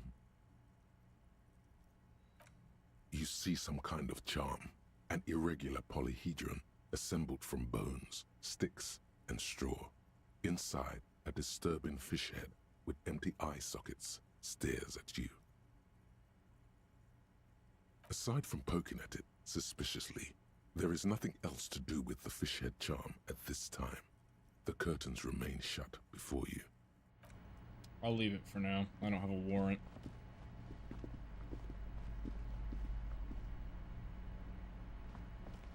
Hello again, esteemed officer. Okay, just want to make sure you didn't have anything extra for me. I need to get some bread so I can buy some of that shit. Very muscular man surrounded by flames. A pistol, a half-naked dame on its cover. Book about pate.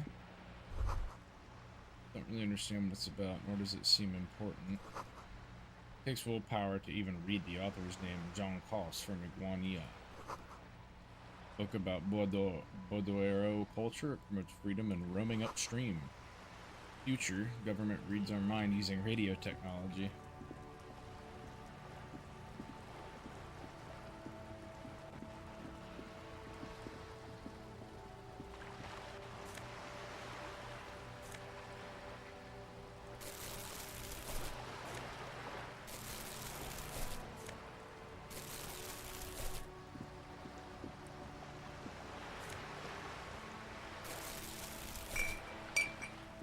I hope my bag is just limitless.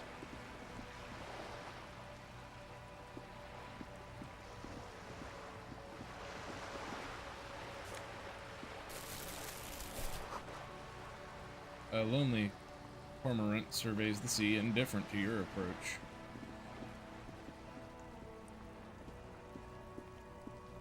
This is a wall on the side of an apartment building.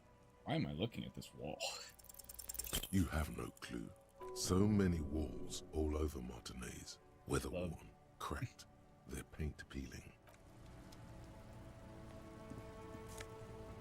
27 cents.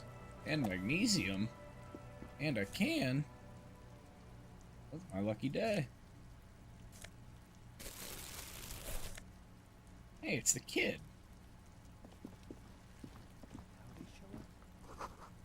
Garden hose won't be used until the snow melts.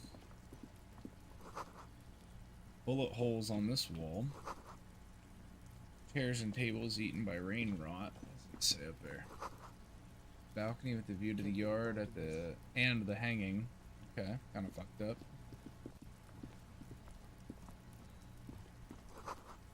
Barrels are half full of rainwater. Smoker up there could be a witness. Just a closed door, but you look at it suspiciously. It's locked, okay. Oh, orange bum hat.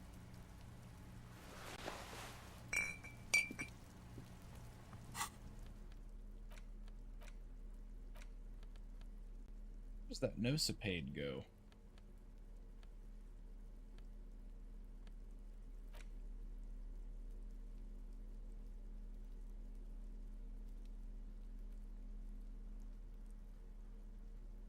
$20 by $50 centimeter check. Looks like it's meant to be handed over ceremoniously on a gala-like event. Supposedly exchanged for 25 real at your local Fritz store. Below the number, a careful handwritten words. Constable's rent. All of it. Worthless at a pawn shop.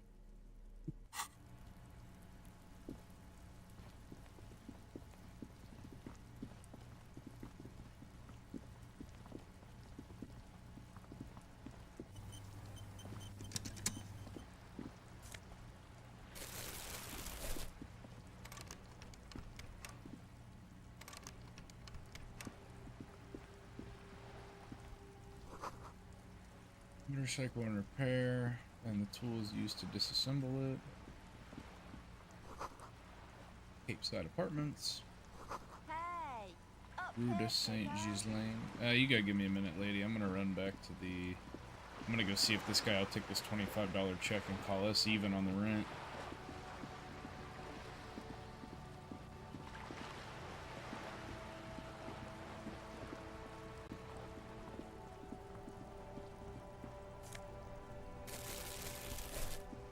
The worn and beaten wooden planks of the bench do not look overly comforting. We can sit on benches after we've solved the... You can revisit the bench if you ever need to pass the time when Lieutenant Kitsuragi is gone. Okay. This Post Lavantorie mail collection box has been heavily vandalized Mail delivery with box? graffito. A closer inspection reveals 2 bullet holes in the... Yeah, give it a nice little pat. Show it some love. The box seems happy. Eat shit pig, fucked by the coon, and Saint G with a crown have been scribbled on it. Jenny is a whore, and best set mailbox also.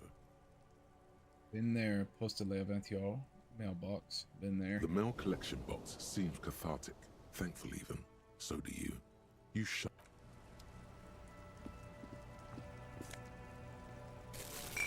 Dude, I'm about to get a little bag off this shit I'm picking up off the floor. That's the bookstore.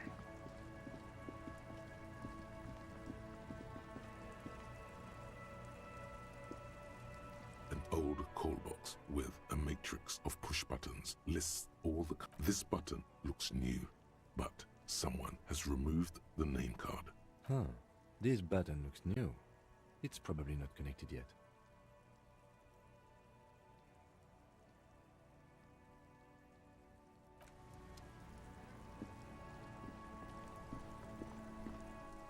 See if this $25 check is enough to cover $130 worth of damages. Can I help you? Yes. Money I owe you. Have you got it? Show him the giant novelty check. You must be joking, right? You come here, trash everything, and now you try to pay with a novelty check? This isn't a game show. I'm not going to accept it. You owe me cold, hard money. I want to see that money in the palm of my hand. You can cash it in at the local frit near the harbor gates, though it might not be enough to cover it. Like what? I was rarely enjoying talking about the money you owe me. What thing? Yes, not the whole damn union, thank God. Just the nastiest and loudest faction. They come here in the evenings. Dumb, unruly types. Think they're big shit. But they're good customers. They place big orders and always pay on time. He hates the Union, but grudgingly recognizes its power over him. So he's directing his frustration at you instead. Retaliates. It's a shame you've got to suck up to the Union to stay afloat. Let it go, you're above gratuitous baiting. I don't. I'm simply providing a service, or really facilitating the offering of services to paying customers, and it doesn't matter. I don't have to explain myself to you. We should find out who this Lord faction is, occupying the booth. Loudness means talkative, and we need info. We don't. We have to wait. They'll show up sooner or later.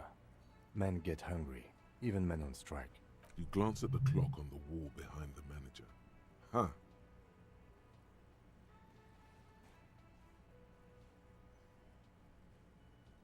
Good question. They're probably getting drunk or protesting something somewhere, or laying low after the, lynching. Whatever he may feel about you, he can't miss the opportunity to throw you a look of what he assumes is shared understanding. Go with it. Yes, I think I see. Yeah. The Union guys think they're untouchable. They probably fucking killed that guy or something, and now think they can hide out till it all blows over, and it's fair weather again in Martinez. I have a feeling we'll make their acquaintance sooner or later. What? By the way, you should come back to this thing-based questionnaire if you see anything interesting in the whirling later.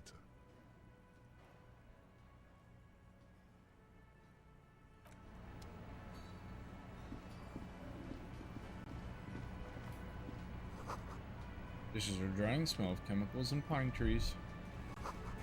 Aroma of spices, alcohol, and tomato hang in the air. A thin man is smoking below an exhaust hood, occasionally sipping from his mug. This must be the Whirling's cook. As you step in, he nods toward the table and says something in a completely foreign language. The only words you can make out are Garancy and Kubek. It must be his name. Garancy. Garancy Kubek. Sounds representative. The man puts his cup down and replies something, his left hand drawing arcs in the air. The mention of mañana gets his attention. He smiles and delivers a whole slew of unfamiliar words and lively gestures. Then he falls silent again. They're friends?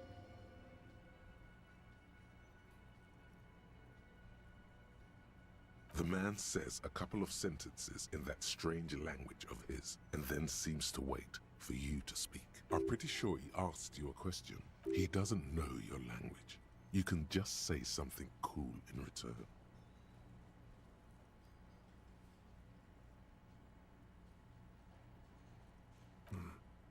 Borscht need more vodka?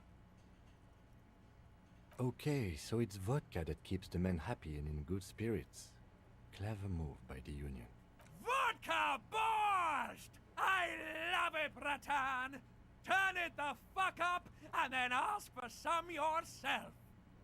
Turning it up seems like a dangerous idea, honestly. The place is a powder keg. The cook gives you a long, disappointed look, then turns the stove off and seems to wait for you to speak. He smiles and bangs his ladle against each of his pots in turn.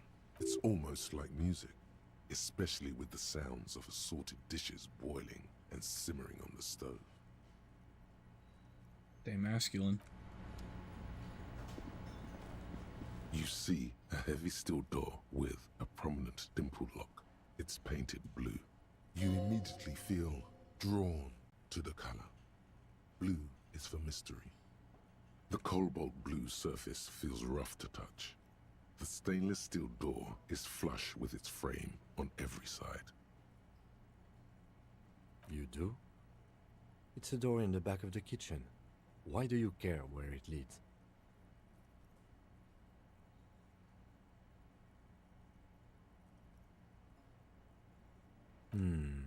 Yes.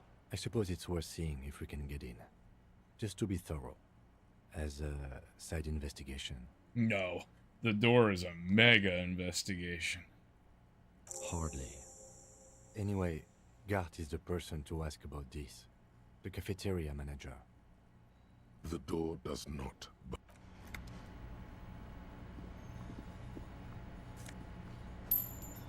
Thanks for the rainy day funds, bud. Can I help you? Another thing. Great. I love those. Oh yes, that door, sure. There's nothing mysterious about it. It's just a door. Do you know what's behind it? No, I don't have a key. I don't know how to get there. And I don't care either. It's not like I've been wondering about it for 10 years. It's just a frit warehouse, probably. Or some boring storage space with a bunch of old junk and dust. Junk and dust. He's attempting to maintain an air of indifference. It's absolutely not convincing. I think you'd like to know what's back there. Fine, okay, a little. But my job doesn't leave me time for wondering about one locked door in one of the cafeterias I manage. So I haven't opened it. I have cleaned the whole place 100 times over, though, after the animals. And I haven't found a key, so good luck with that. Yes? Absolutely out of the question. You wait and see, cafeteria manager. Absolutely in the question. First we find a sad banger. Then we sing this place to shit.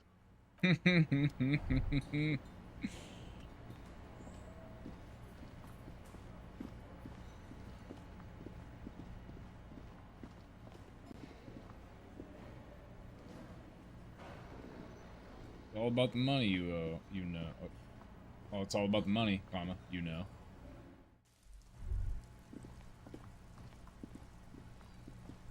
Let me go cash this check in.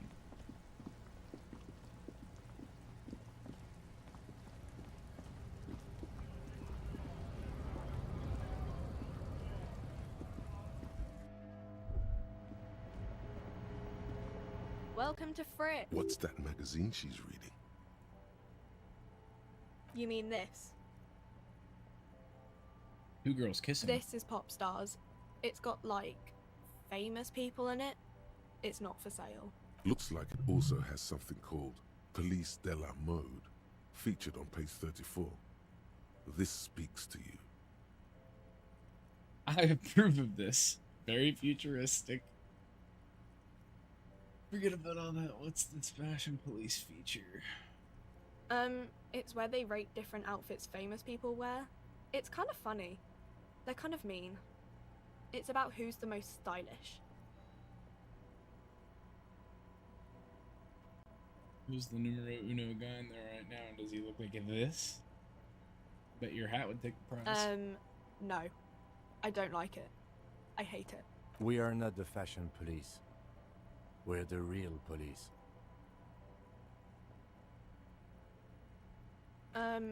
Okay. I need to I'm not exchange really this supposed to be novelty chatting check. to anyone. I approve of this.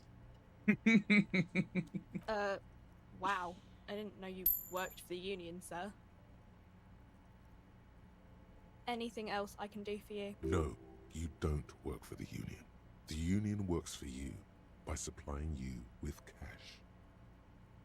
I already asked her about the dead body. I don't really know anything. I mean, I know it's there, but I haven't seen it, so... You know the man who died? Not really. Does this mean you knew him a little? No.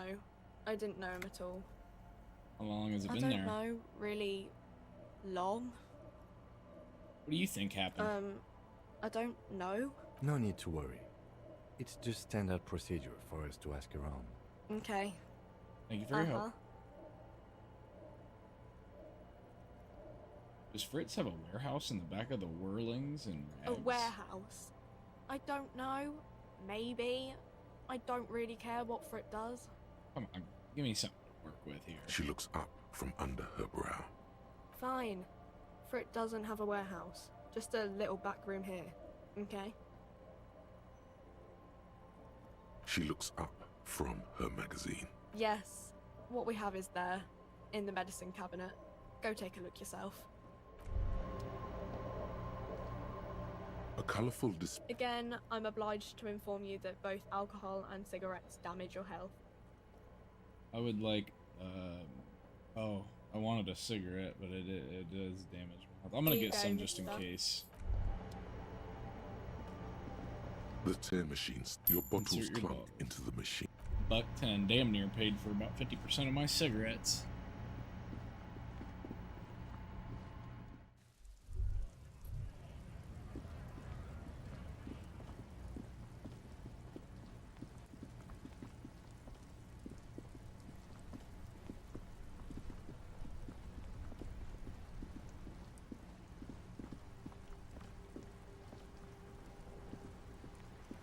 Watch where you throw that ball, civilian.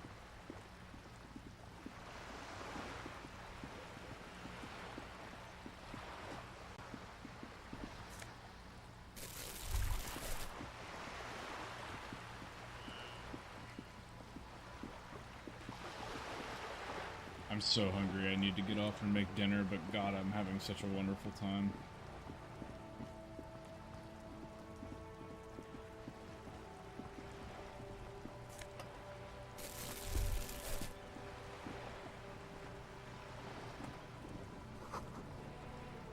Like there was more construction here.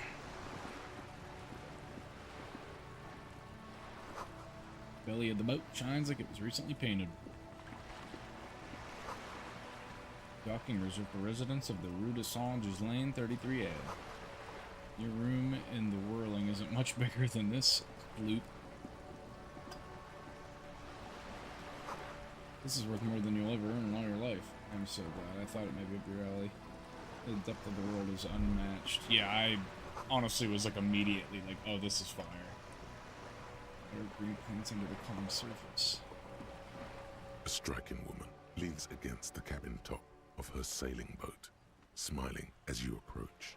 Her green raincoat glistens with droplets. A silk scarf is tied around her throat. Good evening, officers. I'm Joyce. Joyce L. Messier. I represent the board of Wild Pines, the owners of the harbour. You gentlemen must be from the RCM. Joyce L. What does L stand for? Peyton, my maiden name. Her bony hands dangle from her oversized raincoat. I meant you, the Revachol Citizens Militia, the police. Nothing, honestly. I've said it to every drunk in town, and you're the first one who's responded. What is implied here? That you're a drunk? Yeah, for real. She hasn't actually said it to every drunk in town. It was spoken in jest. Shake her I'm hand. glad to see you here. I was dispatched to handle a strike, not a lynching. Anything I can do to assist the RCM in this matter, I will, gladly. That is good to hear, madame. My colleague will take the lead on this interview. I should let you know that he is recovering from an unusual medical episode. Very unusual. but I can assure you of his ultimate competency. There's a trace of irony in his voice. Mischief, even. The lieutenant is hatching some scheme. How interesting. I wish you a swift recovery. In the meanwhile, you have my full cooperation, and the full cooperation of the Wild Pines group. It's hard to get a read on her precise disposition, but she appears helpful. You're on a boat? Why, yes I am. Not a lot of people on boats, are there? Of course there are. We're on an archipelago. How else are you supposed to get around? Wait, we're on an archipelago? Yes, we are. We are on Le Caillou. I thought we were in Revacol. We are. And the city of Revachol is on the island of Le Caillou. Still, I haven't seen anyone else sail a boat around I here. haven't seen anyone else drive a souped-up Capri Kenema motor carriage either. Actually, that motor carriage has been specially issued to serve as a patrol and pursuit vehicle. It's for crossing long distances in the greater Revachol industrial harbor. It's not a toy. Neither is this. A toy, I mean. It's a machine for crossing long distances in the Bay of Revachol, between the city and the islands. Got me there, fair. You need to make this lady admit she's only riding around on this boat because she's rich. Why? Why what? Stop thinking. Take her down. Come off like I'm envious of her. You're not? Okay then. Just keep on admiring the boat then, unburdened by envy. Does she have a name? The boat?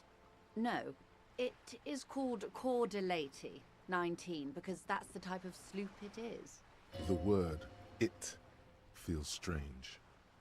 Such a beautiful boat deserves a proper name. Your boat really needs a name. Okay. How about Cordelati 19? Why? Because it was manufactured in Revachol East by a company called Cordelati, and its hull is 19 paces long. How about Dolores? Why Dolores? I don't know. Feels pretty. Well, it means nothing to me. I think I'll stick with the factory name. But thank you for the suggestion. Okay, but what kind of boat is it? It's a pleasure craft. A 19 pacer. It also happens to be rated for Category 1 racing. Nice. Though these days I mainly use it for business. You better not use it for races with advertisement on it, or else people will simply hope you crash. My sloop? I like it a lot. It's the eel's hips, baby. I'm enjoying this part of the interview. It has so little to do with the murder we're investigating. Shut up, Kim. I'm having fun. I really do, the lieutenant thinks. Is she thrown off yet? He's looking at the woman, assessing her. I like a crib.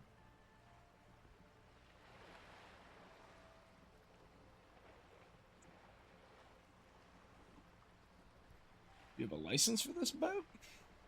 Officer, I assure you I'm a highly qualified pleasure craft operator. The crowns of her teeth are porcelain, white as the boat's hull as she smiles. Her nonchalance might be related to something called the Wayfarer Act, a law that says she doesn't need a license.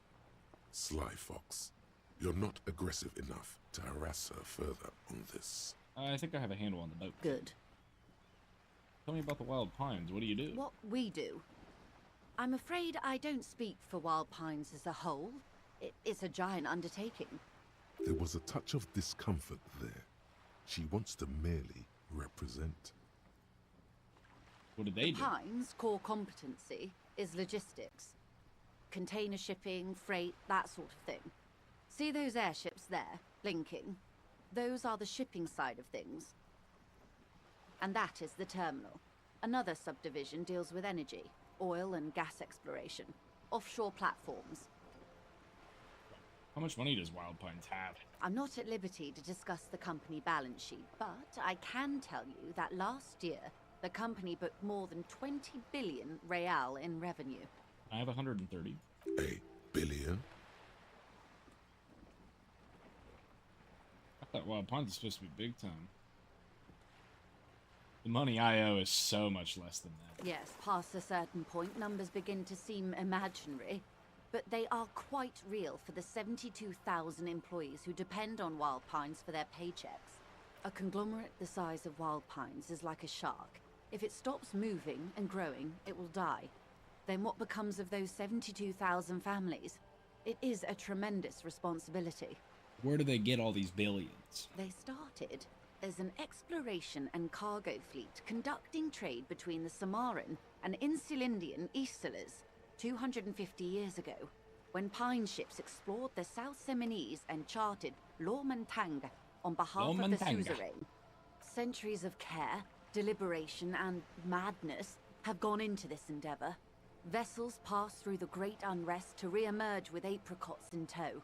The logic of the system is totalizing. It's taken everything from its employees to build it. What does such a huge system want with a place like this? You mean aside from being the terminal's legal owners, who are responsible for moving 8% of the world's cargo? 8% of all cargo in the world? That's quite the endeavor indeed. There are no minor cogs in the system. Each terminal must be accounted for, lest the entire system break. Every hiccup in such a system means thousands lose their jobs, the world over. I'm here to assure that doesn't happen. With your help, hopefully, says her warm tone. Can you tell me about this strike? Everything. Right up to, but not including, trade secrets. What if I want to hear about trade secrets? First, you'd have to repeal the Emergencies Act of Trade in Aliments. That gives me the right to silence. It's quite the octopus. How do I repeal Why? it then? By throwing off half a century of foreign domination under the Coalition. Unfortunately for you, the Coalition also leases you the right to police West Revachol. But I am derailing us. You wanted to know about the strike. What is your role in this precisely? I believe the official title is Senior Labor Negotiator. In practice, I'm a grocery clerk. I relay the union's demands to Wild Pines and return with Wild Pines' counteroffer. And how are the talks going? They're not. That's the problem. The union stopped all negotiations a week ago, after that awful lynching took place. Now they won't even let me into the harbour. There's a 2-meter-20 racist behemoth blocking the gates. You mean Jean-Luc, my race mentor? He's a great teacher, a man of virtue. How are the talks going before the lynching? Let's say I was not making the kind of progress I'd hoped for when I... And when did you first arrive? I arrived 3 weeks ago. Yes, in the middle of February. The bay was still partially frozen then. I prefer to do these things on site, like the RCM. But the strike began in December. I wasn't the original negotiator here. I took over after Mr. Gaumont hit a wall with Mr. Clare, the union boss. Mr. Clare refused to speak with Gaumont despite concessions he'd granted the union in prior negotiations. This isn't the first time the union has gone on strike. Heavens no. There have been 2 prior strikes. Both times the union won significant concessions, including overtime pay and a medical plan. This time their demands are more, I guess you could say, aggressive. Ludicrous even. It's meant. Happened to this Guamant? Mr. Clare told him to... How did he put it? Fuck off, midget. Gaumont is short of stature, you see. Okay then. Yes. Keep in mind, this is a negotiator Mr. Clare has worked with before, and who was more than fair with him and the union. Sounds like usual aggressive posturing. What are their demands? There are leaflets everywhere, and banners. What did they say again? Oh yes. Every worker, a member of the board. I don't know what to think about that. Fortunately, they explained it. Every time the Wild Pines group makes a decision about anything, it needs the signature of each of the 2,200 workers in its Martinez terminal. Well, that's not feasible. Just so you understand, this is but one of 22 terminals owned by Wild Pines. Essentially, not only are they kings of the company, they are also kings of the 72,000 employees of Wild Pines Group. First can't be the kings. The king is the king.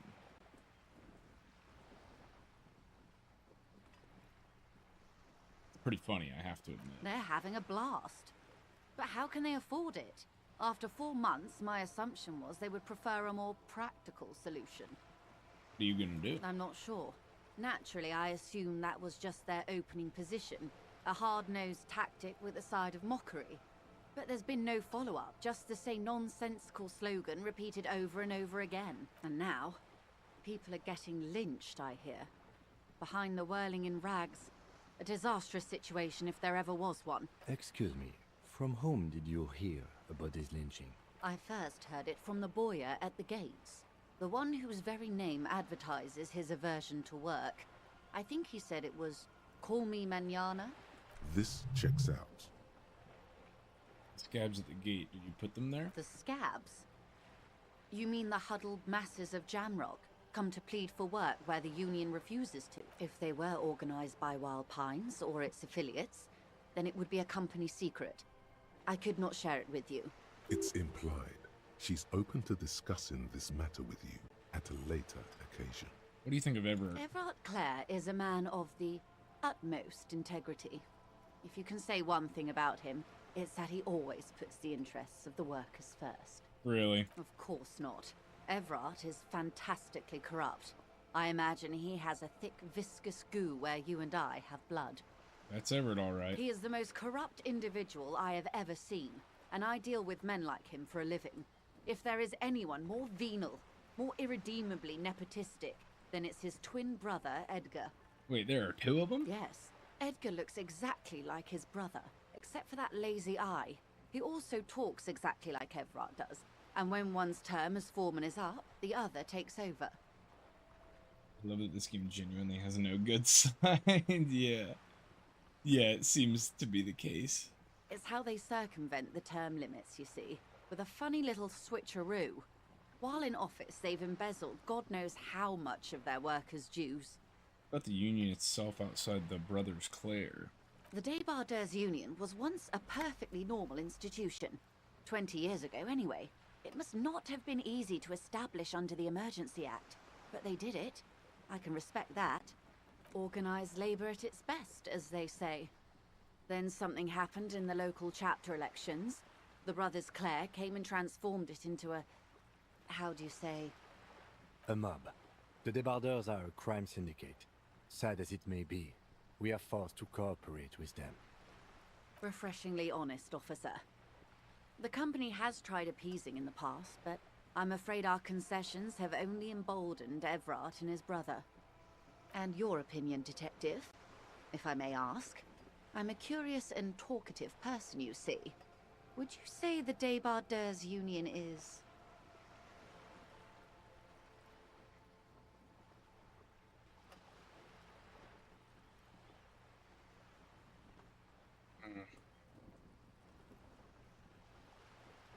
I prefer not to have an opinion. Of course, officer.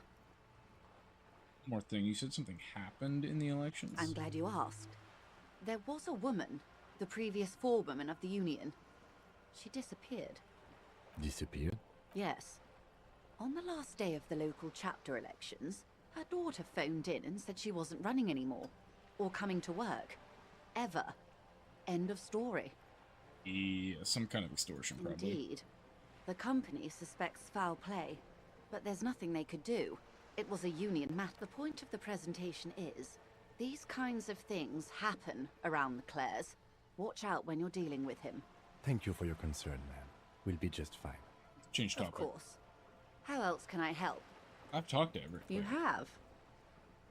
And how did you like Mr. Clare?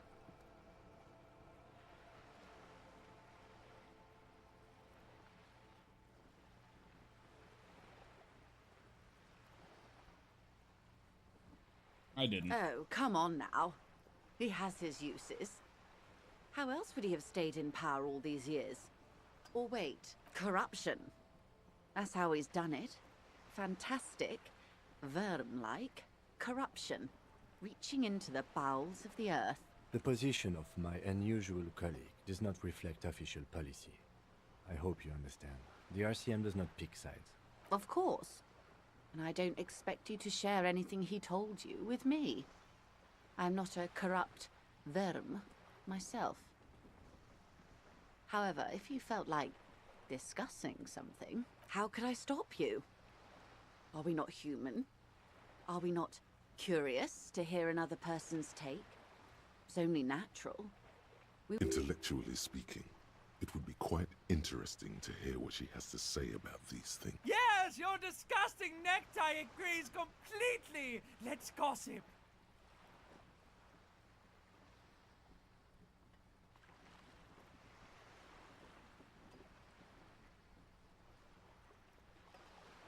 Of course, Detective.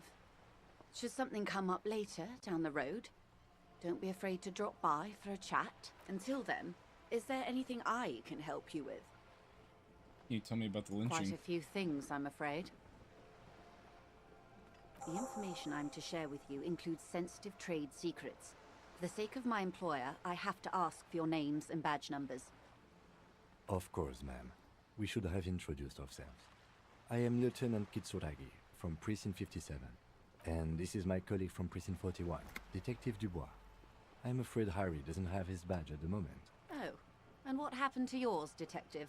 Awkwardness washes over the conversation. The woman doesn't like this turn of events. I see. So, are you saying you lost your badge during the course of this episode?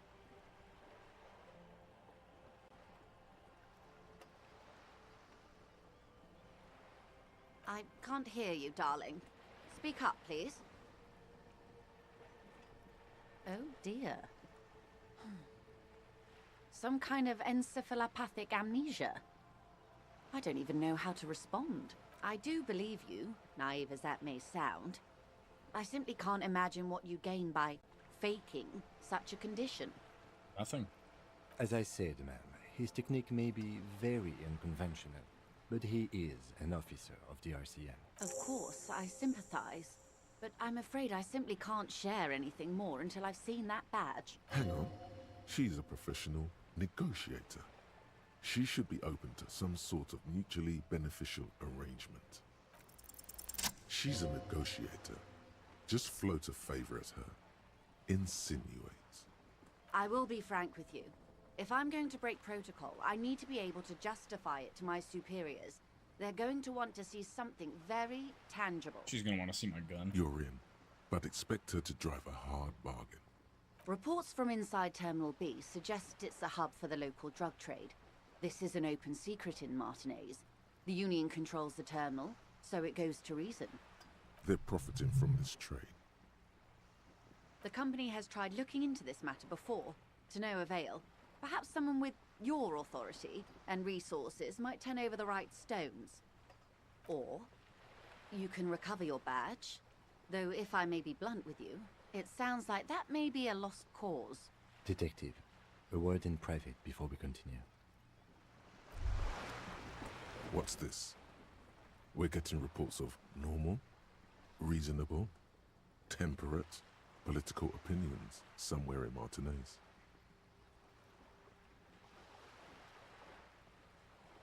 It's because I keep saying none of the above to the political stuff, isn't it? It's also about that, but it's also more. Perhaps it's the hangover. Perhaps it's a temporary surge of It's time to become a citizen of the Kingdom of Conscience. It is not a place. It is a moment in time that can only arise in the right circumstances. In all of human history, it's only been achieved a handful of times. Incrementally. History's greatest catastrophes have been brought about by people trying to make the world a better place. Too quickly. That's the genius of Dolores Day. She recognized that progress is meaningless if its gains are lost because of instability. Real, lasting change can only come about gradually, increment by increment. Tisk tisk. Just because you live in the present doesn't mean you have the right to place your needs above the needs of the future. You may never live to see the Kingdom of Conscience. Your children may not. Even your grandchildren might not. But that's no excuse not to keep working. What benevolence.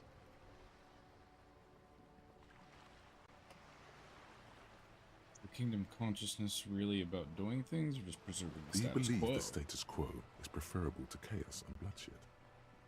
Yes. There you have it. Sometimes holding the line is progress. What's the Kingdom of Consciousness actually like? The kingdom is difficult to comprehend, and even more difficult to describe, partly because humanity will need to discard many of the categories that define and limit it today. The Kingdom of Conscience is post-capitalist, post-national. It's also post-industrial, post-ideological, and even post-sexual. That's incredible, Alonzi. Let's go there right now. Seems fine. I still want to live in the present, though. Let's run it up. Slow down, Mr. Reasonable. Did you miss the part about compromising and taking things slow? Alright, then let's get there eventually. That's right. Remember, real democracy is just around the corner for Revachol. When that real democracy kicks in, a long time from now, we are all going to be so much happier.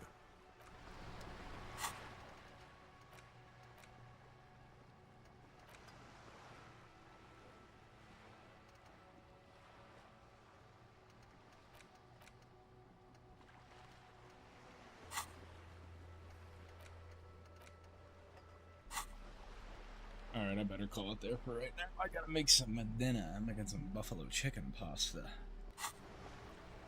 Alright, well that was pretty fun. I'll be on tomorrow at 7 p.m. Honestly, I might just play some more of this.